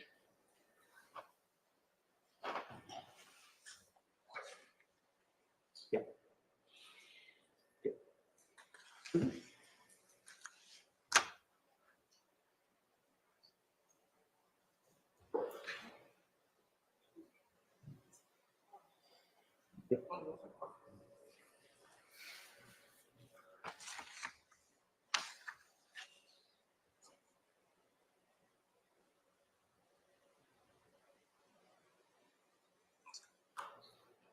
I'm so Mr. Kokomo, did you have the opportunity to look at each one? I'm sorry. Did you have the opportunity to look at each of the photos? No, he only showed me 3. Okay. Oh, that it's just 3. I'm sorry. It was just 3? Yeah. Okay. And you have, okay. Did you, looking at those photos, were those photos that you took on October 4th, 2015? Yes, they matches up with my report. Great. And that work that you did in 2015, October 4th, 2015, that was, you said it was in the annex and taking photos of a vehicle, correct? That's correct. And do you know what type of vehicle does your report indicate?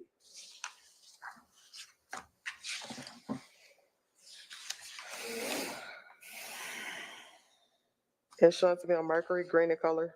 I'm assuming gray. Mercury Mountaineer. You said a Mercury Mountaineer? Yes. Okay, great.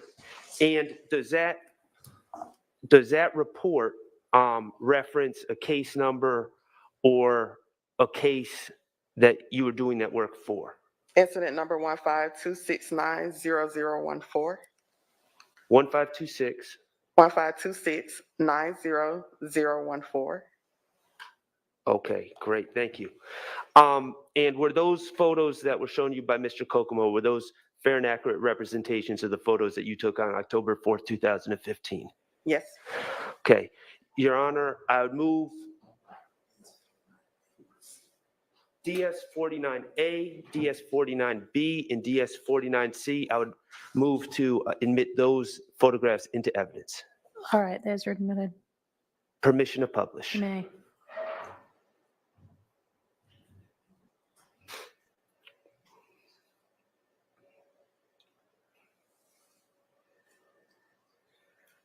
Okay.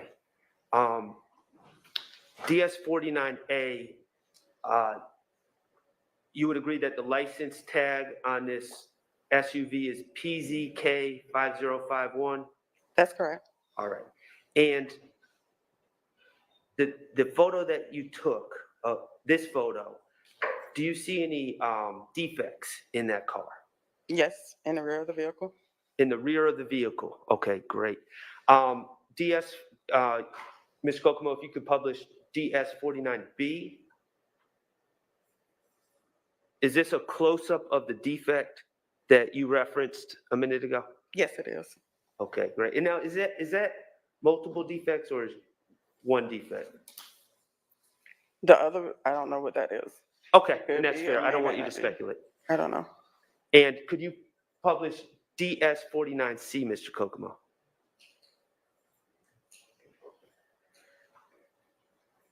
Do you see additional defects to the rear of that vehicle? Yes, on the rear passenger side. Okay. And the windshield of that vehicle, is it present? It doesn't appear to be, no. Okay. And would you have documented shattered glass inside the vehicle as well?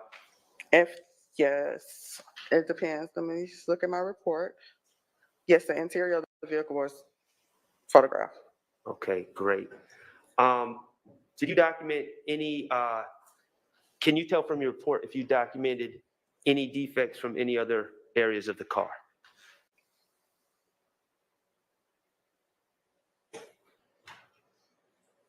It's just basically showing it was just damage to the trunk, damage to the roof of the vehicle. Defects were in the rear, but the vehicle overall had a damage. Yes, majority of it was damaged, but the defects were also just in the rear of the vehicle. Overall damage, but defects, and when we say defects, we're talking about bullet holes, right? Yes, Bullet holes were to the rear of the vehicle. that's correct. All right, thank you. I have no further questions. All right, and nobody else had questions. Is there redirect? No redirect. Okay, thank you for your time, and you are excused. Call your next witness. Your Honor, this is the witness that we discussed yesterday. Okay, all right, so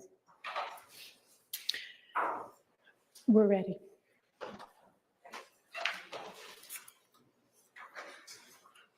Yesterday, they said there were going to be, I think, 2 witnesses that will not have their identities revealed, or at least their face shown, I guess. Maybe we'll know their identity. And this witness will just be referred to by last name. Oh, okay. No identity or face.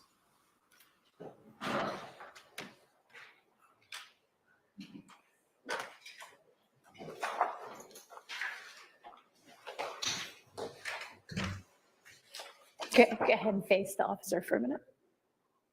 So I find testimony you give the truth, the whole truth, and nothing but the truth? Yes.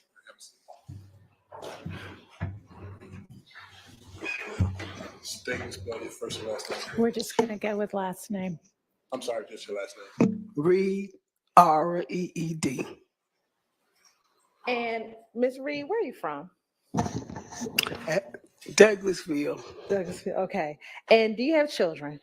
Yes. How many do you have? 2. And boy and a girl, girl, boy? 2 boys. And what are their names? Rayshawn Bennett and Kelvin Bennett. And Rayshawn Bennett, what type of work does he do? Wait a minute. Okay, you okay? Yeah. All right, God bless you. Music. Music. And does he have a stage name that he goes by? YFN. YFN. And is it YFN Lucci? Yeah. All right. Yes. All right. And how long has he been in the music industry? When he was young, about 13, just not in it. Yeah, I guess since like 2015 or 16. I'm not for sure. Okay. And how old is he now? He's 33. All right. To your knowledge, is your son signed to a specific music label? Yes. What music label is that? I think it's a game. And how long has he been signed to that music label? I don't know. It's been a minute. I don't know. Okay, and minute can mean different things. I guess like 2017. I'm not for sure. And do you know who brought him or introduced him to that record label? Yes. If she knows personally. Yes. Was your response yes? Yes. Who was that person? I just know him by Nut. Okay, you know him by Nut. And is Nut still alive today? I don't know. No. Okay. Now, do you know someone by the name of Kelvin Watts? Or somebody by the name of Kel or Shell Kel? Yes. Okay. How do you know, excuse me, let me ask you this. What name do you know him by? Just Shell. Just Shell. How do you know Shell? I'm just being around my son when they were young, childhood friend. Okay. And when you say being around your son, would that be Mr. Bennett? Would that be Mr. Rayshawn Bennett? Yes. All right. And you said when he was younger, did you ever see Shell as he was an older man? Yes. Okay. How often, and I'm talking about around 2015, would you see Shell? Not too much. And specifically, I'm gonna talk around 2015. Would Shell ever come and visit you at your home? Maybe a couple times, but not always there. Okay. And let me ask you this: in 2015, where were you living? Oh, Hill Street. Okay. And do you remember your address on Hill Street? What was your address? 1,700. 1,700 or 1,007? 1,007. Okay. And how long did you live at that location at 1,007 Hill Street? About 9 years. And when you were living at 1,007 Hill Street, did anyone else live there with you? Yes. Who else lived there with you? My son. Is that Mr. Rayshawn? Rayshawn and Kevin. Okay. And did they live at that home that entire 9 years that you were living there? Yes. Now, 1,007 Hill Street, can you tell the jury any landmarks or what's near 1,007 Hill Street? Let's see. Grant Park. Okay. What else? Is it near the old Turner Field? Turner Field Stadium. Now, can you describe to the jury at 1,007 Hill, is it a duplex? Is it a single family home, a townhome? Explain to the jury what type of home it is. A duplex townhome.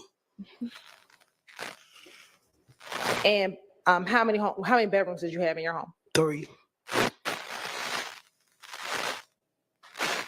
Briefly, can you tell the jury, describe the inside of your home? What's this downstairs? What was upstairs? You can just describe briefly for them the interior of your home. When you enter the front door downstairs, you can look go up the steps, straight up the steps, in the living room.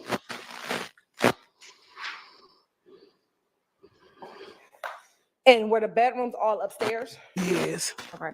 And inside the home, where was your bedroom? Upstairs on the left-hand side. Okay. And the front of your bedroom, did that face Hill Street? Yes.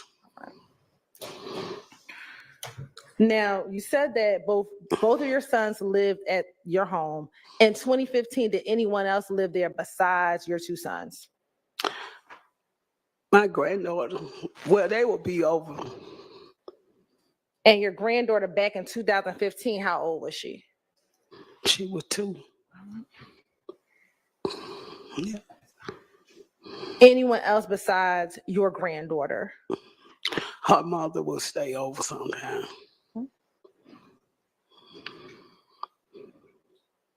Anyone else? His friends. And you say his? Like Juju. Well, y'all know him by, I don't know his real name. I just know him by his street name. Okay. But when you say his friend, you're talking about Rayshawn's friends? Yes. All right. And one of those friends' name is Juju? Yes. All right. Now, did you have a significant other or a friend that would stay with you? Not stay, come over. Okay, yes, ma'am. Okay. Look at you. I understand. All right, so how often would that friend come over? Sometime. Okay. Every now and then. All right.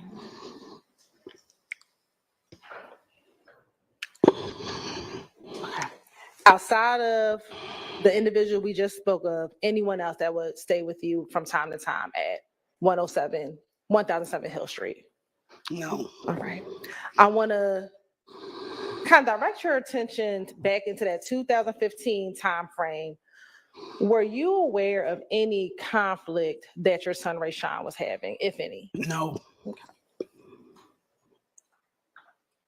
I'm going to direct you specifically to January 22nd, 2015, okay? Yes. Did the police have to respond to your home on the evening of January 22nd, 2015? Yes. Why did they have to come to your house? Shooting. Right. And what do you remember about what happened right before the shooting? Nothing.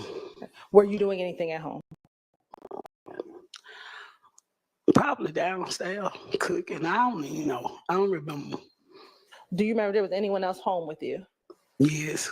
Who else was home with you? My grandbaby. Her mother. Let me see. I think Juju was there. And let me ask you this. How many times back in 2015 was your home shot up? Twice. All right. And this time that you're speaking of, strike that.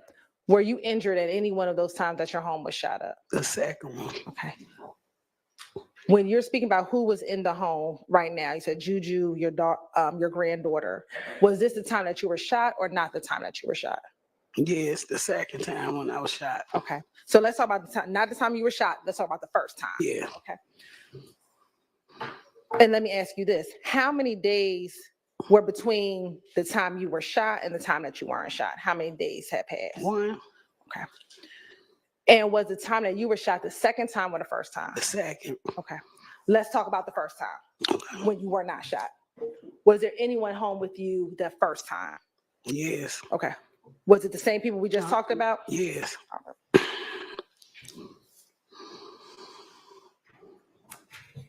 And you said you may have been downstairs when you heard the gunshots? I think when I got shot. No, not the time you got shot. The first I was time. upstairs. Me and my grandbaby just had went upstairs. Okay. Tell the jury, what do you remember happening after you heard the gunshots?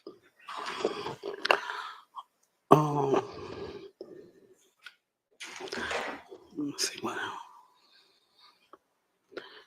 Nothing. We just jumped up, and then this thing I know, the police was at the door. Okay. Sitting here today, do you remember how many gunshots you heard?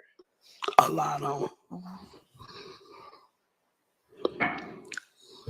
When you heard the gunshots, at any point did you ever look out the window? No. To see anything? Mm-mm. Okay. Do you recall talking to the police when they arrived?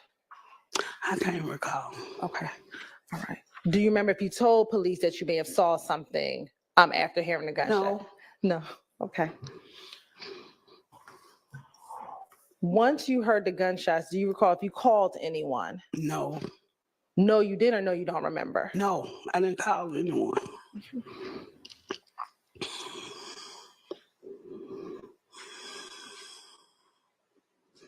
At any point, do you remember anyone coming to your home that was not the police? Shell. Okay. Did anyone else besides Shell come to the house? Yeah. Okay. Yes. Do you know who they were? No, I don't know them. You say you don't know them. What do you mean? I know them by their faces. Had they ever been to your home before? Let me see. Yes, maybe one of them. Okay. And do you know them by their given names? Street name. All right. Let me ask you, do you know a person by the name of Jamal Bynes? No. All right. And what about a Jermaine Hardiman? No.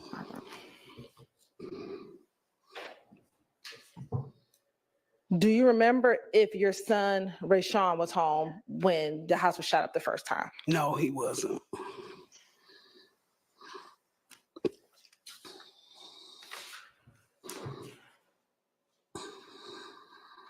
Sitting here today, do you know if you called him after you heard the shots fired? I can't remember, but I don't think I called him. I think he called me. I can't remember. And whether or not you called him or he called you, did you tell him what occurred? He just said, "You okay?" And I said, "Yes."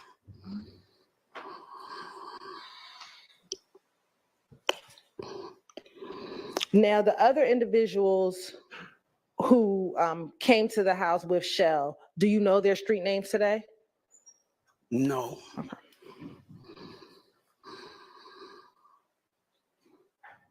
What, if any, damage was done to your home the first time? A lot of holes in the wall.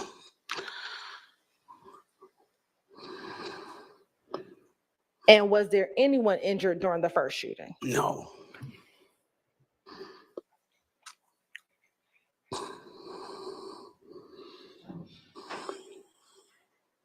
Prior to the first shooting, did anything like this ever happen at your home? No.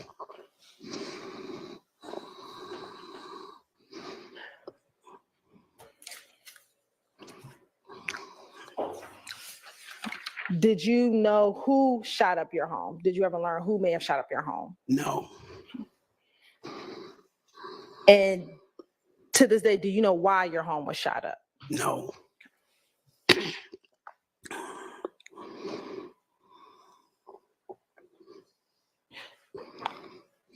And I think I asked, do you know if anyone who was living in your home had any issues or conflicts that would cause anyone to shoot up your house? No. No, you don't know, or no one had any conflicts? No. And I'm just sorry, no one had conflicts? No. Okay. Now, the second shooting, you said that was about a day or so later? Yes. Do you remember it being about 4 days later? I know I left about 2 days and came back. It might have been 4 days. I don't remember. After the first shooting, did I hear you say you left the house? I left for like 2 days or maybe one night. I can't remember. And when you returned, was that when the second shooting happened? Yes. The same day that you returned? Yes. Okay. Now let's talk about the second time that your home was shot up. Who was at home during that second time that your home was shot? The same three.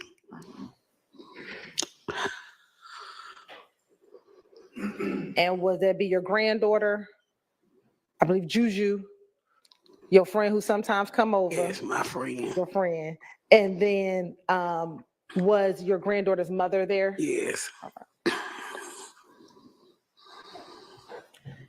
And on this occasion, where were you before hearing the gunshots or the gunfire?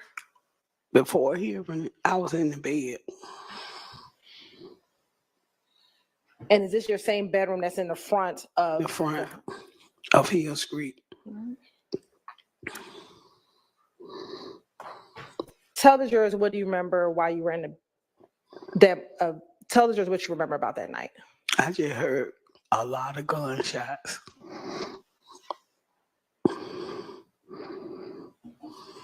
In your room, was there anyone else in your room? Yes. Okay. Was that your friend? Yes. All right. And where was he at inside of the room? In the bed.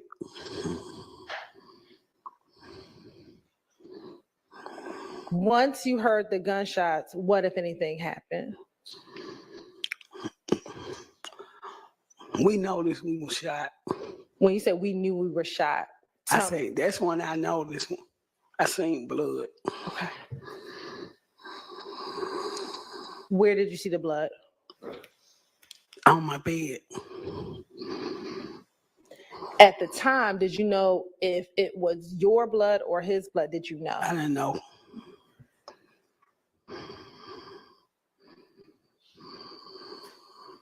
Once you saw the blood, did you try to get out of the bed? No. What about your friend? Did he try to get out the bed? I think he did, because I think he went and grabbed my grandbaby. I can't remember. Had he been hit? Yes. And your friend, what was his name? Elster. And is that last name Elston? Okay.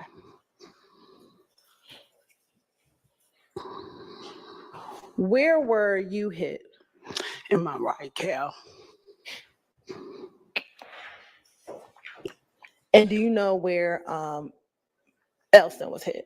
I don't remember. I just know it was in his leg. In his leg as well.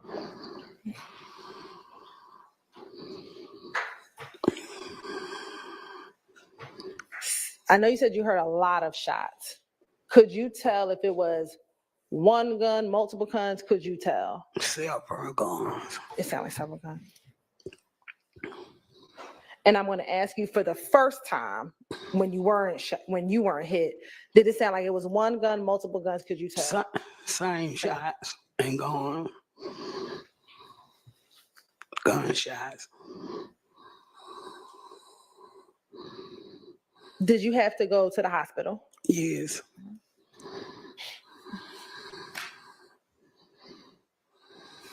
In addition to harming you, were there any other damage to your home the second time around? Yes. What was damaged the second time at your home? One of the wall, the bathroom mirror.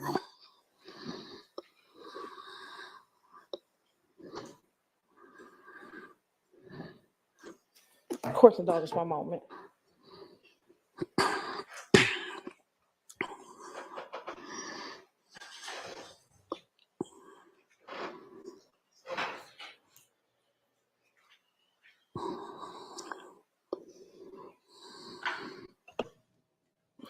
Ms. Reed, I'm going to show you what's been admitted as 3GG.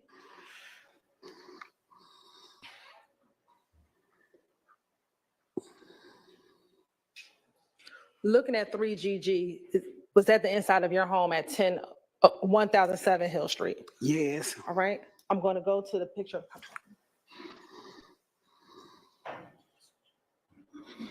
Were these some of the markings, some of the defects you saw inside of your home? Yes.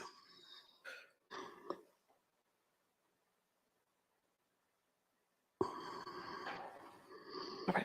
Looking at 13GG, is this your bed? Was this your bedroom? Yes. And was this the bed that you were in when you heard those gunshots? Yes. Now, I'm going to stand up for you.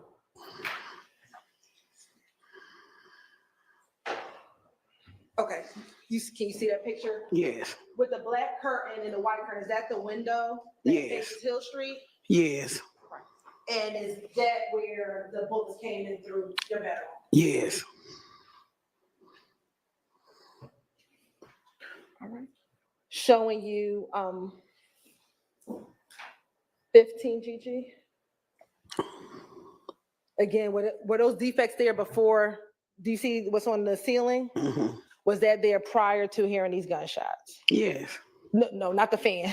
But do you see the marking on the inside? Talking about at up in the ceiling? Yes. Yes. That was there before? No. Okay. Was that happened because of the bullets? Yes.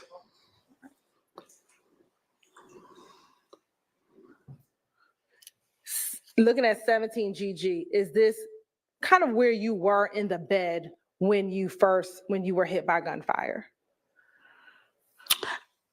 I think I was on the side by the one. I think I was on the opposite side. You slept on the opposite side away from the window. All right. Looking at 18GG and 19. Okay. What part of your home is this? Let's see. Let me think, because it's been a long time. Okay. My living room and I think my dining room. All right. And again, do you see the holes that are towards the ceiling? Yes. Again, were those holes there prior to this incident occurring? Yes. Yes, the holes were there, or no, they were not? No, they wasn't there. Okay. And Finchwood, you can go to the next one. All right. Was this your bathroom at your home? Yes. All right.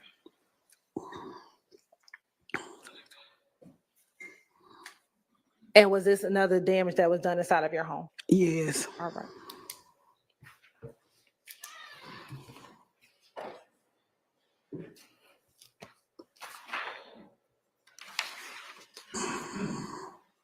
Now, on both incidents, both the first time and the second time that your home was shot, did you speak with police? I can't recall. Okay. And did you ever, after both of these incidents, subsequently move out of that home? Did you move out of that home? Yes. Have you ever heard of Inglewood family? No. Okay. What about YFN? Yes. Okay. How, outside of your son being named YFN Lucci, how have you heard of YFN? Outside of my son? Outside of your son. Because they've been weighing that brand for years. And when you say they have, who are you talking about? Him and his friends. Okay.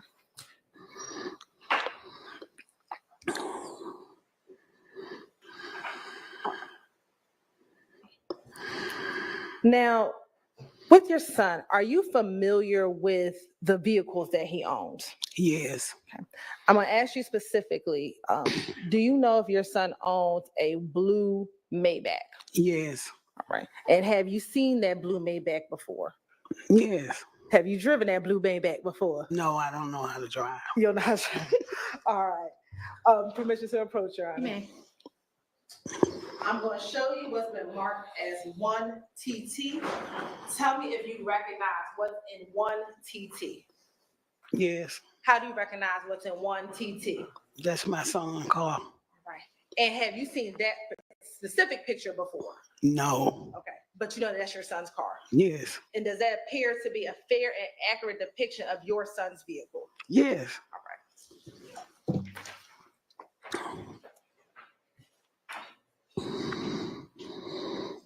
Do you know if your son ever drove a G-Wagon? Yes. And what color was your son's G-Wagon? Red, white, and black. And that G-Wagon, does he still have possession of that G-Wagon? No. And do you know when he stopped having possession of that G-Wagon? It got damaged. Okay. And do you know how it got damaged? No. All right. Do you know how long ago it got damaged? It's been a long time. A long time. When you say a long time, we're in 2024. What do you define as a long? We are in 2024. Yes. How long do you define? It was before that. Yeah. Let me see. I think it was before, like, probably 2019. I can't remember. And the Maybach, does your son still own that car? Yes. Court's indulgence. Let's go.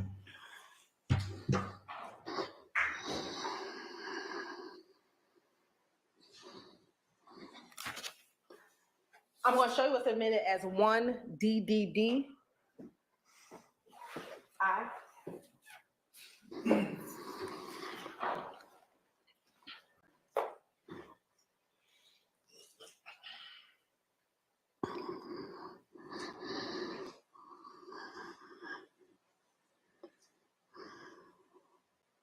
Looking at what's been admitted as 1DDDI, is that the front of your home? Yes. All right. And is your home to the left where the light is at the top? The left. Where the light on at the top of the steps. Okay. And would that be the window to your front bedroom? No, that's to the front hallway. Okay. So looking at this picture, which is your bedroom window? On the left-hand side. To my far left? No. The second one from where the light, but to the left. Okay. If you come facing this way, to the left. To the left. And I'm going to show you what's already been admitted as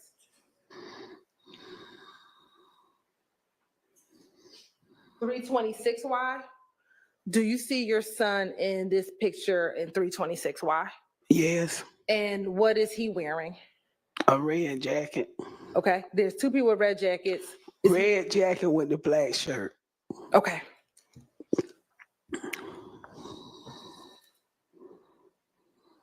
Court's indulgence.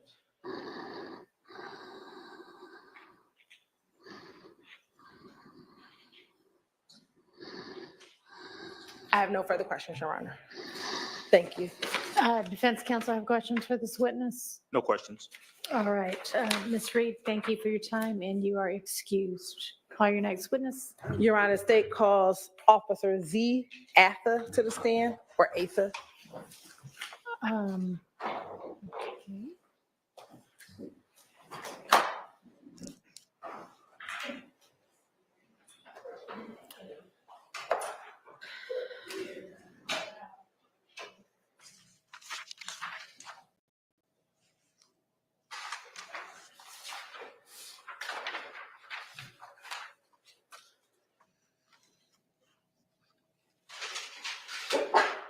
What was the purpose of that? What was the purpose of that?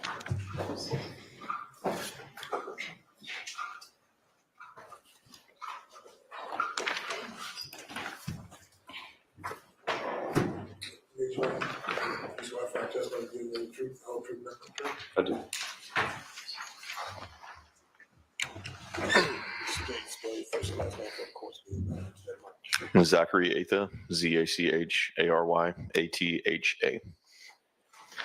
And Officer Atha, are you currently working for APD? I do. How long have you been with APD? Just over 11 years. I want to direct your attention to January 2015.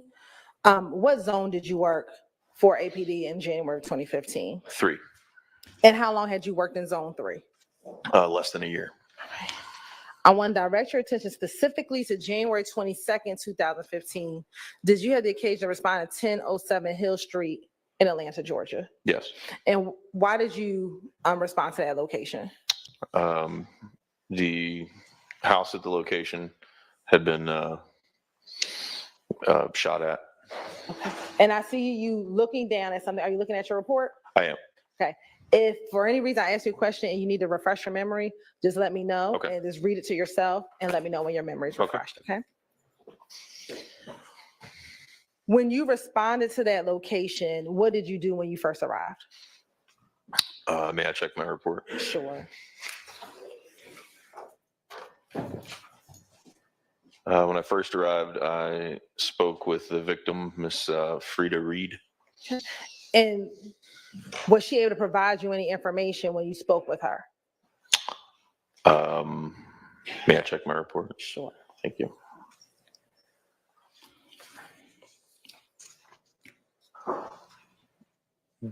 She advised that she heard gunshots coming from the street and that multiple bullets had hit her home. Okay. And was she able to tell you if she saw any vehicles or, excuse me, was she able to tell you if she looked out the window after hearing gunfire? I'm not sure if it was her or the neighbor that mentioned seeing a Dodge Charger. Objection. So The hearsay. if you can look back at your report to the first paragraph and see if you see if Ms. Reed specifically told you. Withdraw. I'm withdraw that objection. All right.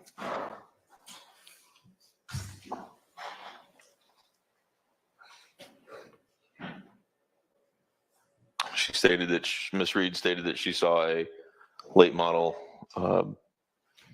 black Dodge Charger. All right. And was she able to tell you the direction of travel of that black Dodge Charger?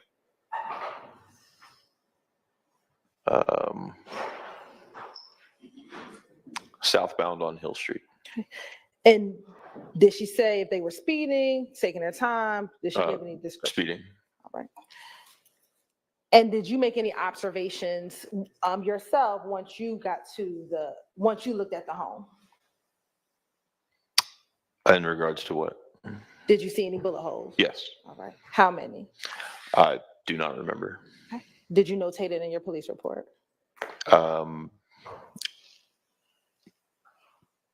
It's possible. I can check it. Sure. My report indicates that I observed 6 bullet holes on the front of the house. Okay. And did you speak with any other individuals when you were out there? I did. I spoke to one of the neighbors. Okay. And in speaking with both Ms. Reed and the neighbor, how soon after your arrival on scene would you have spoken with the neighbor? It would have been relatively soon after my arrival. And when you say relatively soon, are we talking about within 5 minutes, 10 minutes, 15 minutes of your arrival? I'd say probably within 10 to 15 minutes. Okay. And when you spoke with the neighbor, was she able to tell you if she heard the gunshots? May I check my notes? Yes.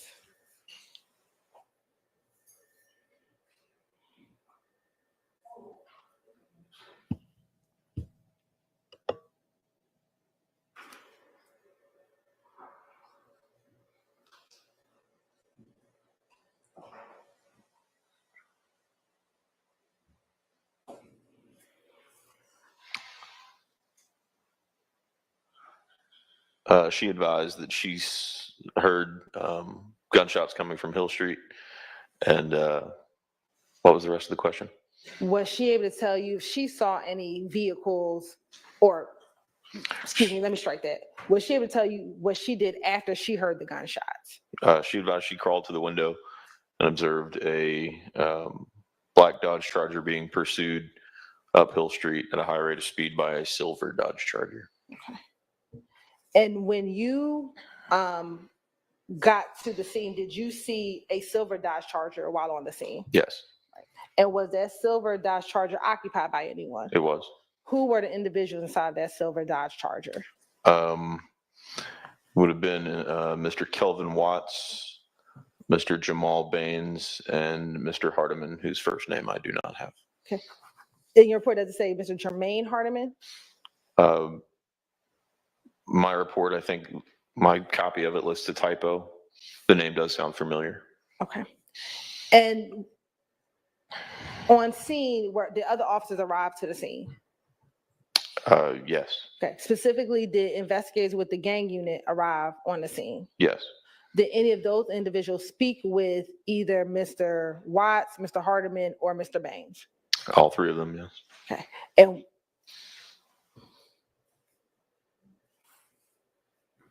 And without saying what anyone said, to your knowledge, did those individuals speak with those officers and those detectives? Yes. Once those individuals spoke with detectives, what, if any, other actions were taken on scene? After everyone's statements were taken, the investigators obtained a search warrant for the vehicle.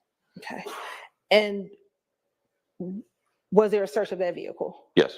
And what, if anything, was found inside of that vehicle? In the trunk of the vehicle, there were 3 firearms. Okay.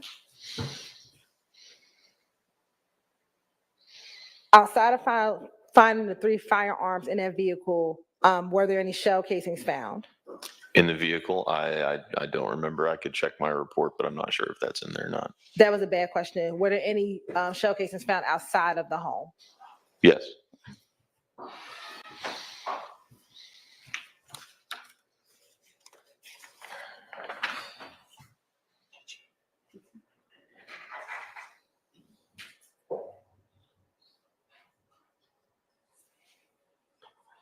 After the search of the car and finding the 3 firearms inside of the trunk of the car, did that conclude your involvement in this case? I think I was present after they were placed in custody and transported to the mini precinct. I was present while they were being questioned. At the precinct? Yes. All right. After being present while they were questioned at the precinct, did that conclude your involvement in this case? Yes. Court's indulgence.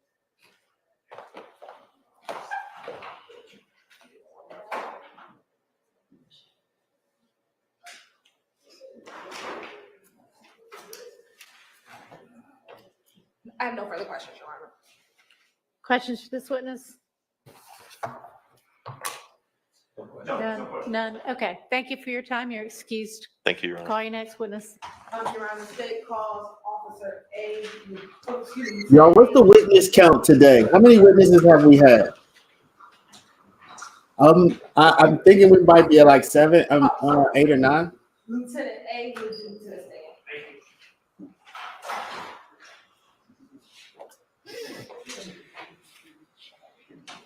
Oh, Miss Lee. I see everybody saying.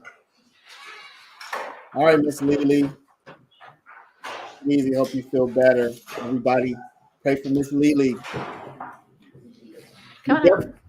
We're definitely past 6. This has to be at least number 8 right now, if not 9 or 10. Please raise your right hand. Do you swear firm that the testimony you're about to give and the matter not pending before the court shall be the truth, the whole truth, and nothing but the truth? So help you God. Yes. You may be seated. Welcome back. Hi. I'm going to quickly just direct your attention to April 2nd, 2015. Did you have the occasional response of 490 Glen Street? Yes. And can you get a jury some basic landmarks of what's at 490 or near 490 Glen Street? There is an apartment complex located nearby, actually 2 right there in that area. Okay. And why did you respond to that location? To a person shot call. And once you arrived to the location, what did you see? At that time, there was a male on the ground that had a gunshot wound to his head. And were you able to identify who that individual was? Eventually, yes. And what was the name of that individual? Do you mind if I refer to my report? No, no problem, yes. Yep. That individual's name was Tyreek Rivers. All right. And was there anyone else present at the scene, any other males present at the scene when you arrived? Yes, there were 2 other males. And where were they when you first arrived on the scene? They were in the vicinity, like nearby. Did either of those males direct you to where Mr. Rivers was? Yes, one of the males did. And when you went to Mr. Rivers, were you able to see his injury? Yes. And once you saw his injury, what, if anything, did you do? At that time, I most likely requested or ensured that Grady was en route to the location.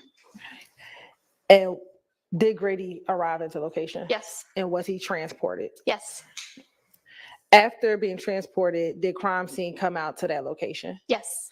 Right. I'm going to show you what's been admitted as 1 DDD J when it comes up. Were you responsible for securing the crime scene? Yes, I most likely assisted. And after securing the crime scene and making sure that the individual on the ground was taken to the hospital, would that have concluded your involvement in that case? Yes. Course indulgence for one moment.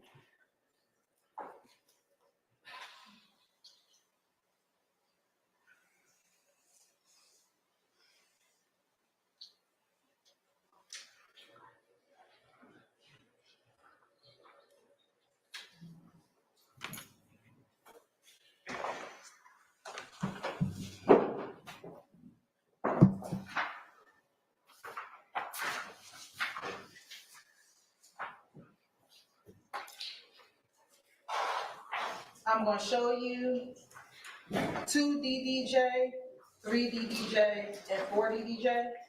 Do you recognize that location? Yes. And is that the area 490 Glen Street? Yes.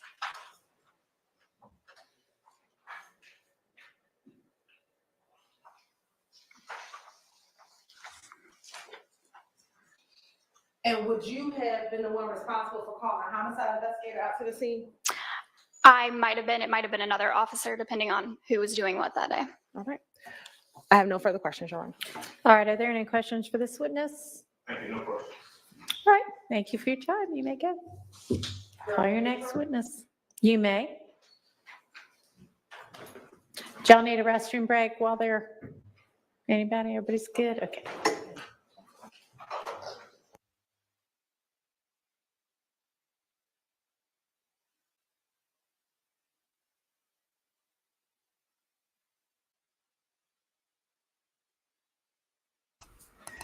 All right, y'all. I'm not going to put on another video right now before I do it like I did last time. I thought I had switched it over, but obviously I had not.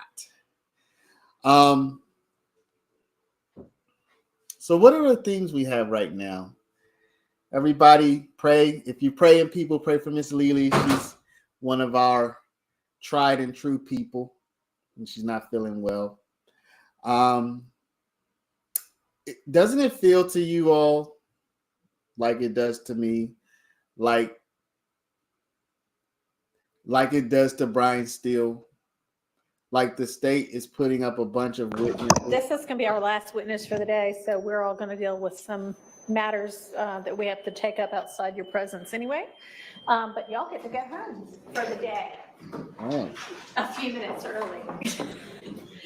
So just, you know, all of my usual reminders remain in effect. Y'all have a nice evening, and we'll see you at 9 in the morning. All right, jury.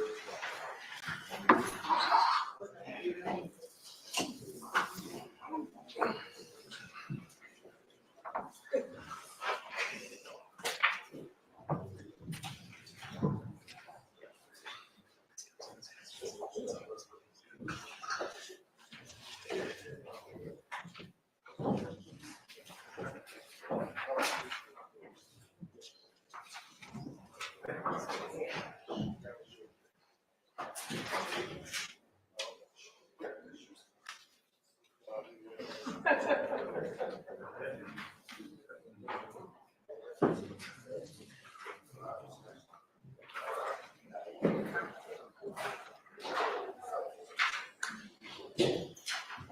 right, y'all can be seated.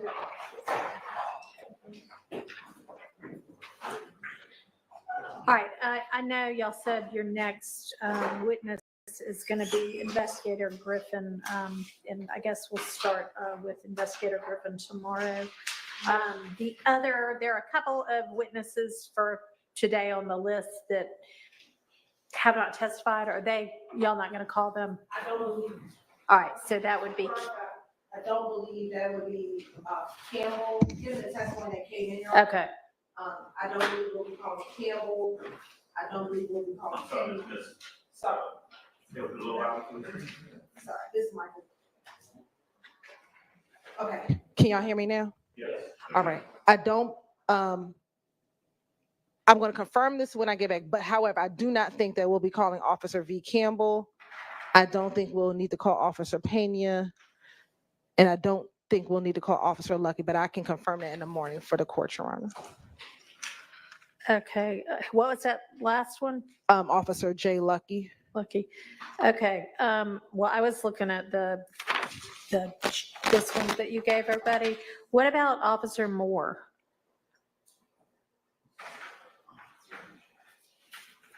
And it may be that's one of those people whose name has changed, but. No, that's not an officer. That she testified, Your Honor. That was the older lady in the wheelchair. Oh, Janice okay. Moore. All right. Yeah, that was the older lady. Well, you heard her called by her other name, Merryweather. Okay, that was the confusion. Okay, all right.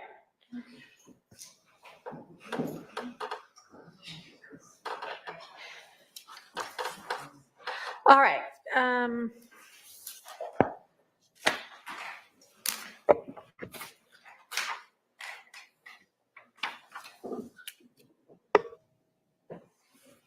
So the issue with the statements by Mr. Stillwell when he was a victim, I've taken a look at the statements themselves. I'm a little confused about the third one from November because it seems like he was talking to one of the other detectives before he switched over to talk to this detective, but we don't have that part, at least in the transcript. He was talking to Investigator Thorpe, Okay. but it doesn't involve All right. the Tiara Jones. It wasn't incarcerated at that point, was He it? was. He was. Okay. All right. Matter, he was incarcerated. Your Honor. Okay. Well, I mean, y'all certainly would need to, do you have an answer yet on the Confrontation Clause issue? Because that seems to be the hangup. Yes, Your Honor. I don't have an answer yet. All right.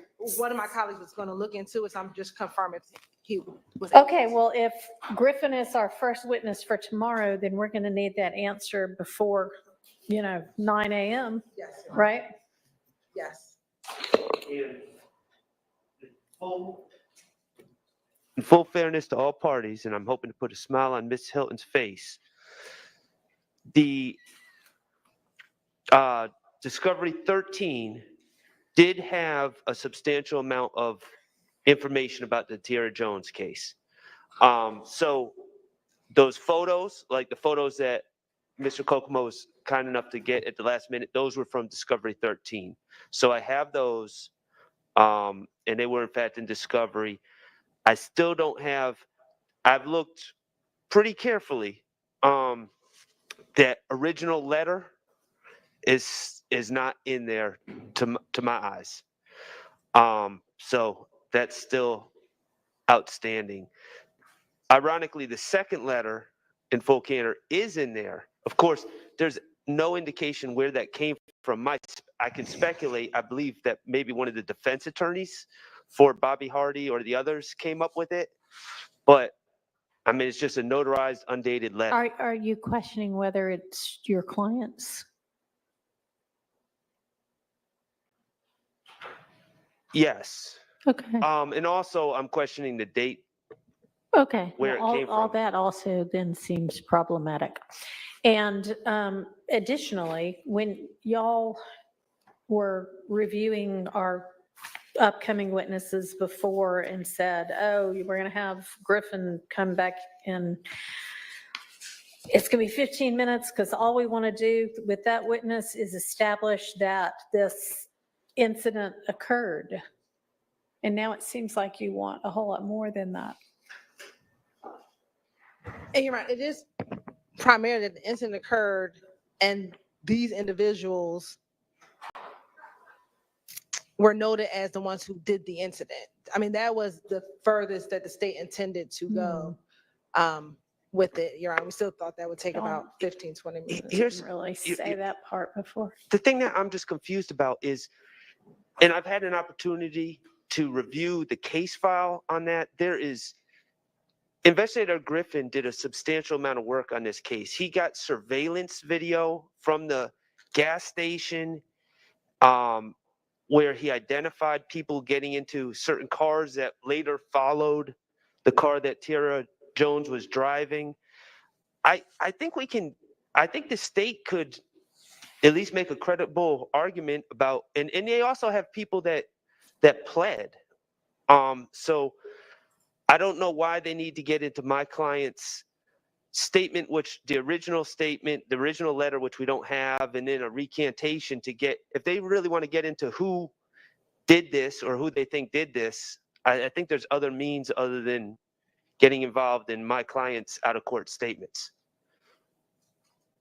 Well, I mean, they can choose whichever way they want to. It still Right, needs but to if they're- be evidentially admissible, but I'm just saying that there's other than, it seems like there's problems with this way of doing it, and there might be a clearer way to do it that wouldn't implicate some of these problems. okay. Well, I mean, I guess I'll wait and see what they have to say about the Confrontation Clause issue in the morning. Yes, Your Honor, and we would have an answer by 8:45 or 8:30, however the court desires. Okay. All right.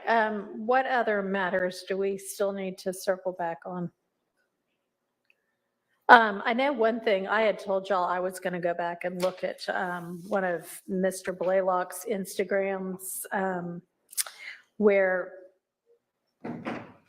some other person, page 293, where some other person is asking, can he be real slime, basically? And Blaylock saying, yeah, you're going to be. And they both say, where are you? I'm on Cleveland. Well, I am too. And this is the only communication we have with that other person, right? I believe so, Your Honor. I'm pulling that up to pull up I don't remember in this exact moment the handle of who he's speaking with. Holy Shy something or another. That is the Jay. only, Okay. there's nothing outside of that Instagram right. return. Okay, and so what was your argument for why the other portion, his two comments was going to come, should come in? Your Honor, may you give, or may I have 20 seconds to pull Sure. up this?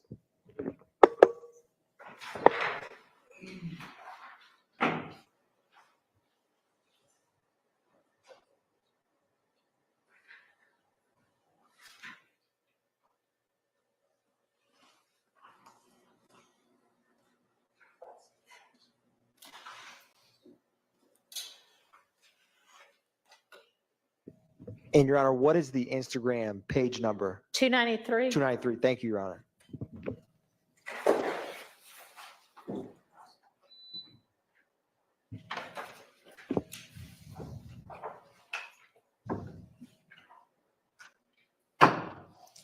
Oh, so Your Honor, with this thread, when this Instagram handle, the truth of the matter asserted so this is where I was using the example of he uses referencing to somebody who stole a Mustang to orient Blaylock to who he's talking about. I don't know who he is referring to, but, and that's kind of is why the state's argument about these is the truth of the matter asserted, whether he's talking about Joe or Bob is irrelevant, but he's saying that they're trying to put me in slime, but I got to get put in by you. And it's Blaylock. And then he and then Blaylock responds mentioning having to give that person money. And then the guy follows up, the Instagram handle follows up in terms of, I'm getting in the fire right. I don't want someone to come up and say I'm not like a real slime. And then Blaylock responds, you are going to be real on slime. And so whether, this other party's comments, it's for Blaylock giving assurances to this prospective member from just the contents of the Instagram, what this other Instagram handle is stating. The state's not intending to introduce his comments for the truth in terms of it's Blaylock saying in furtherance of the conspiracy that he is going to be official. And more so, and what I mean by that is when the statement, the young expletive who stole the Mustang from CEP, the state's, whether whoever he's referring to, whether they stole a Mustang or not, is never going to come in or is not dispositive to that statement. It's to orient Blaylock. The next statement he says, that gentleman who stole the Mustang is trying to put me in slime, but he said, I got to get put in by you, to Blaylock. Whether that other gentleman actually said that or not, that is needed for the context of Blaylock's response, where he says, you're going to have to give money. And then he follows up and says, basically, am I going to be official or not? And Blaylock assures him, you are going to be real on slime. You are. And then they discuss where they currently are to meet up. And so the state's position is that the comments from the other party are not for the truth of what he's saying, whether the gentleman who stole the Mustang is the one telling him that, et cetera. It's Blaylock solidifying this prospective member from the contents of this thread, which furthers the gang because the gang has to have an influx of new members. And so that's the state's position of why Blaylock's comments are 801 D2E, and the other party's Instagram handle, by my reading, and I was going line by line because that's kind of necessary in terms of it's needed for the context of Blaylock's responses. That's the state's position on that specific thread, Your Honor. All right, and so you're saying none of the other person's statements are being offered for their truth? Yes, Your Honor, because by this content, this other party's, I'm not arguing they're 801 D2E because this person's not part of the conspiracy yet by the state's reading of this.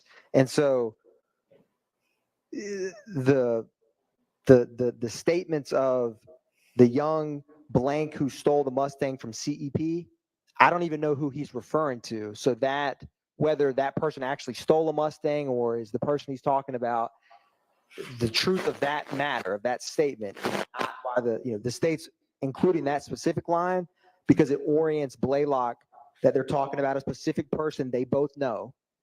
And then the next line, he says that gentleman is trying to put him in slime, but said, I have to get put in by you. And so you need to have that statement to know why Blaylock's mentioning about giving him money. And then further on, and to the court's question, I mean, the state would also be fine with on page 293. I mean, this thread starts a little earlier on 292. If you just started on 293 and Blaylock mentions exchange of money, and then this other Instagram says basically, is this going to be official? He doesn't want anyone to come up to him to talk about he's not going to be a real slime. And Blaylock assures him, you are going to be real on slime. And again, the reason that matters in terms of the first of the gang is because right before then, he's saying basically, I have to get put on by you. And Blaylock's saying, well, if you do get put on by me, you're going to be official, is what he's asserting in this private DM thread between these two. And then they just mentioned meeting up on Cleveland, which is just the end of the conversation. There's nothing uniquely significant about that last portion. And so that was the state's position with this thread in Blaylock's Instagram, Your Honor. All right. Anything else on that from the defense? I would oppose the position of Mr. Atkins because, Your Honor, the way he just read it, I believe that is for the truth. So I could go further, but I think that he's saying that these out-of-court statements by an unknown party, he wants to say, well, they're not for the truth, but they are specifically for the truth. Yeah, I'm having a hard time figuring out how saying something like, I don't want anybody beefing about me not being real slime is anything but offered for the truth of that, and here's why I'm reaching out to you, because I've been told you need to put me in. So I think that I'm going to exclude this one. Understood, Your Honor. Okay. All right. I know there were some loose ends we still needed to tie up on some other things. What were they? Nobody know. All right. How about the most recent motion in limine filed by Mr. Steele today? Have y'all had a chance to see that at all?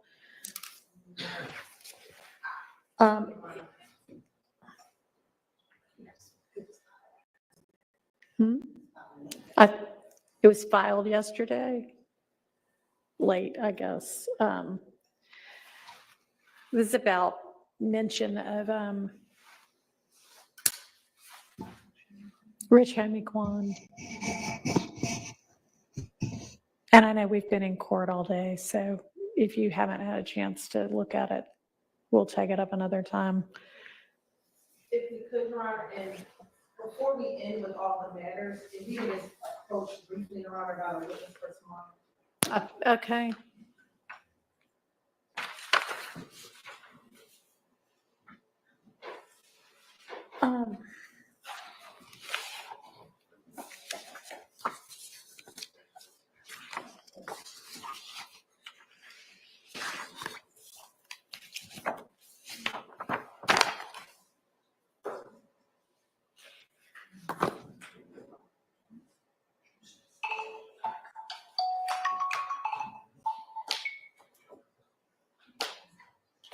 All right, if y'all want to approach.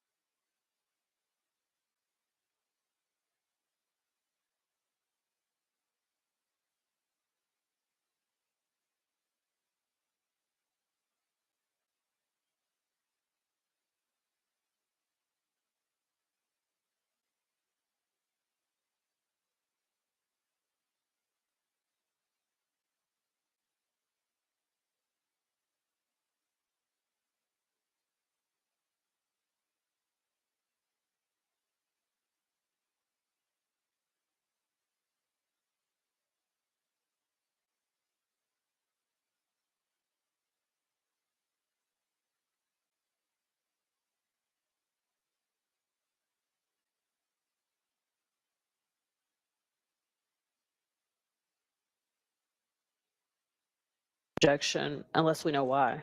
I mean, we couldn't hear. You might not have been able to hear why. Yeah. Okay. All right. Listen. She'll say it.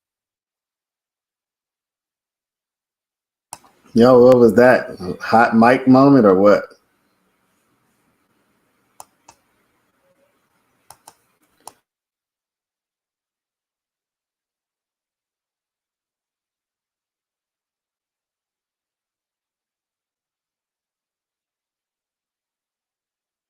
That was like a hot mic moment, I guess.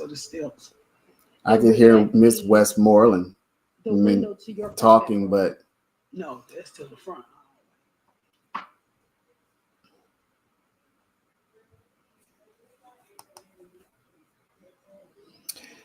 so when you're in law school, you learn all of these rules of evidence. It's actually an entire class called evidence, and you learn all of these different rules and exceptions and so on and so forth. But as you can see, at the end of the day, it's the judge who makes that decision. So at the end of the day, you can know all of the rules, et cetera, but the judge is still going to make the judge's determination as to what comes in and what doesn't.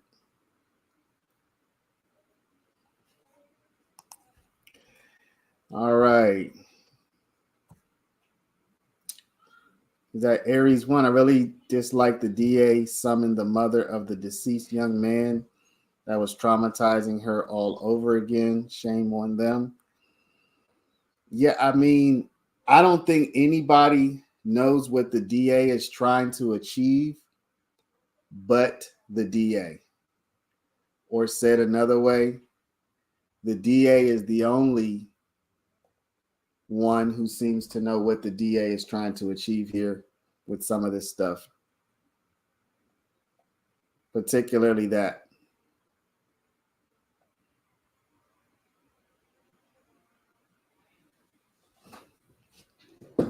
Because I don't think most of us have any clue.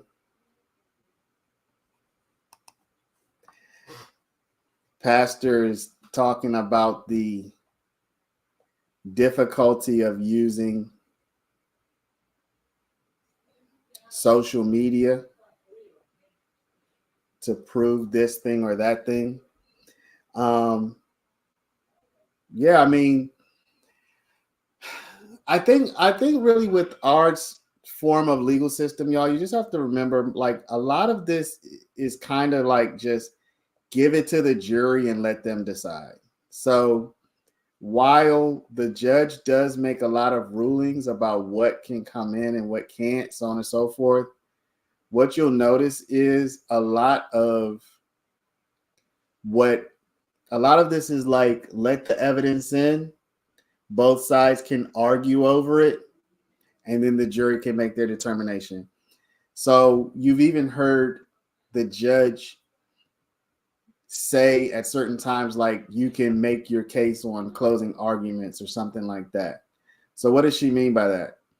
She means basically that right now, the lawyers during testimony, they're not able to directly address the jury and give their spin on this thing or that thing.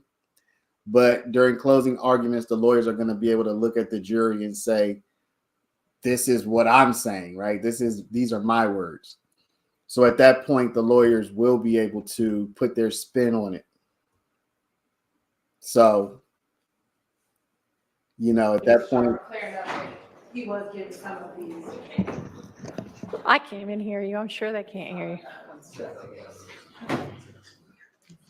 I do want to thank Mr. Sharp for bringing to the court's attention that he did receive some of that discovery previously. Okay. Thank you. All right. There was that video from Trooper Campbell that everybody was having difficulty playing. Have y'all been able to find the original of that? Yes, we forwarded a copy via Dropbox to Mr. Sharp. I'm not sure if he was able to play it, but we did have a copy. So if he lets me know. That Adam sent it? Yes. Okay. All right. So you'll look at that and then figure out whether you have an issue. And if you do, then I'll need a copy that I can open as well. But if you don't have an issue, then that'll be fine.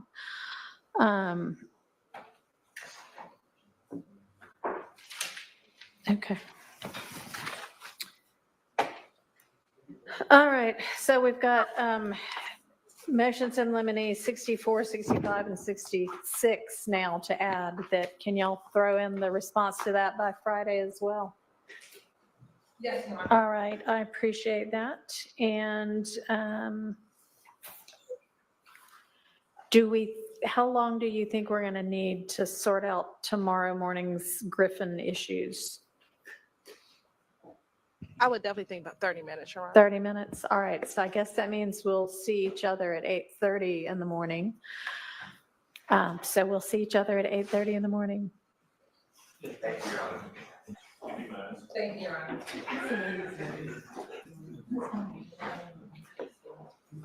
Miss Ross. Okay, I like this one. Miss Ross, on an unrelated matter.